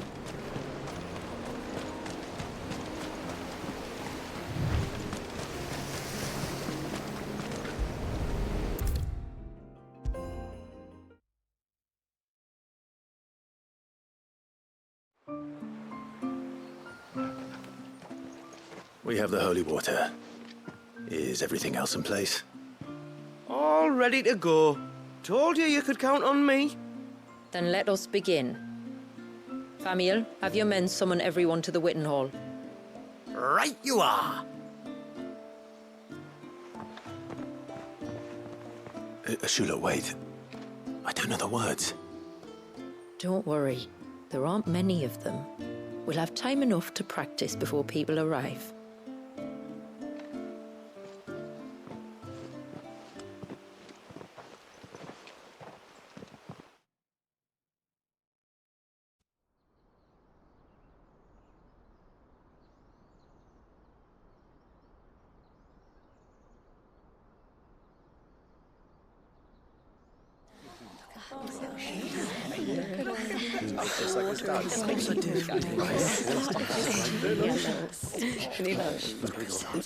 My friends, we are gathered here today to welcome this child into our community by the rite of immersion, as has been our custom since the first reign.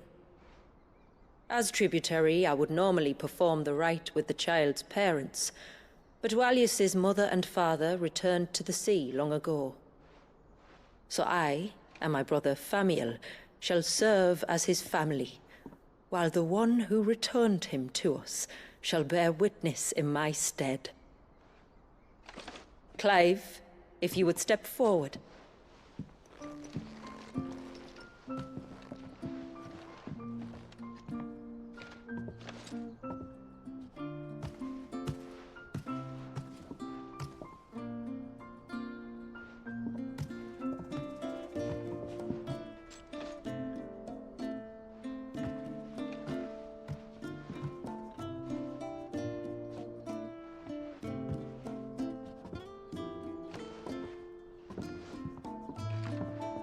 Like the rain that falls on the mountains tall, are we born.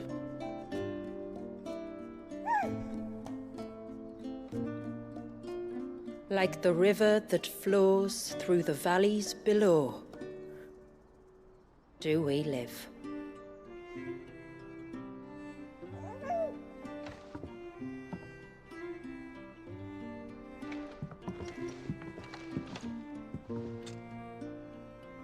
Like the boundless sea, where the currents run free, do we die, and to the clouds then rise again.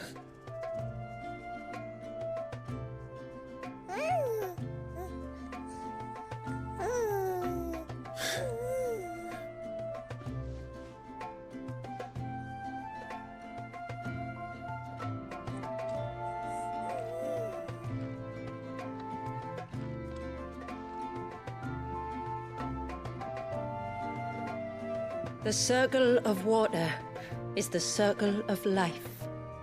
And today, from the heavens falls rain anew. This child, Walius, now joins our stream, and he shall flow with us, from the mountains to the sea.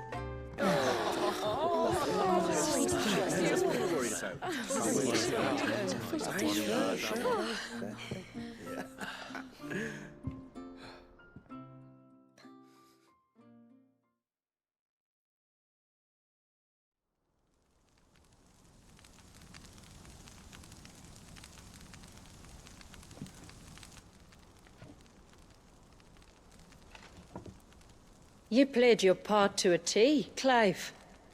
Thank you. It means a lot to us. I was honored to be asked, and terrified I'd miss.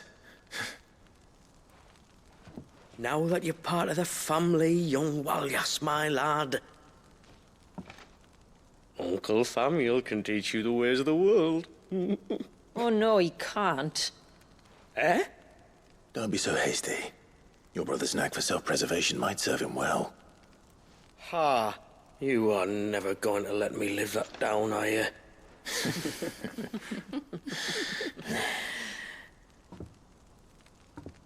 I'm gonna raise Walius as if he were my own. Teach him everything I know about life, our people, and our past. But with all the mother crystals gone, he will grow up in a world without comforts. One where we only have ourselves and each other to rely on. I'd say your people are better prepared than most to survive in such a world, Shula. To thrive, indeed, under your guidance. Only if nature continues to smile on us. If we were to lose her gifts, we'd be left with nothing at all. Yes. But it needn't come to that. Not if we can stop the spread of the Blight. So long as we can save a single patch of soil, we can plant the seeds for a new world. One where we can all be free. Perhaps then we might finally be able to step out from behind our curtain, eh? Till that day comes, I wish you good tide. Thank you. We should be on our way. Well, you be careful out there. Aye, you steer clear of trouble now. Likewise.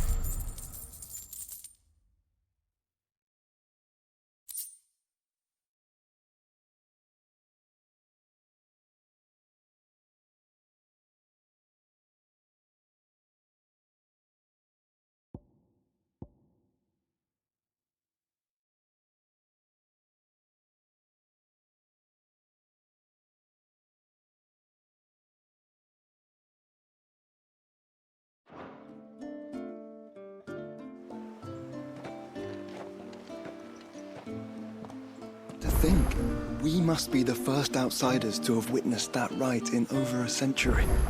Wallius has been waiting for it for nearly as long. He seemed pleased to be finally rejoining the family. Now all we have to do is save that family. To change our river's course.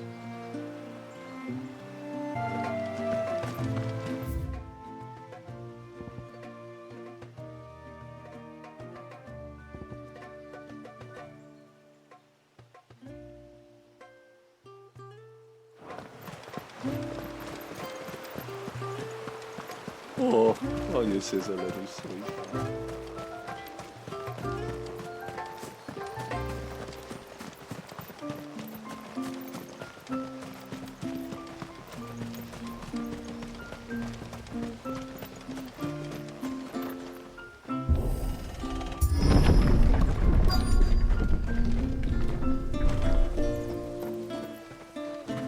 Found her. They're almost at the gate. But they won't be coming any closer.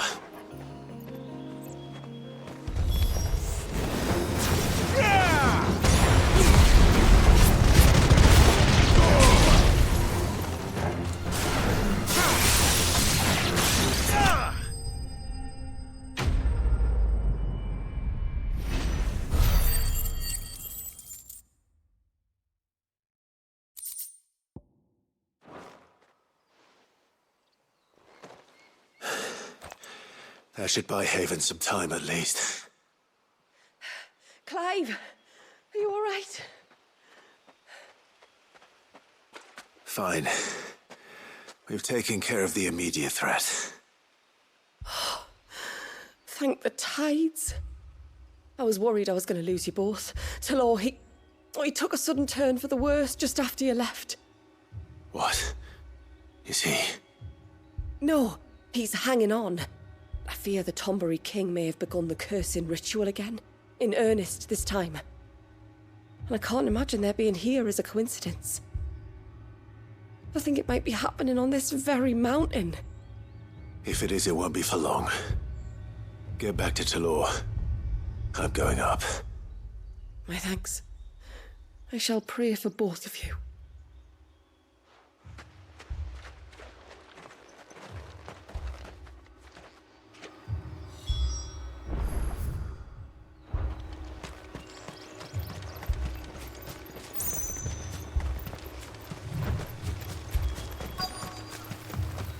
More of them. Come on then. I crave an audience with your king.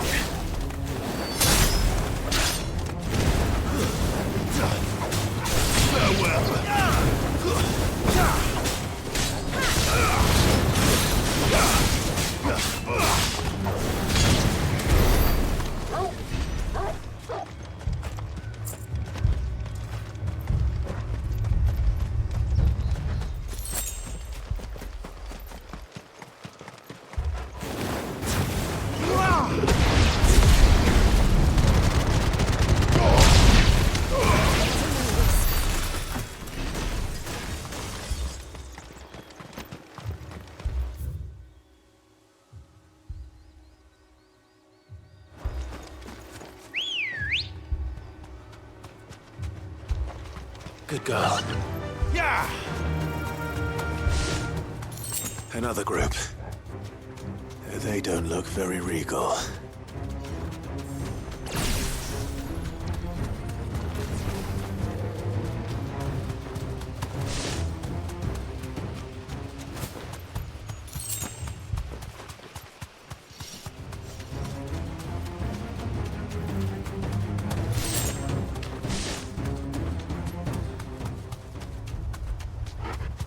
Time to fight. Still no sign of the king. Could Fannin have been wrong?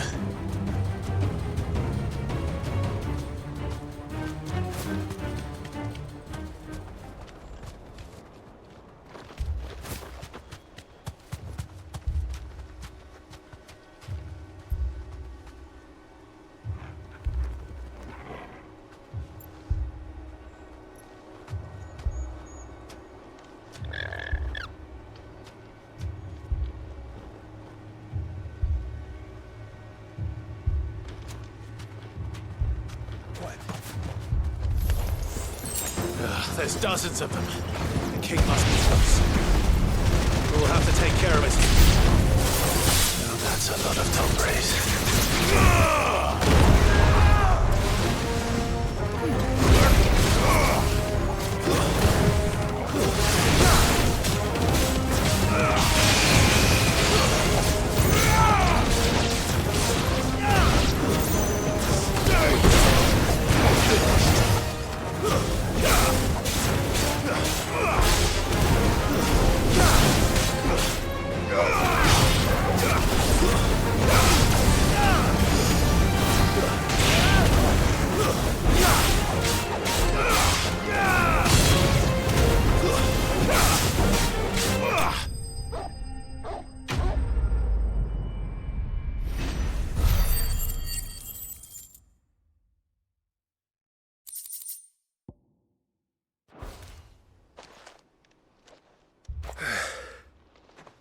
Looks like that's the last of them.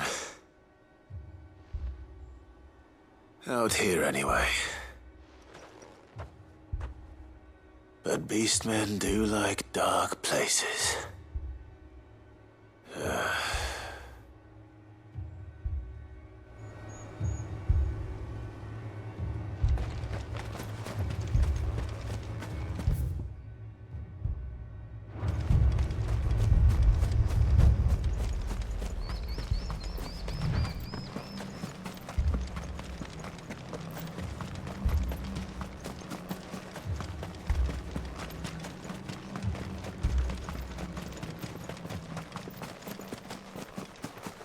Well, I'll be damned.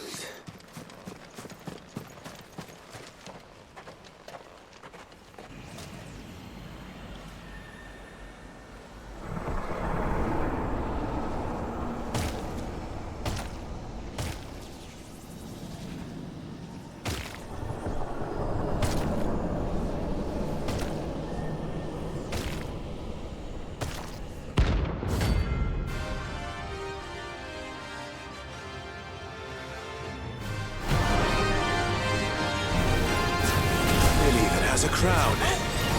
Sorry, Your Majesty, but your reign ends here.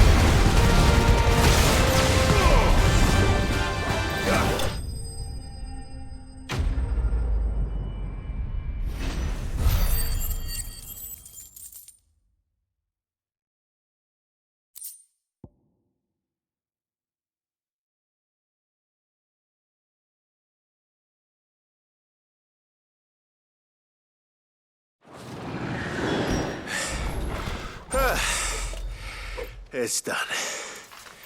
Which means the curse should be broken. Let's see how Talor's doing.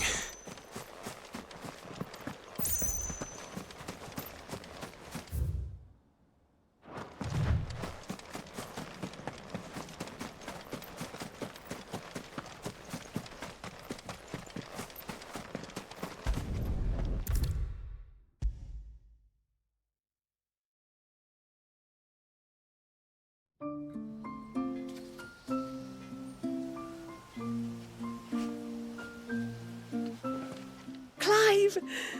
Is it done then? It is. I was going to ask if there had been any change in Talor's condition, but judging by that smile on your face, I think I already know the answer. You do? Talor! He's back!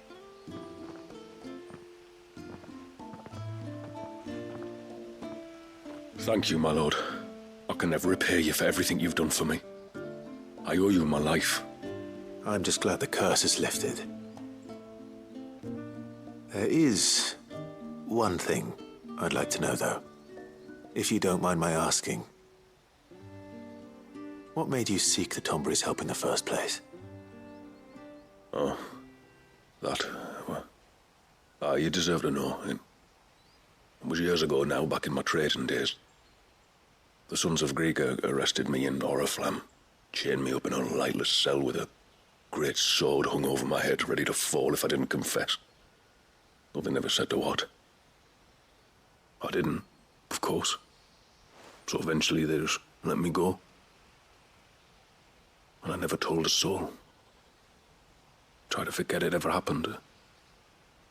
But then you came along and the sight of your sword brought it all flooding back. I couldn't sleep, couldn't eat, couldn't hardly breathe, and I thought that if I gave my old chain to the Tomburys, maybe they could take all that pain away. All that anger. But it only made it worse. Oriflamme has fallen. And the men who tortured you likely fell with it. If only I'd known, I might have spared everyone a lot of trouble. I'd convinced myself that you were like them, that all outsiders were the same, but you're not. Far from it. Thank you, son. Thank you.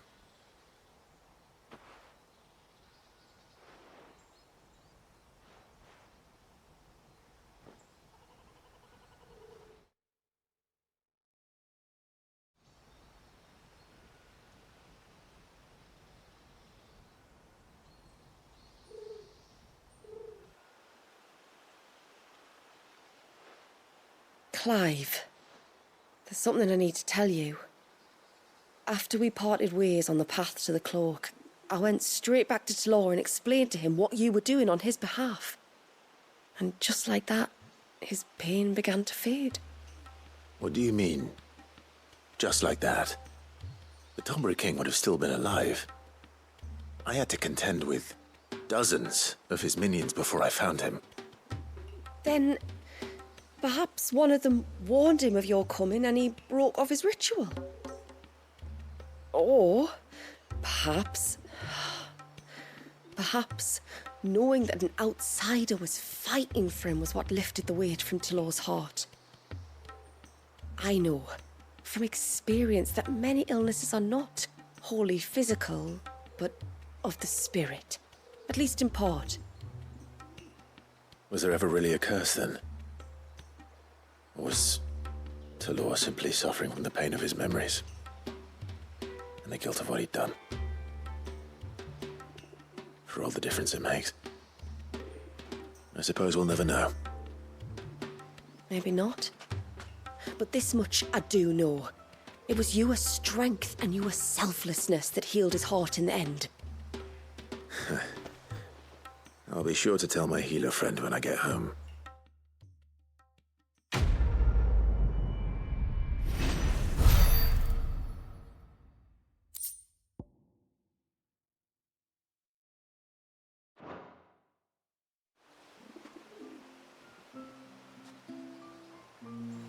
You don't reckon Shula's...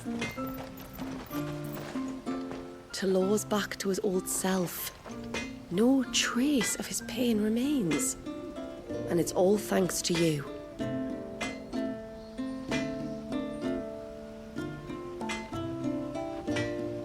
You saved my life, son. I swear to you that I will never go near those Tomberries again. You saved my life, son. I swear to you that I will never go near those Tomberries again.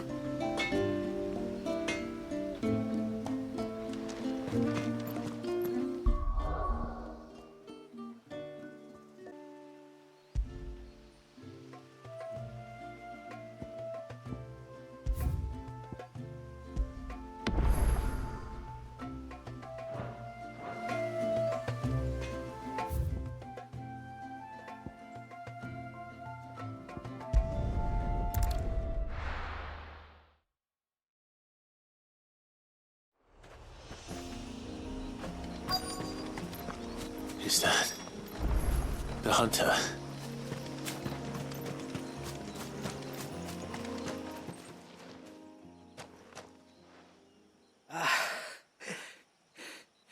It's you.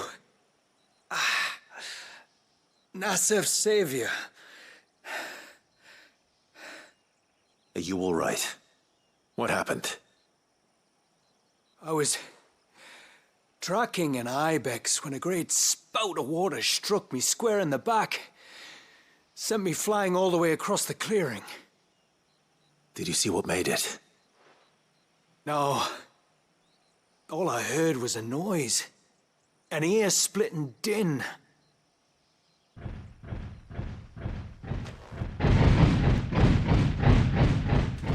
Might this be the culprit? Leave him to us.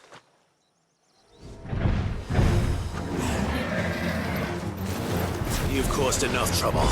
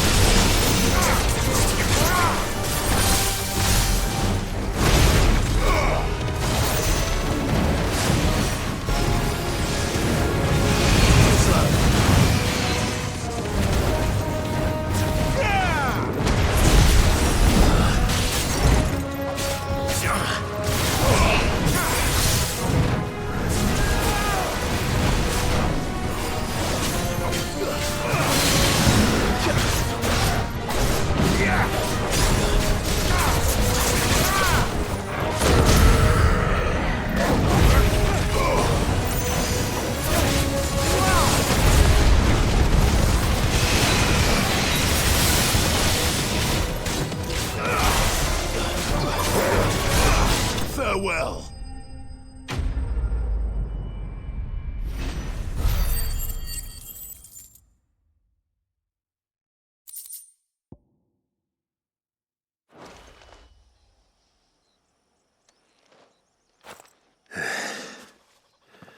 Well, that wasn't too bad. Hardly a threat to the village, but you can't blame the boy for being scared.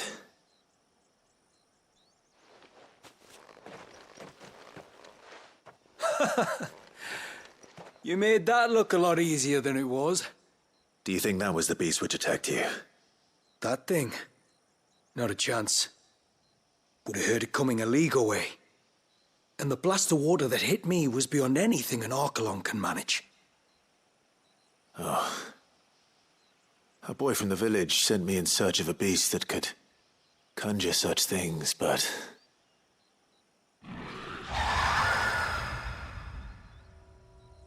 That's it. That's the noise I heard. Sounded like it came from the ruins. I'll go. You head back to Haven and see a healer.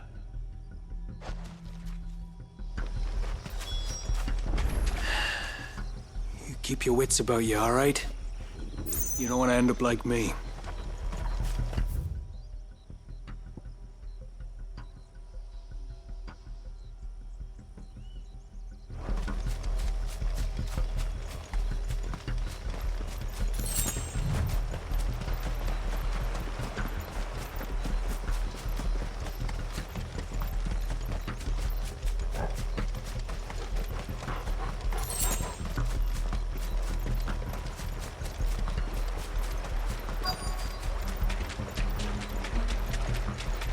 What do we have here?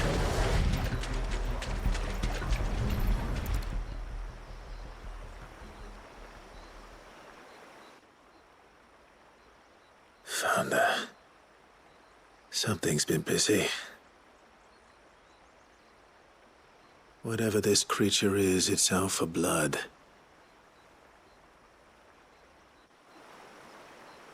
But it's not having ours. Stay close, Torgal. Where are you?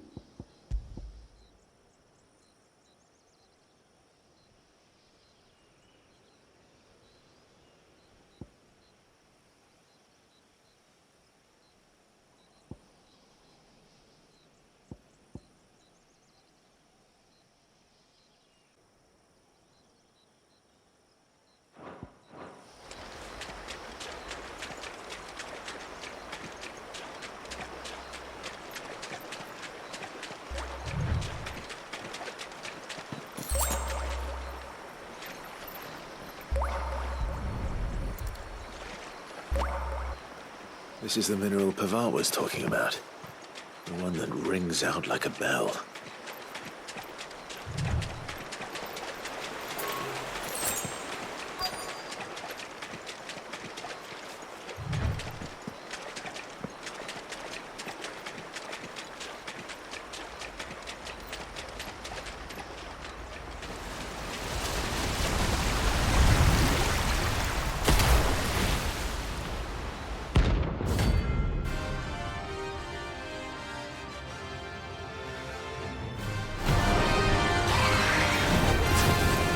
Fragment of Walius's rage. I should have known. Time to put you to bed too.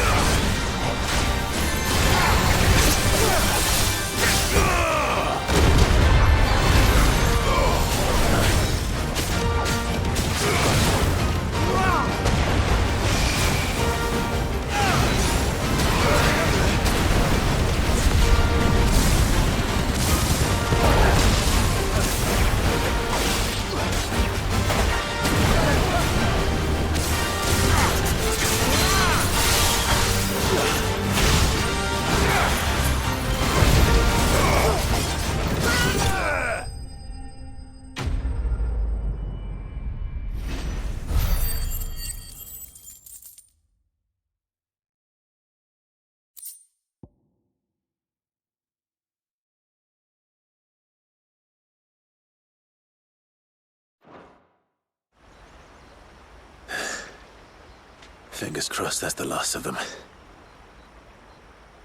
Either way, I should let Eirik know the danger is past. For now, at least.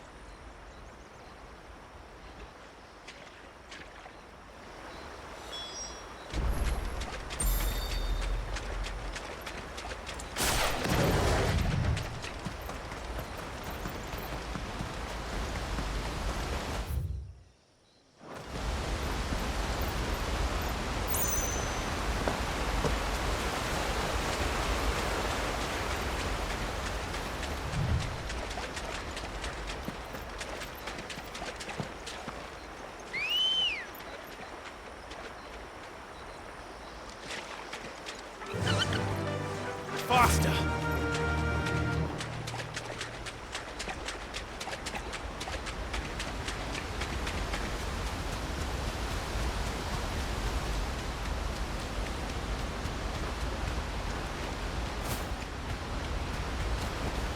Straight home now.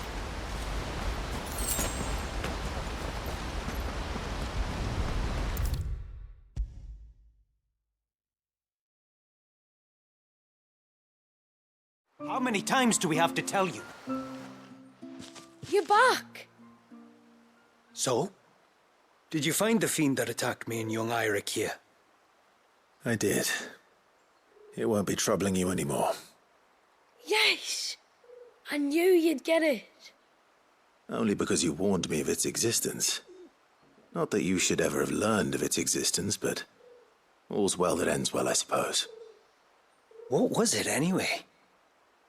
A manifestation of Leviathan's power. When we visited Wallius in the Surge, he was angry and afraid. The Icon summoned these creatures for his protection. Though why one would be wandering the ruins of Riversmeet, I don't know. Maybe it was looking for his mum. That's where she died, isn't it? The Falls. The Falls? Aye. When they took her baby, she threw herself off the top. We go there once a year to pay our respects. The whole village. An Eggy is a part of its master's spirit, but Wallius wouldn't have been aware of what had happened to his mother, would he? Well, either way, you did us a favor putting that thing to rest. Us and Wallius. Thank you. Aye. Thanks, mister.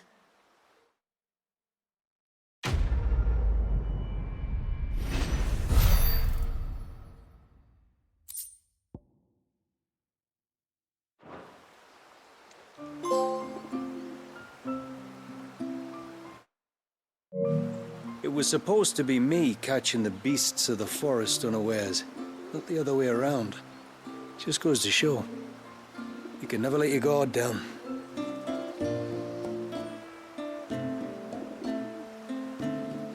When I grow up, I want to be a mighty warrior like you. I'm gonna train with the sword every day. Inside the village walls, like.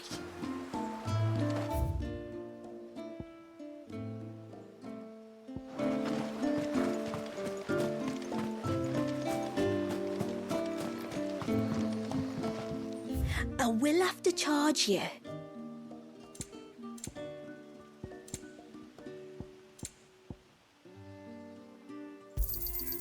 May it serve you well.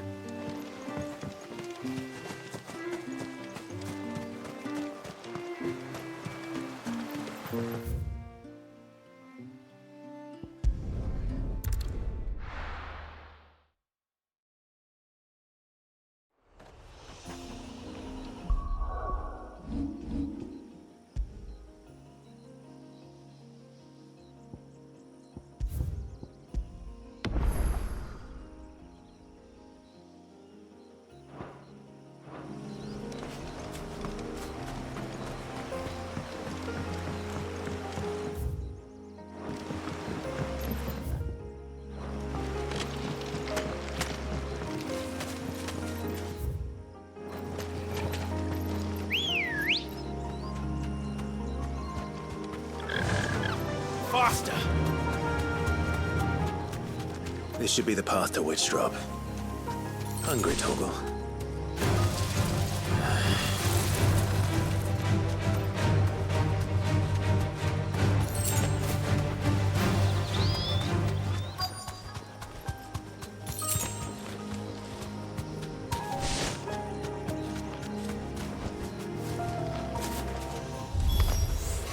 And here's our welcoming party.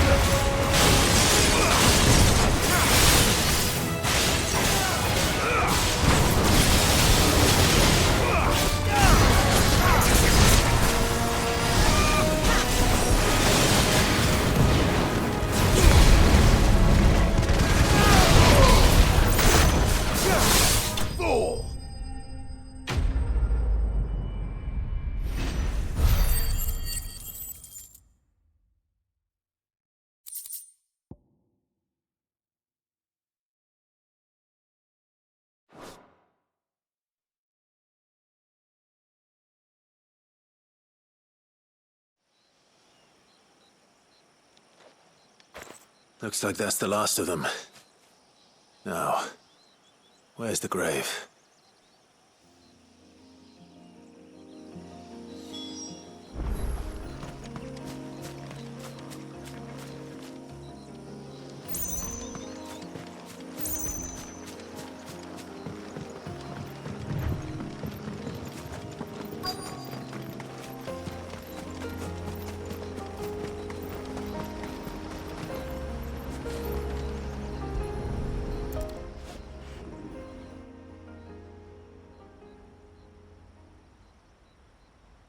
This must be it.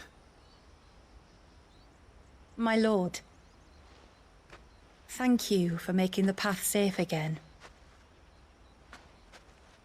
XVI. Was that her name? Yes. Hardly the most fitting tribute for a dominant, is it? A rough-hewn stone with naught but a given name engraved on it. But my ancestors had only been here a matter of weeks when she passed. Every day was a struggle to survive. They had neither the time nor the energy to devote to a more elaborate memorial. Yet they spared what they could to grant her wish, that even in death she might continue to watch over her home. She lived down there then? In the ruins? That's right. They were once the living quarters for those who served up in the temple. When the Northern Thanes sent her here to weave her spell, this was where she and her retinue stayed. There were priests, handmaidens, and a knight sworn to shield her from harm. Of course, they were all gone by the time my ancestors arrived, fled or dead in the Western Wars. All except XVI, who remained till the end. Alone. Indeed. At least, that is the story as it's been handed down in Haven. But there is an epilogue to the tale. One known only to Lady Shula and myself. Some years after Issei's passing, you see, my grandmother came here to tend the grave and found a stranger kneeling before it. A knight, dressed head to toe in plate. She asked of him who he was and whence he had come, but received no answer. The only words he spoke were, "Tell me true, whose grave is this?" So she told him of how her people had met and cared for Issei, and how she had died. His only reaction was to stare up at the air of hours in silence. Then he left, never to be seen again. You said he was wearing plate. Was it black and gold? Do you know something of him? When we went up to the Air of Hours to unravel the spell, we were set upon by a shade in the shape of a knight in full plate. It manifested in front of the Vare, and in its ether, I felt Shiva, the witch. You think this may have been the same man my great-grandmother met? Issei's knight? I don't know. Maybe. All I can say for sure is it was intent on protecting her creation. Or perhaps her spirit? What remained of her ether, preserved in the Vare? Perhaps his spirit too became enraveled in her spell, frozen in an eternal vigil. Till we ended it. If the shade you fought was Issei's knight, then ending it was the greatest gift you could have given him. Now he can return to the sea, to be with his lady once more. And if his spirit should ever return here to visit her grave, I shall ask his name, that I might carve it in the stone next to hers. That they might be together. Once and for all.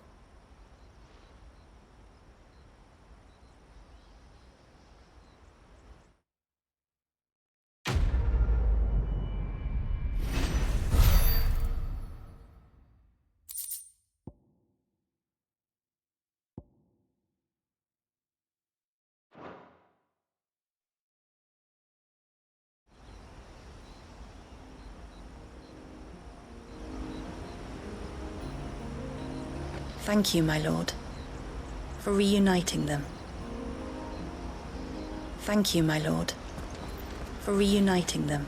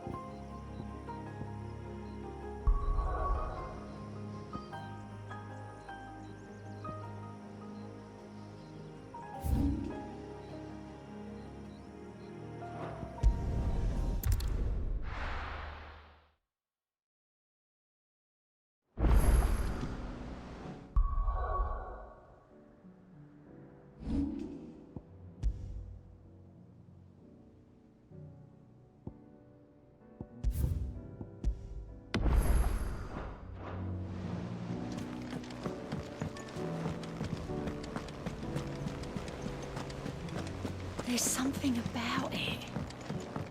I feel like it's...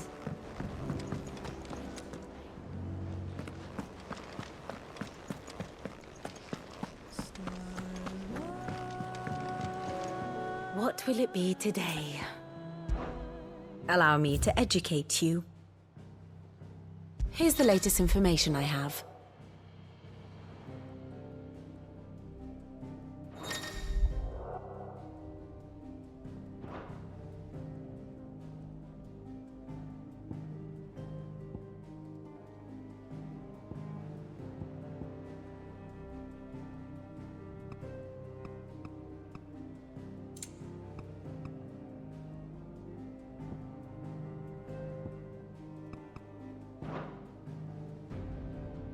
One must understand one's place in the world.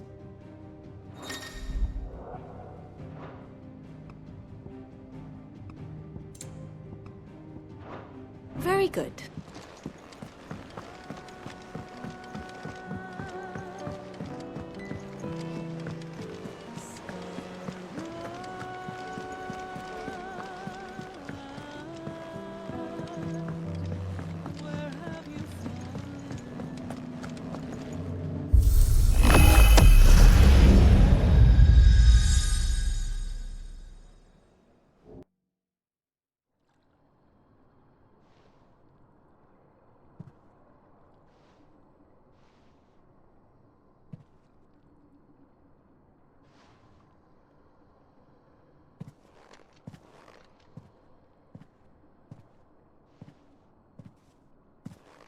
What is this?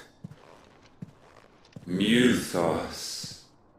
You plumbed the very abyss, yet still you hunger. We are impressed. Is that so?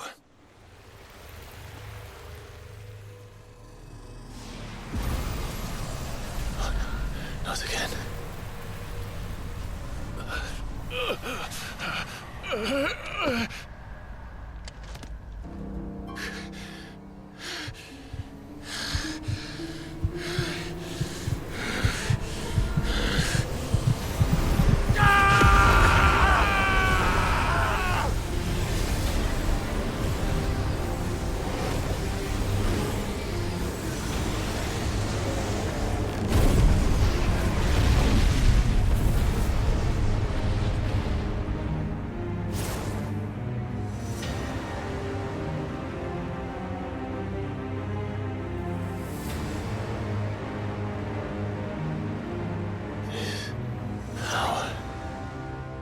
Is ours, and now it is yours.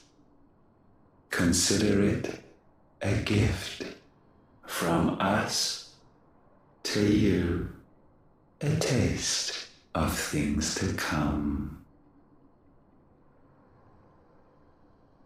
You still think I'm going to be your vessel?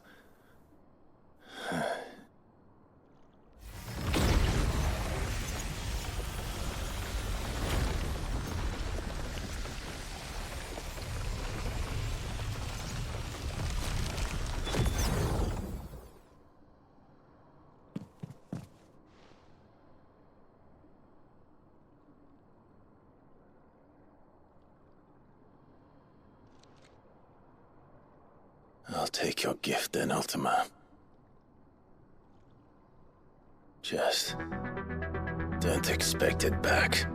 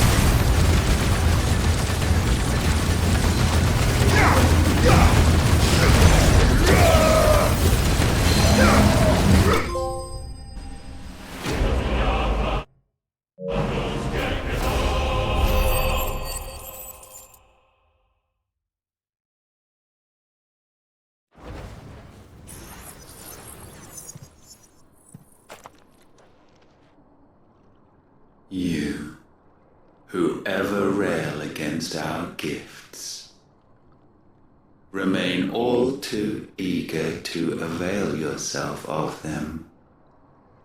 Perhaps you require more time to reflect.